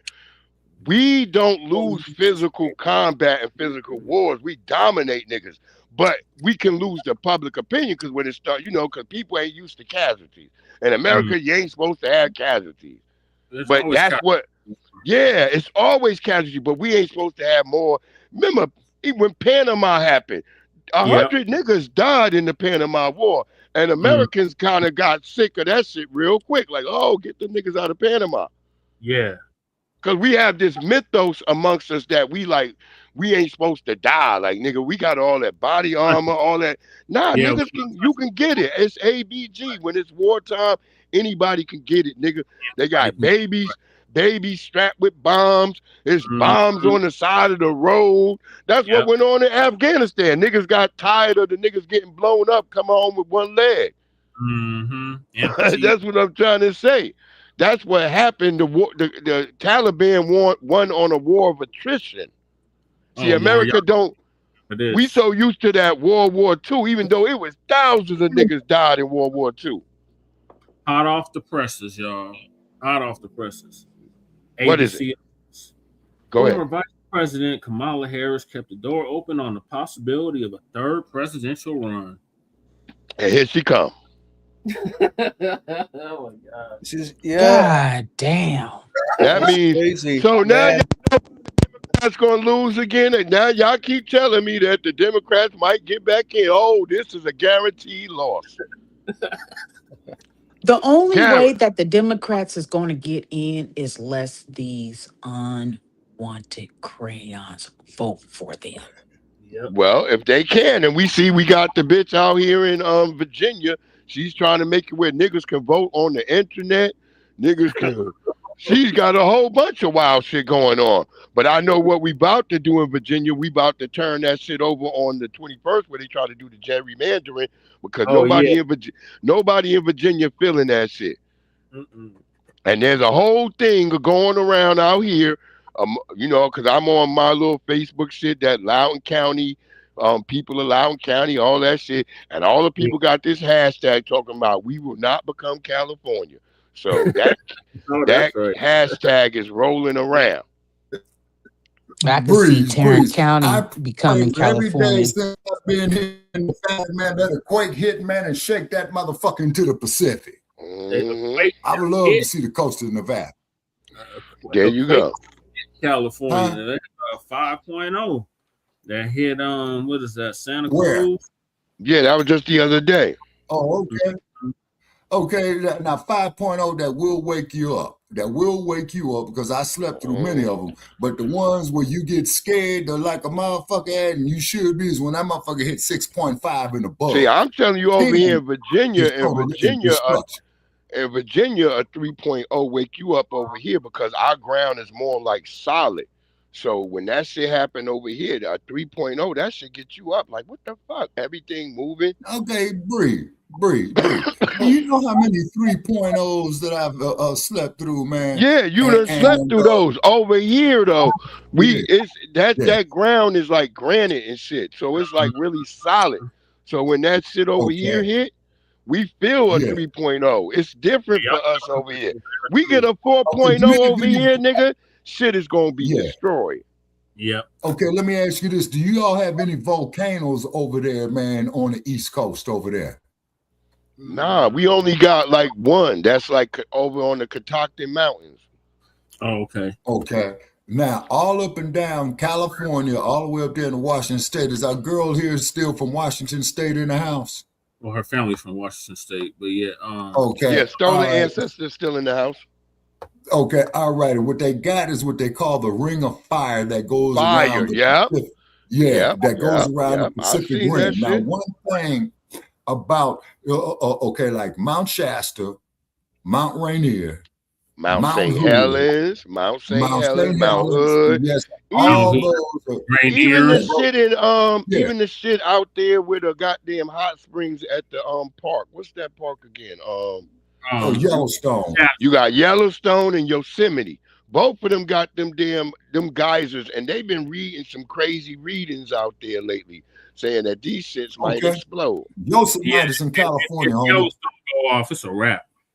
Y'all need to be worried about Mount St. Who was that? Mount St. Helens, I think they were saying.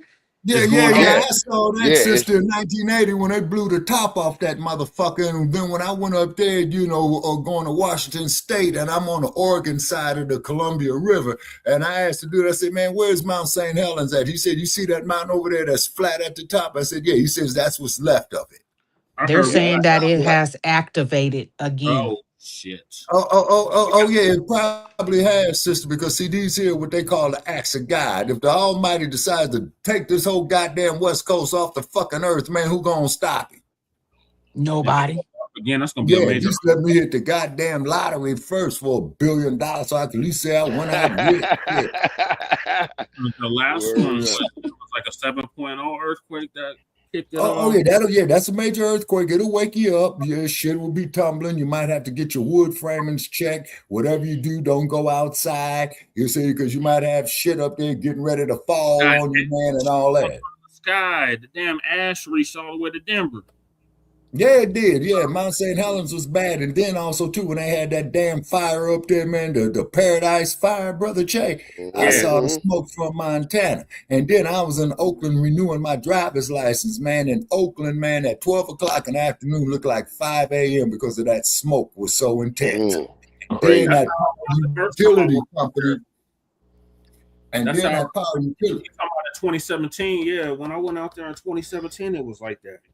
Yeah, and the power utility company, PG&E, man, they were held at fault. But once again, though, this is why I say fuck a class action lawsuit. Because all the lawyers, class action against PG&E, Pacific Gas and Electric, class action. You could have you 1 million motherfuckers, man, going class action, man, and all y'all gonna do is get about $3 or $4 a piece. Shit, come to think about, both times I've been to California, it was like that. It was smoke everywhere. Yeah, and then the cold part about it is, man, is that I saw smog over San Francisco. I couldn't believe it, man. I saw a goddamn inversion layer, man, when I was in Oakland Hills over Frisco. I said, I can't believe it.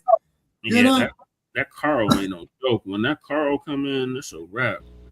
Yeah, and then the thing is, though, that's how serious it is out there. They named the fog. They be like, Carl. Yeah, exactly. Oh, yeah. I've been in that Frisco fog, man. You can't even see across the fucking street. They voted on that shit and named it Carl. So everything. The nigga named Carl. And then you hear all them damn foghorns out there, particularly off the Golden Gate Bridge, right? So the ships don't collide to it. Just like, man, when they had them oil tankers collide in Frisco Bay in 1969, that was in the middle of the fucking fog. Yep. You see? Why the fuck, man, would you move a goddamn oil tanker, man, in a damn fog, man? If anything, and I ain't never been in the Navy, but from what I understand, you can't see, you're supposed to drop anchor on that motherfucker. And keep in mind, Frisco Bay is only 90 feet deep at its deepest point. You see what I'm saying? And they got Yeah, well, but they did away with dropping anchor. In there for you. Once they got new radar and sonar and stuff like that, they stopped dropping anchor. They don't drop anchor no more. They don't drop anchor no more. Okay. Nah, they're gonna push right. They're gonna push right through that shit. As long as they can see with their thermo and they I think the other shit's called Mopar or something like that. It's like Monar. Yeah, Mopar. It's like where they can 3D map out in front of them and see what's in front of them. Yeah, exactly. But watch some of them damn shows where them niggas be out there going to get them crabs and shit, and them niggas be out there. Them niggas. What's that man though? Yeah, you talking about the motherfuckers up in Alaska? What is that? Them niggas, they could come and see. They can make a 3D map in front of them and see what's in front of them through the damn fog. That's why them niggas can make it back through that Bering Sea shit they be over there dealing with. And it'd be cold in the motherfucker up there. But things like crabs, shrimp, catfish, them is crustaceans, them is bottom feeders. I don't eat that shit. See, because they got too much shit there on the ocean floor, man. And then like all these goddamn plastic. Only crabs I eat is Maryland blue crabs, because I know I see niggas out there feeding them chicken all day long. So I'm eating them niggas. Oh yeah, them blue ones. they out there with lines with chicken drumsticks going down in the water. And the nigga say, "Oh, it's gonna be a good day." You be like, "Uh-oh, nigga." But you know what? I ain't never seen, Breeze. Okay, out here in the West, the sun sets in the ocean here, right? Yeah. But I ain't never seen the sunrise over the ocean, because when I was on the East Coast, man, that happens over here. That happens over here. Yep. And then I was looking at a map, man. You know what I'm saying?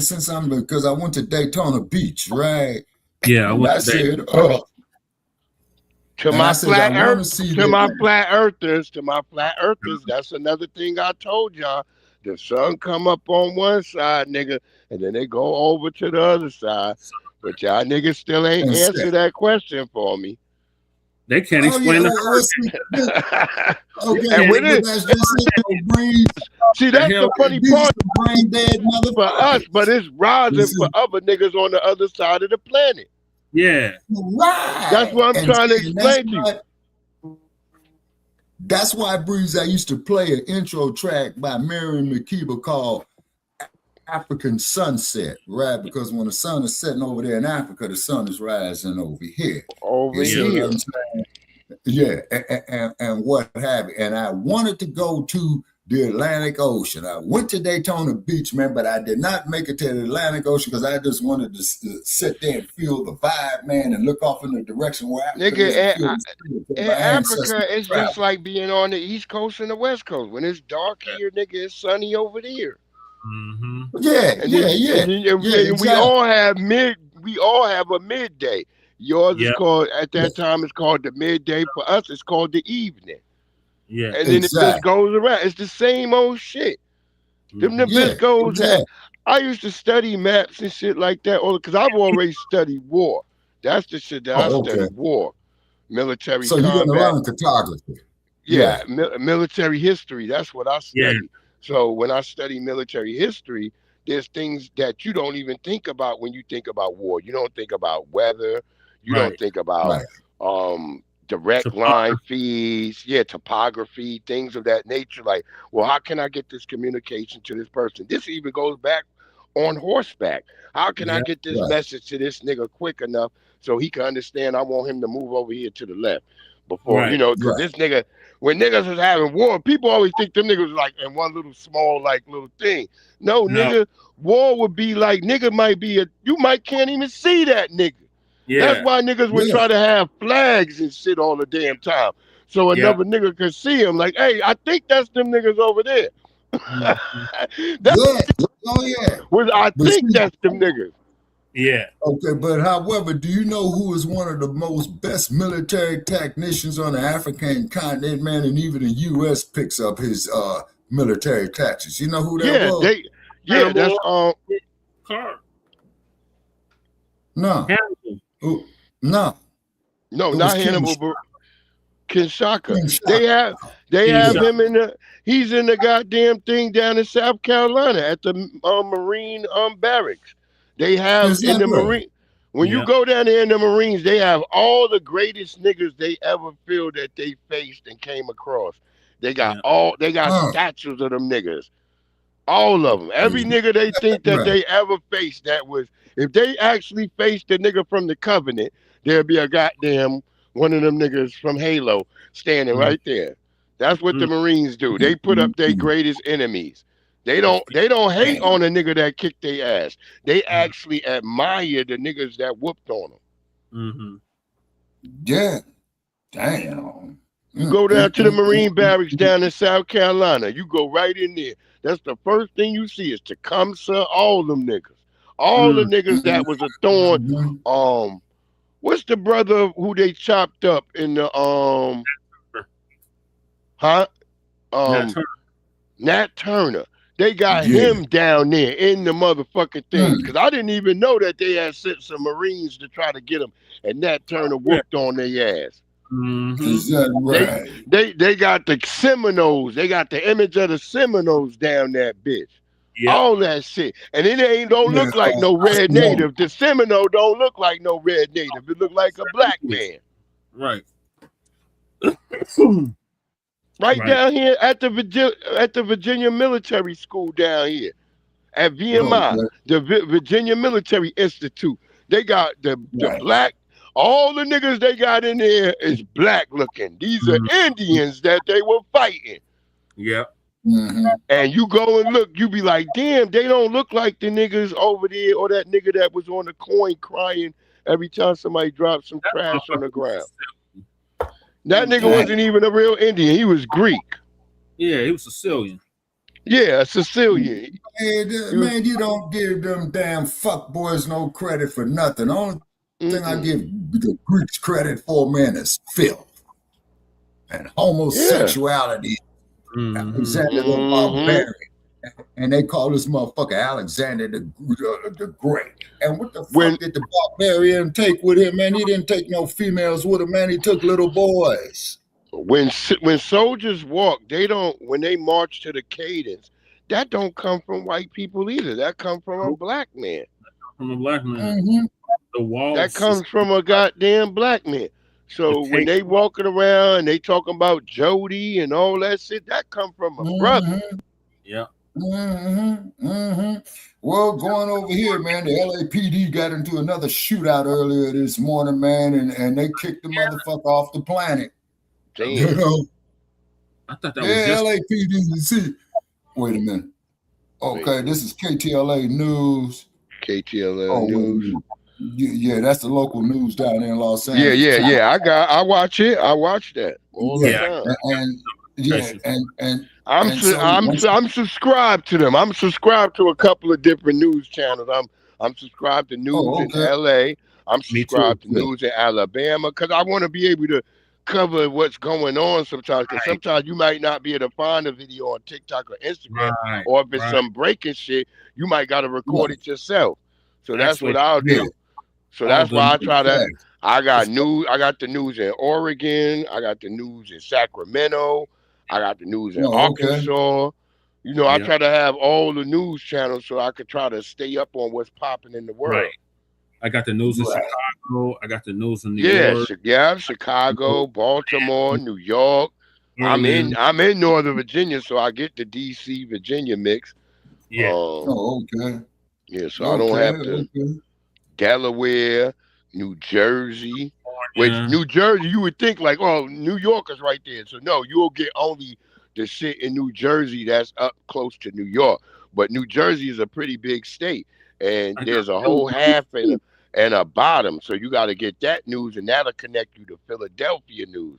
So you have Philadelphia news with Camden and all New that. New Jersey ain't no bigger than San Bernardino County, man. From what I see on the map. No, it's big.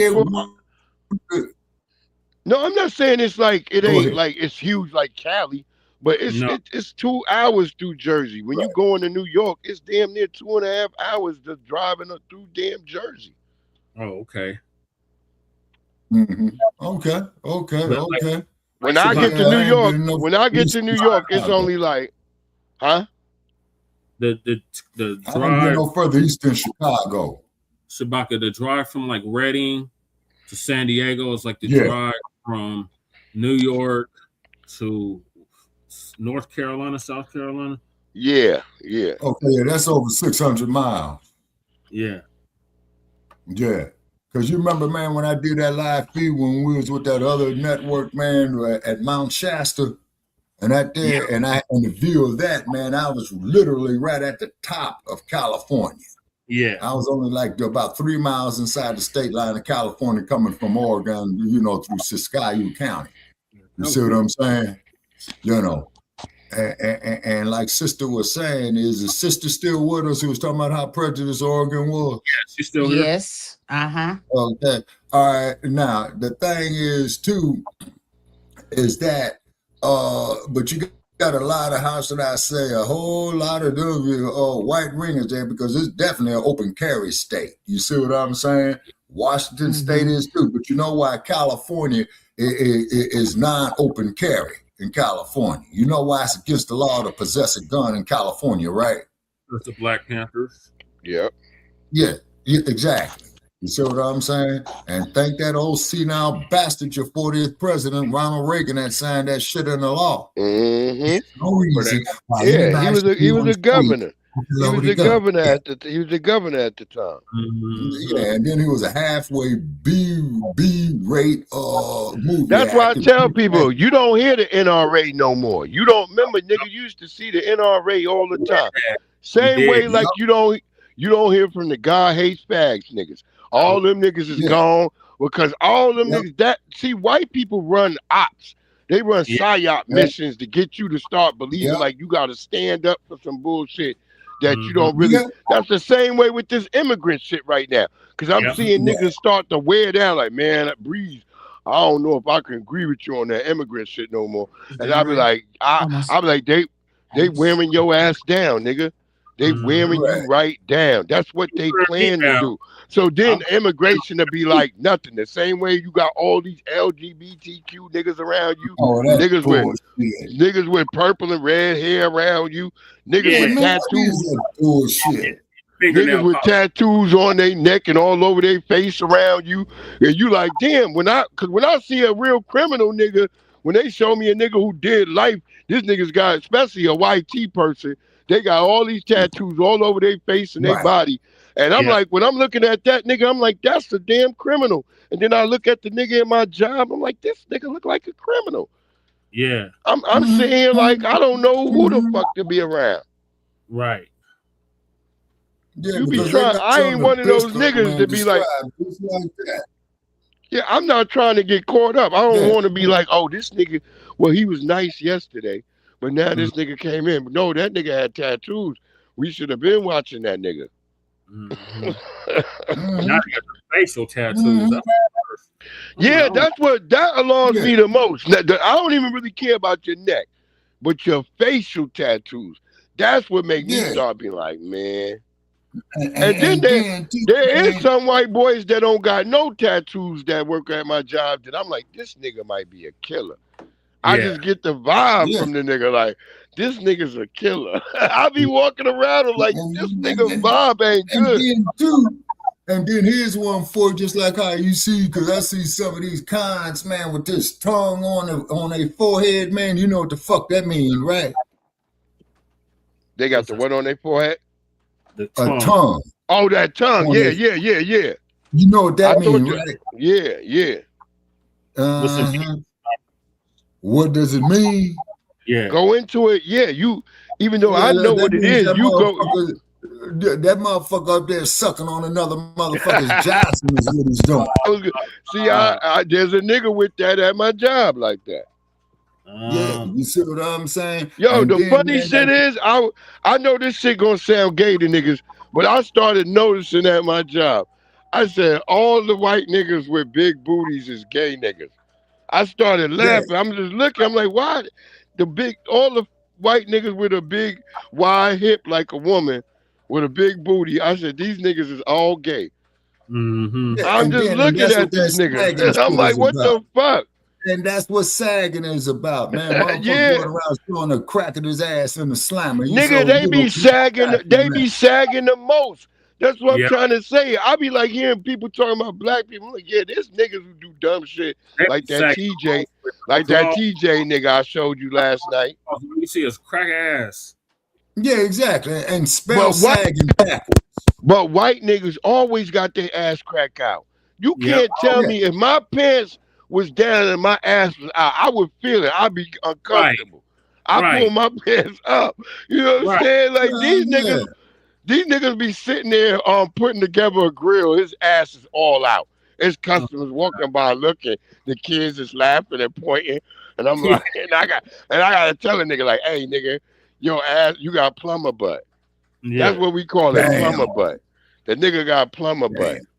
Pull your dick, because your plumber ass always was out. I remember when I was a kid, the plumber come by, my mom was like, wait, stay home from school so you could, I used to be mad at my mother. Like, because our parents be like, stay home from school because the plumber coming today. Yeah. You like, bitch. Right. You want to cuss her out. Me and your daddy got to go to work. And you have to stay home. Because they could never get my older brother to do shit.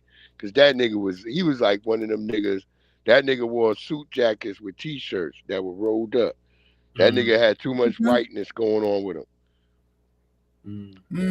But that's why it goes to show the importance of the father being in the home to raise the boy. Yeah, my dad was home. My dad had to work though. That nigga be going by 4:00 in the morning.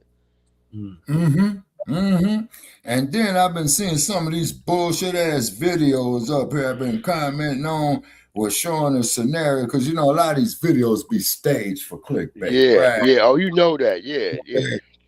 And then there was this one video, man, of this stepdad put his hands on this woman's child, right?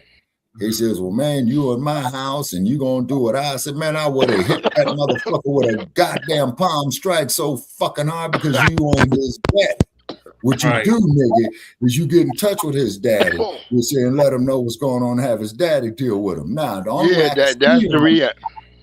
Yeah, and the only way I can see him stepping up like that if the daddy's incarcerated for life or if the daddy's dead. You see what I'm saying? But if his daddy's not there walking around, no. You don't go put your hands on my child. Well, man, he's doing. I'm telling him, man, fuck that. You know what I'm saying?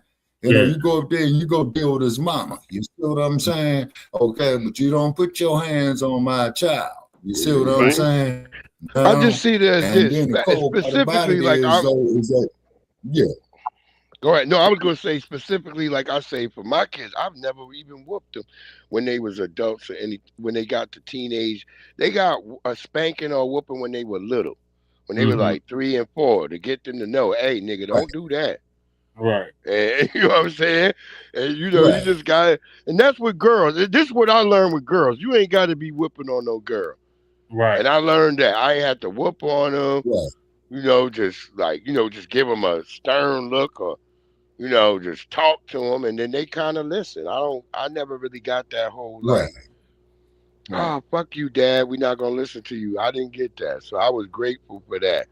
And like I said, I don't know if that was because my wife passed away or whatever, but like I said, I was able to avoid that part where you be fighting with them and them and boys and shit. They really conscious of me when I think about them with boys and all that stuff. They make sure, like, look, my you gonna probably have to meet my dad. The nigga be scared. I'm like, damn. I don't give a fuck as long as the nigga treats you right and you like him and he like you and y'all feel like y'all can do something together. That's how I feel. I don't really care because if I tell them not to do this, that, and the third, do it anyway. They're gonna do it anyway. So I always sit there and I try to you know, make it a balance when cause you know, I didn't use before my wife passed, I didn't do shit. I was just paying money when they asked for money here. I need some money. I don't know what I'm giving you money for. I'm just like, here's the money. take some bread and do what the hell you got to do. You know, my mom say, well, they need this. Their mother would come to me like, they need this. Here's the money. There it is. I need money. Yeah, I'm like, you know, at that time. Look, if I wasn't still handing out money, nigga, I'm in the college years. So I got all these niggas, and you know, college is money. It's money all the damn time. I'm in the college too. Yeah, they hitting you up for bread all the time right now. Shoot, So our I'm son, good job. And will still sit up here and look at me. For money. Yeah, word up. They not trying to spend their money for what they need. That's for their enjoyment to them. Yeah. I be looking at my daughter. When my daughter be like, but we was going to go on this trip. I'm be looking like, she just told me the other day she need free for her damn car. I was like, well, I don't feel like driving. I was like, you know, if you drive me up there, I'll get the free for your car. You know what she had to why you didn't have DoorDash or Uber Eats bring that to you? No, I was going because I don't want to pay them extra money for that. No, I did DoorDash. Fuck DoorDash. I don't do DoorDash. I do Uber Eats. Yeah, because see, what happened was the last dash that I did, y'all, okay, is that it was a spillage, right? So of course, you know, they're gonna make this. So the motherfucker gonna call me up. Oh man, well I got your picture, Shabaka, and all that. I fucked up. I said, and here's how I shut him up. Here's how I shut him up, right? I say, nigga, I got your address, right? You know. So I said, now, if you want to talk some goddamn sense, man, what they're going to do, I reported the spillage, right? And then they're going to send it out there to you from another DoorDash you ain't paying for because guess who they're going to make pay for? Me. Which I did. And that was the last day DoorDash I did, and I said, fuck this shit. You know what I'm saying? And the part about it is out here in Vegas. I only had one woman. I only had one woman eat my food. That was a bitch. She ate. I ordered from First.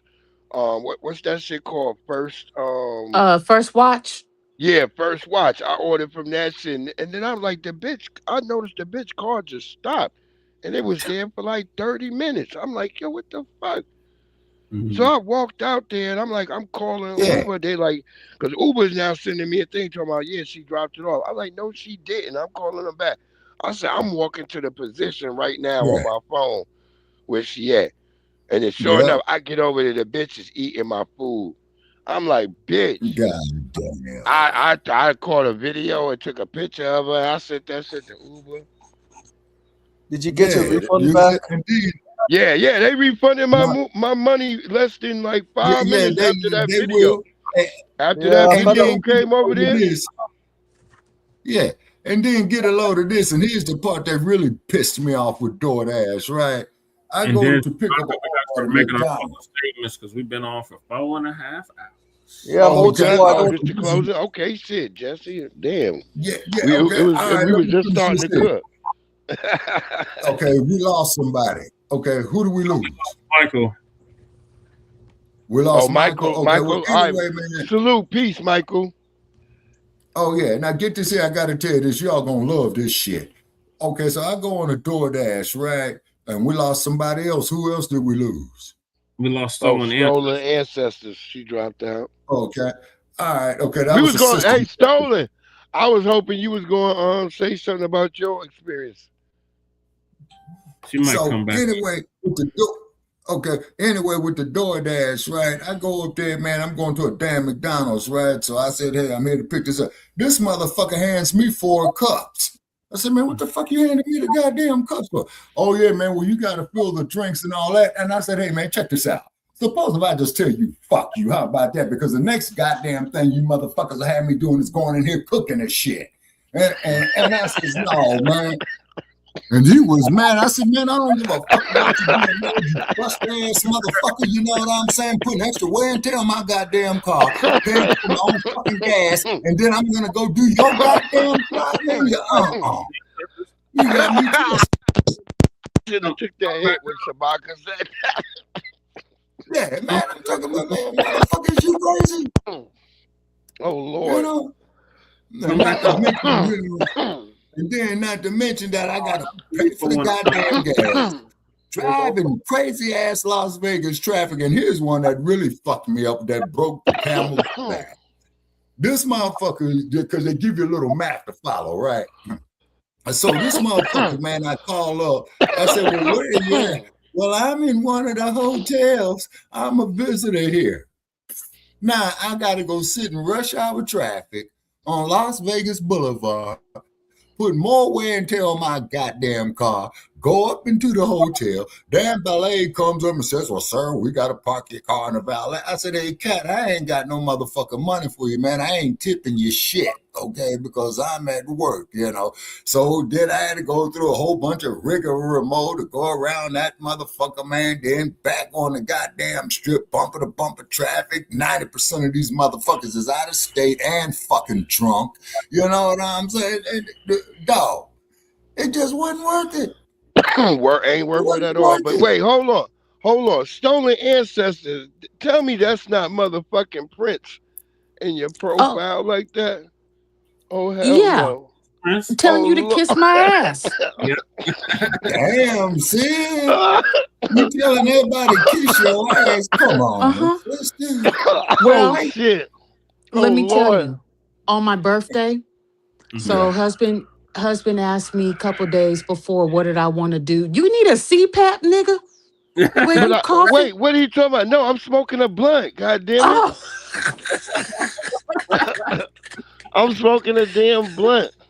Boy, I already told you because I'm up here getting the weed and rolling the blunt up. Yeah. Okay, we just checking in on you, know.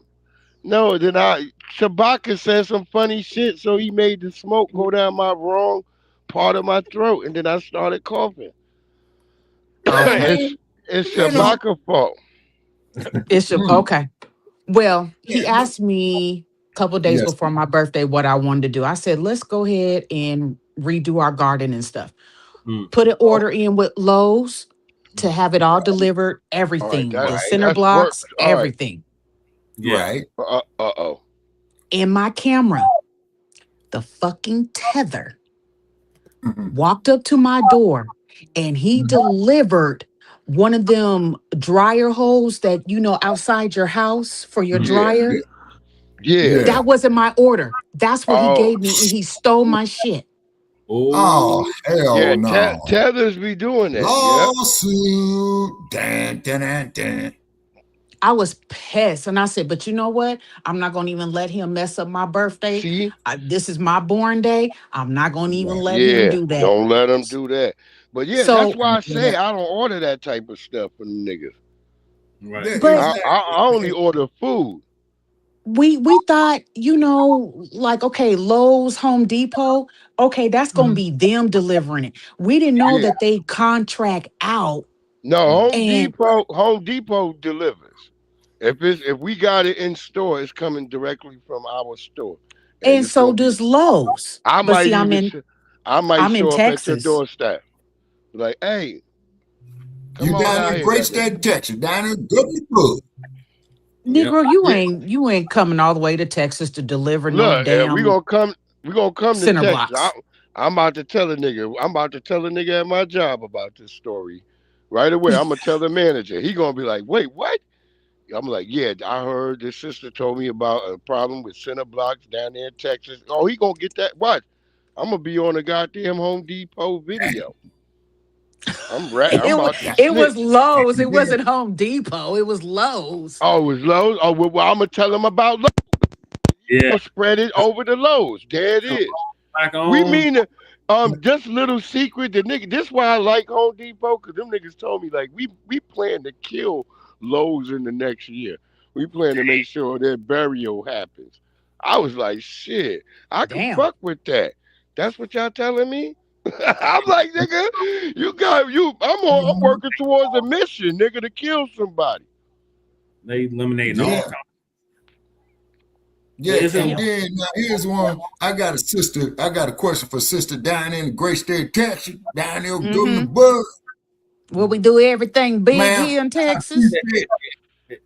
Don't mess with Texas. Now, one thing I respect about your U.S. Senator Ted Cruz, where he got pissed off one day, he popped the corona on the news and told everybody to kiss his ass. Man, that was funny. Yeah, that was funny. Did he? I didn't even see that. Yeah. Oh, it's funny as hell, sis. It was about a year and a half ago, and Ted Cruz was pissed off about some shit in the Congress, and he popped the damn corona, took him a swig, and said, them motherfuckers gonna kiss my ass. Yep. Now that's politics. That nigga crazy. And then out here, y'all gonna love. Now, parents know about this guy. We got this goddamn congressman out here named Scam Brown. Lord, you wanna know something? Oh yeah, we know about Scam Brown. Yep. Okay, I'll vote for Scam Brown, and I'm gonna tell you why I would vote for Scam Brown if he's running again. If I decide, he already done told you that he a liar. He told you what the fuck he was about. Yeah, okay, now Scam Brown, you's a crooked motherfucker. I'm gonna vote for your sorry ass. Now, what in the fuck are you gonna do for me in Shabaka's Black Pants? And now you gotta put his ass under pressure on this platform, man. He can host his own goddamn show up here. Yeah, I'm of the ilk where I say that black people don't need to invest no more in no damn parties. We need to get smart like the Asians in them and start putting our money. We need to start piling up some money like we do with all these gangsters and other shit. Nigga, like, all right, let's get this nigga this money so he can do it. And he know that it came straight from the foundational black community. He has to know that. Self-sufficiency. See, that's self-sufficiency, my brother. So we have to start. That's what I'm saying. Like even our brother Tariq, and I was saying that they start to even notice some applications and jobs. They will ask you now, are you a foundational Black American? They are asking that now. You know what? Well, hold on a second. Wait a minute, though. I think you're on to something there, homie. It's because I did fill out an application, and they did have the FBA. And I asked them, I says, man, what the fuck is this shit right here, FBA? They said, oh, we changed it to, what is it, Foundational Black America. Yeah, it's a delineation now. It's starting to be on like paperwork. That's what I said. This is crazy. I'm seeing this in job applications now. Yeah. And I'm like, but keep in mind though, now this is just me. I ain't speaking for the platform here. This is just me. If we was truly American citizens, right, then why is the goddamn police shooting us unarmed? And this is what I told a damn Sambo supporter. I said, this motherfucker's up here more worried about a homosexual getting a dick up his ass than the police murdering unarmed black people. Well, the problem is we don't have an anti-black hate crime bill. Obama signed the Blue Lives Matter. Always matter. Yeah. Obama passed the Blue Lives Matter bill that made it like where, and let me say this too. Hey, Stolen Ancestors, don't ever ask me to come up on the panel sometimes too. You can come up. When you be over there, just say, yo, Breeze, drop the link. Oh yeah. Is that an invite?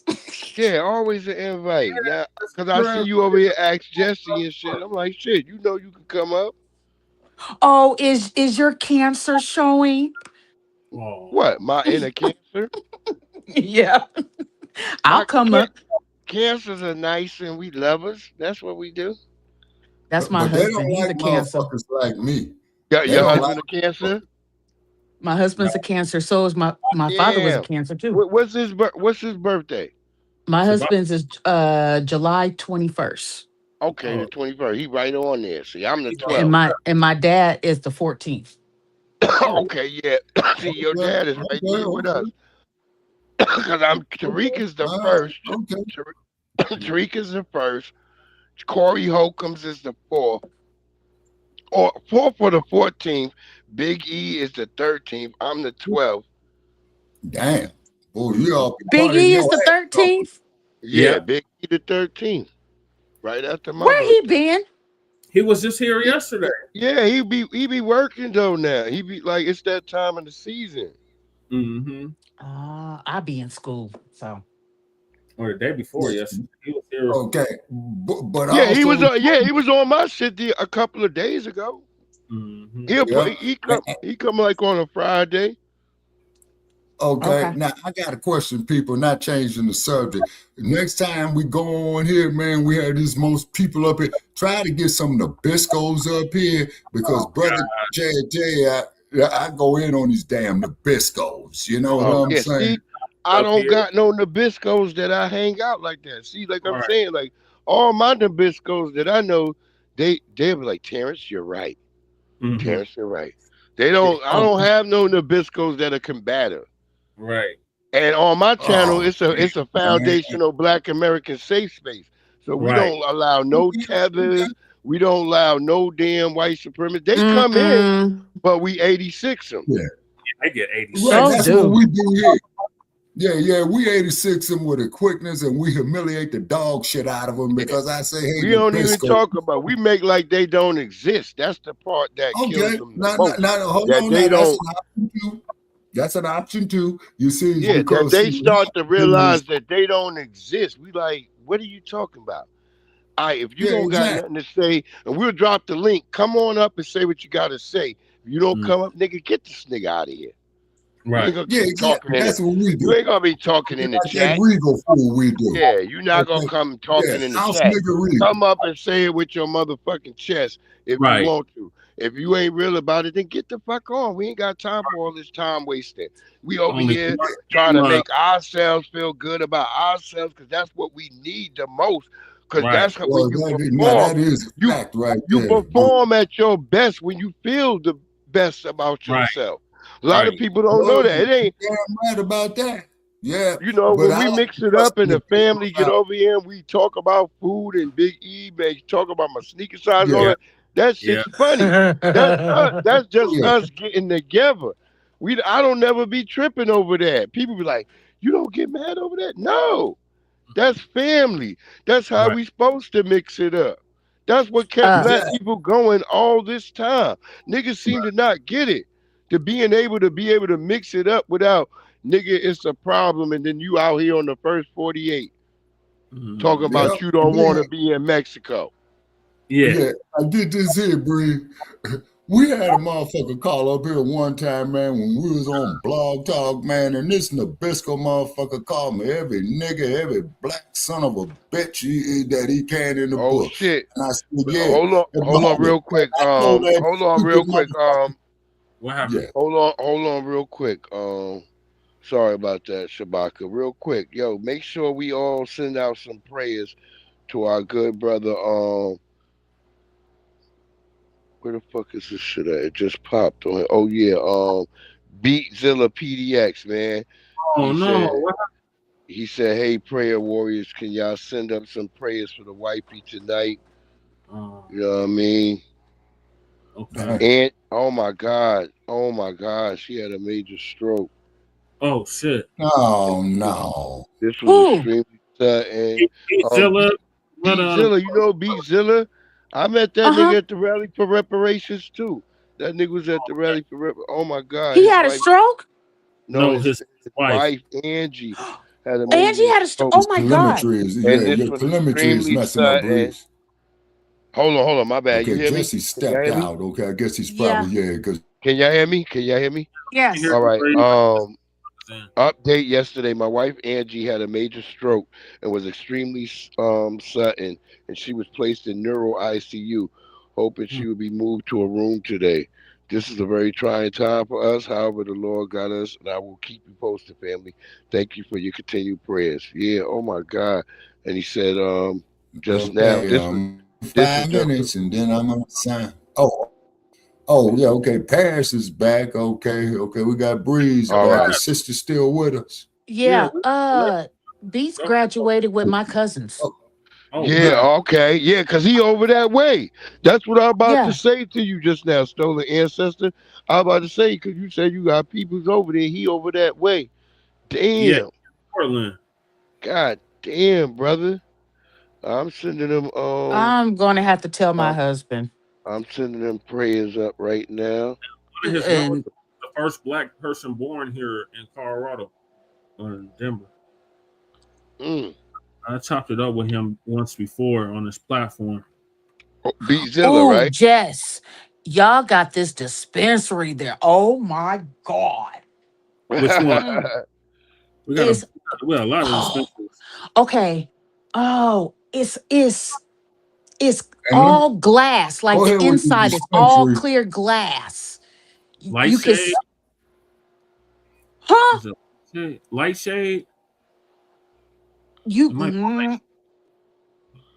walk in. Jesse don't know. He still get his weed from a nigga that he called from a flip phone. A flip phone. Damn. I don't get straight weed. Flip phone bud. But when you walk into the dispensary, it's clear glass, and you can see like they'll take you back there where they grow it, and they got like it's like a museum. Oh no, that sounds like light. And then also too, word to the wise here in Nevada. If y'all ever come to Nevada, word to the wise, okay? You cannot smoke bud outside, because if you do, you will do 6 months in a Clark County jail here. But however, you can only smoke your shit inside your premises. You see what I'm saying? They starting to pass laws like that out here too, because niggas out here just smoking loud all over the place. I'm like, nigga, y'all can't just do that. I walked up on some little niggas. Mm-hmm. They wasn't little. In LA, you can. Baka, where you live in Nevada? Yeah, LA. Yeah, LA. Oh, yes, out here in Sand City, sister. Here in Las Vegas. Because my father-in-law is in Henderson. Oh, shit. Oh, okay. So he's about 65 miles from me going towards Hoover Dam, where the Colorado River, where we're going to steal all your water, Jess. You ain't getting nothing. Yeah, shit.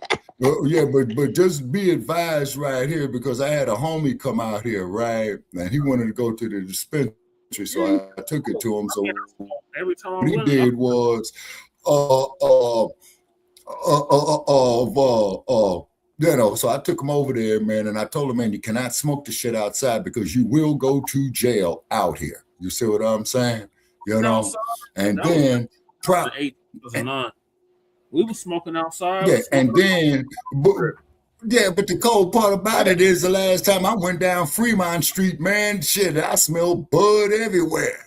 Yeah, you know what I'm saying? I'm trying to think the hotel I was out there with when I was out there with CJ on 32s and them niggas, and we were smoking outside, like waiting in the area for them niggas to bring them cars up.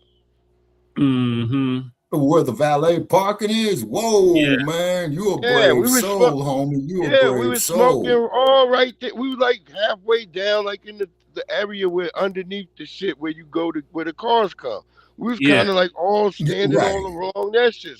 Niggas was smoking. Nobody said nothing.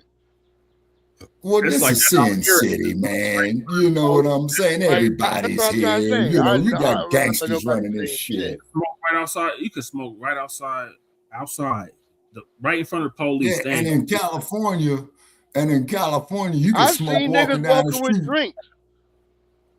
Oh yeah, that you could do here. Yeah, 24/7. Yeah, you could do that here. Drinks. Yeah, the big you could do that here. I was like, you could do that here. I threw that shit in the garbage. Yeah, get this here, man. Y'all gonna love this one. When I was in LA one time, man, in downtown Brother Che, I'm smoking me one, man. I'm crossing the street, right? So the lapdog pulls up in front of me. That's what I call the LAPD. They say, "Sir, come here." I says, "What's up, man?" He says, "Sir, we need your driver's license." I said, "The state of California said, give this raggedy motherfuckers to you all on demand. So what's the probable cause?" The officer says, "Sir, we're pulling you over for jaywalking. It's because you was jaywalking, smoking your weed, man." Oh, yeah, I remember you had that story. I remember that story. Yeah, and I said, "Damn, man, you know." And keep in mind, now, these is the lapdogs. These the ones that made Rodney King famous, man. So anytime that I get approached by these motherfuckers, man, it's time for a concern, you know? Hey, you should be. So whatever time hell yeah. We're going to roll over to Front Line Blacc News tomorrow. Okay. Shabaka, we got a hard stop at 5 hours. We won 3 hours. What time y'all doing? What time y'all doing that tomorrow? I'm going to be at midnight your time. It'd be a midnight your time. Okay. Well, that's shoot, I'll be slobbering on my pillow. That's You be in tonight, there, my ancestors. We be seeing you. That's nighttime, basically. That's like just like if I'm up, though, I'll listen in. And keep in mind, I gotta there ain't be to never work a at 8 dull o'clock. moment here. Yeah, and that ain't never a dull moment right here. But also, too, if I might say, too. 2 hours, but we went super over today. But it's all good. It's all family right here. So. Yeah, and then do keep in mind, though, too, people, is that we trying to, keep our stuff professional as hell. Is because I do know some public figures that I want to bring them up. Professional as hell. Yes, sir. The reason being because I know some public figures. You see what I'm saying? And they looked at some of these damn playbacks. They said, man, y'all got to dress y'all act up, but however we did what you talking about with the Black experience and what have you, but just dress it up a little bit. I said, okay, man, you got it. Now, I'm going to tell you why I'm going to do that. How we know, man, there ain't nobody going to come drop say about, this. 2 or 3 grand on this here. You don't need... if that happens, man, then we could really do this motherfucker. You going look. The game is changing before people's eyes, and niggas is not even recognizing. You don't even need these niggas no more. That's why you seeing what's going on with the yeast situation. It's starting to show the chinks in their armor. And y'all, we all got to just be unified and just do it and stop being like sitting back like, man, I don't want to be the first one to dive in there. I heard that pool is hot. Nah, nigga, we all get in that shit at the same time, nigga, and we just take over the pool. Right. Yeah. That's it. They did that. Yeah. You got a point on that, and get this here. Now, y'all gonna love this one here that I found out about the history here in Las Vegas, and this really gonna piss you off, right? Little Horn came here, man, like about 1957, I think, right? So her daughter went swimming in the swimming pool, and all the Nabiscos got out. Yeah.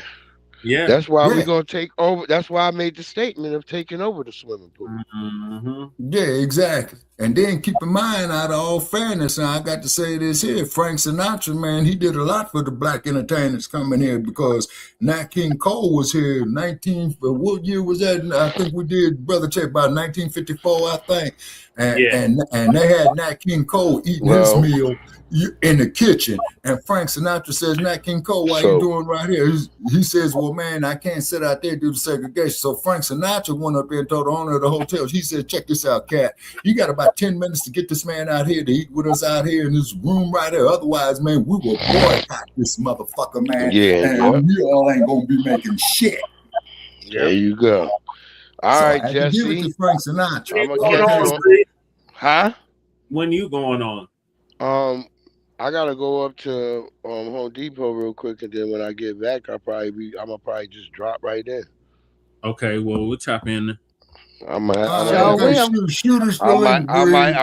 a Bambaataa session, huh? Okay, be sure to to share the link to Jesse, and he'll get it to me, man. You know what I'm saying? Yeah, because they're saying I burned up 2 gigabytes on this goddamn T-Mobile shit, man. I always pissed off with them. I usually always back up. You gotta get your Instagram back on. What is your shit on Facebook, Shabaka? Okay, Shabaka San Carvin. I think I might got your shit. Wait, hold on. Hold on. You know what, Breeze? Wait a minute, man. I think you is a friend, man. Yeah, I think I got your shit. Okay, because you're going to see the RBG flag up there, and then the biscuits come up there, man. You goddamn niggas don't deserve no reparations. Man, take your troglodyte ass back to the fucking cave, Trick, and go wash your ass. And then they're going to tell me. And they're going to say that's hate speech. But I said, hey, fake book, I report hate speech where I've been called a nigger, a jigaboo, every black bastard that is. They didn't violate community standards, man. Okay. Jungle Bunny. What's the last part of it? Is Shabaka what? San Carvin. Okay, Shabaka, Shabaka. I got that. S-A-N. Okay, Sankore, named after the University of San Carvin, an ancient Timbuktu. Yeah, there you go right there. Yeah.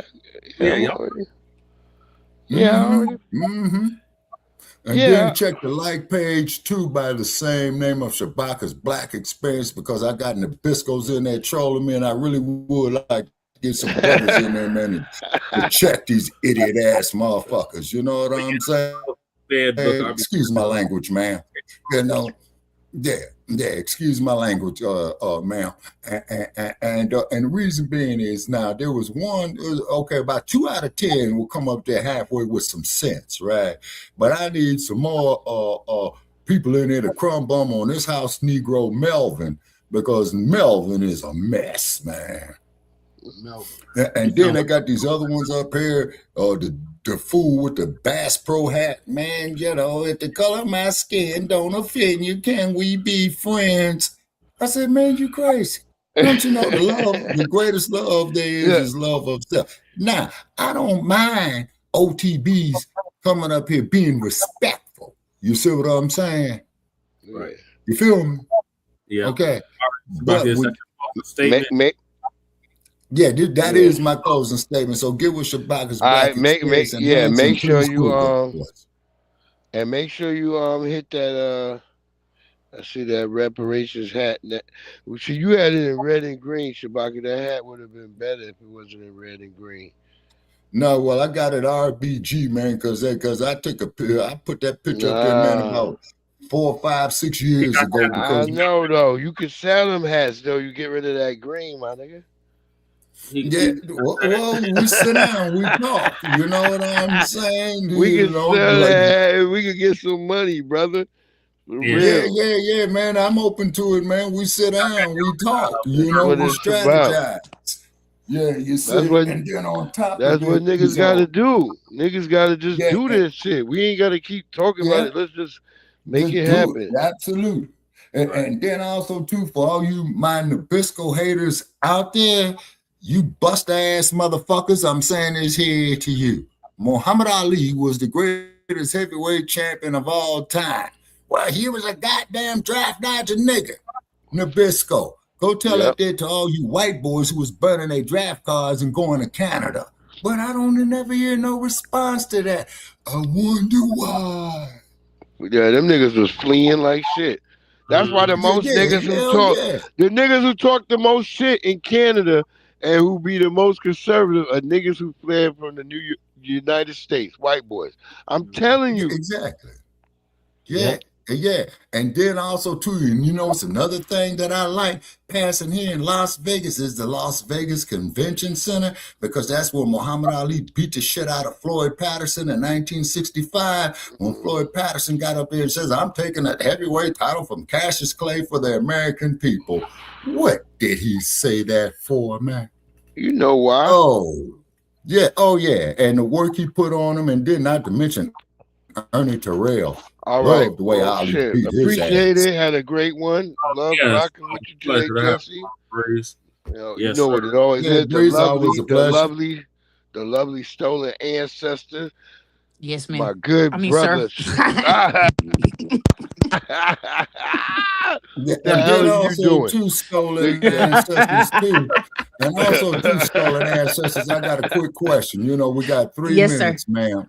Okay, please bring some sisters up here who are not bed wenches, you know, not saying that you are one, okay? And the reason why I want to raise the conscious level on that is because, you know, like they will violate our women on them plantation system, but as soon as the Nabisco broad come along and wants to go get laid by the brother, oh, he raped me and all that old kind of shit. So that's an issue that needs to be done. Well, y'all have a great one. You too, Bree. I'll catch y'all later.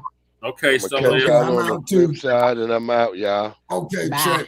Okay, Che, I'll give you a call in a few, man, and whatnot. You know what I'm saying? Okay, so it's definitely a pleasure. Please get back with us. Please share the episodes if you can. You know what I'm saying? Definitely check out my Facebook group called Resurrection of the Mental Dead so we can get rid of these brain dead motherfuckers. You know what I'm saying? Yep. So this is I'm out. This program is April 10th, 2026.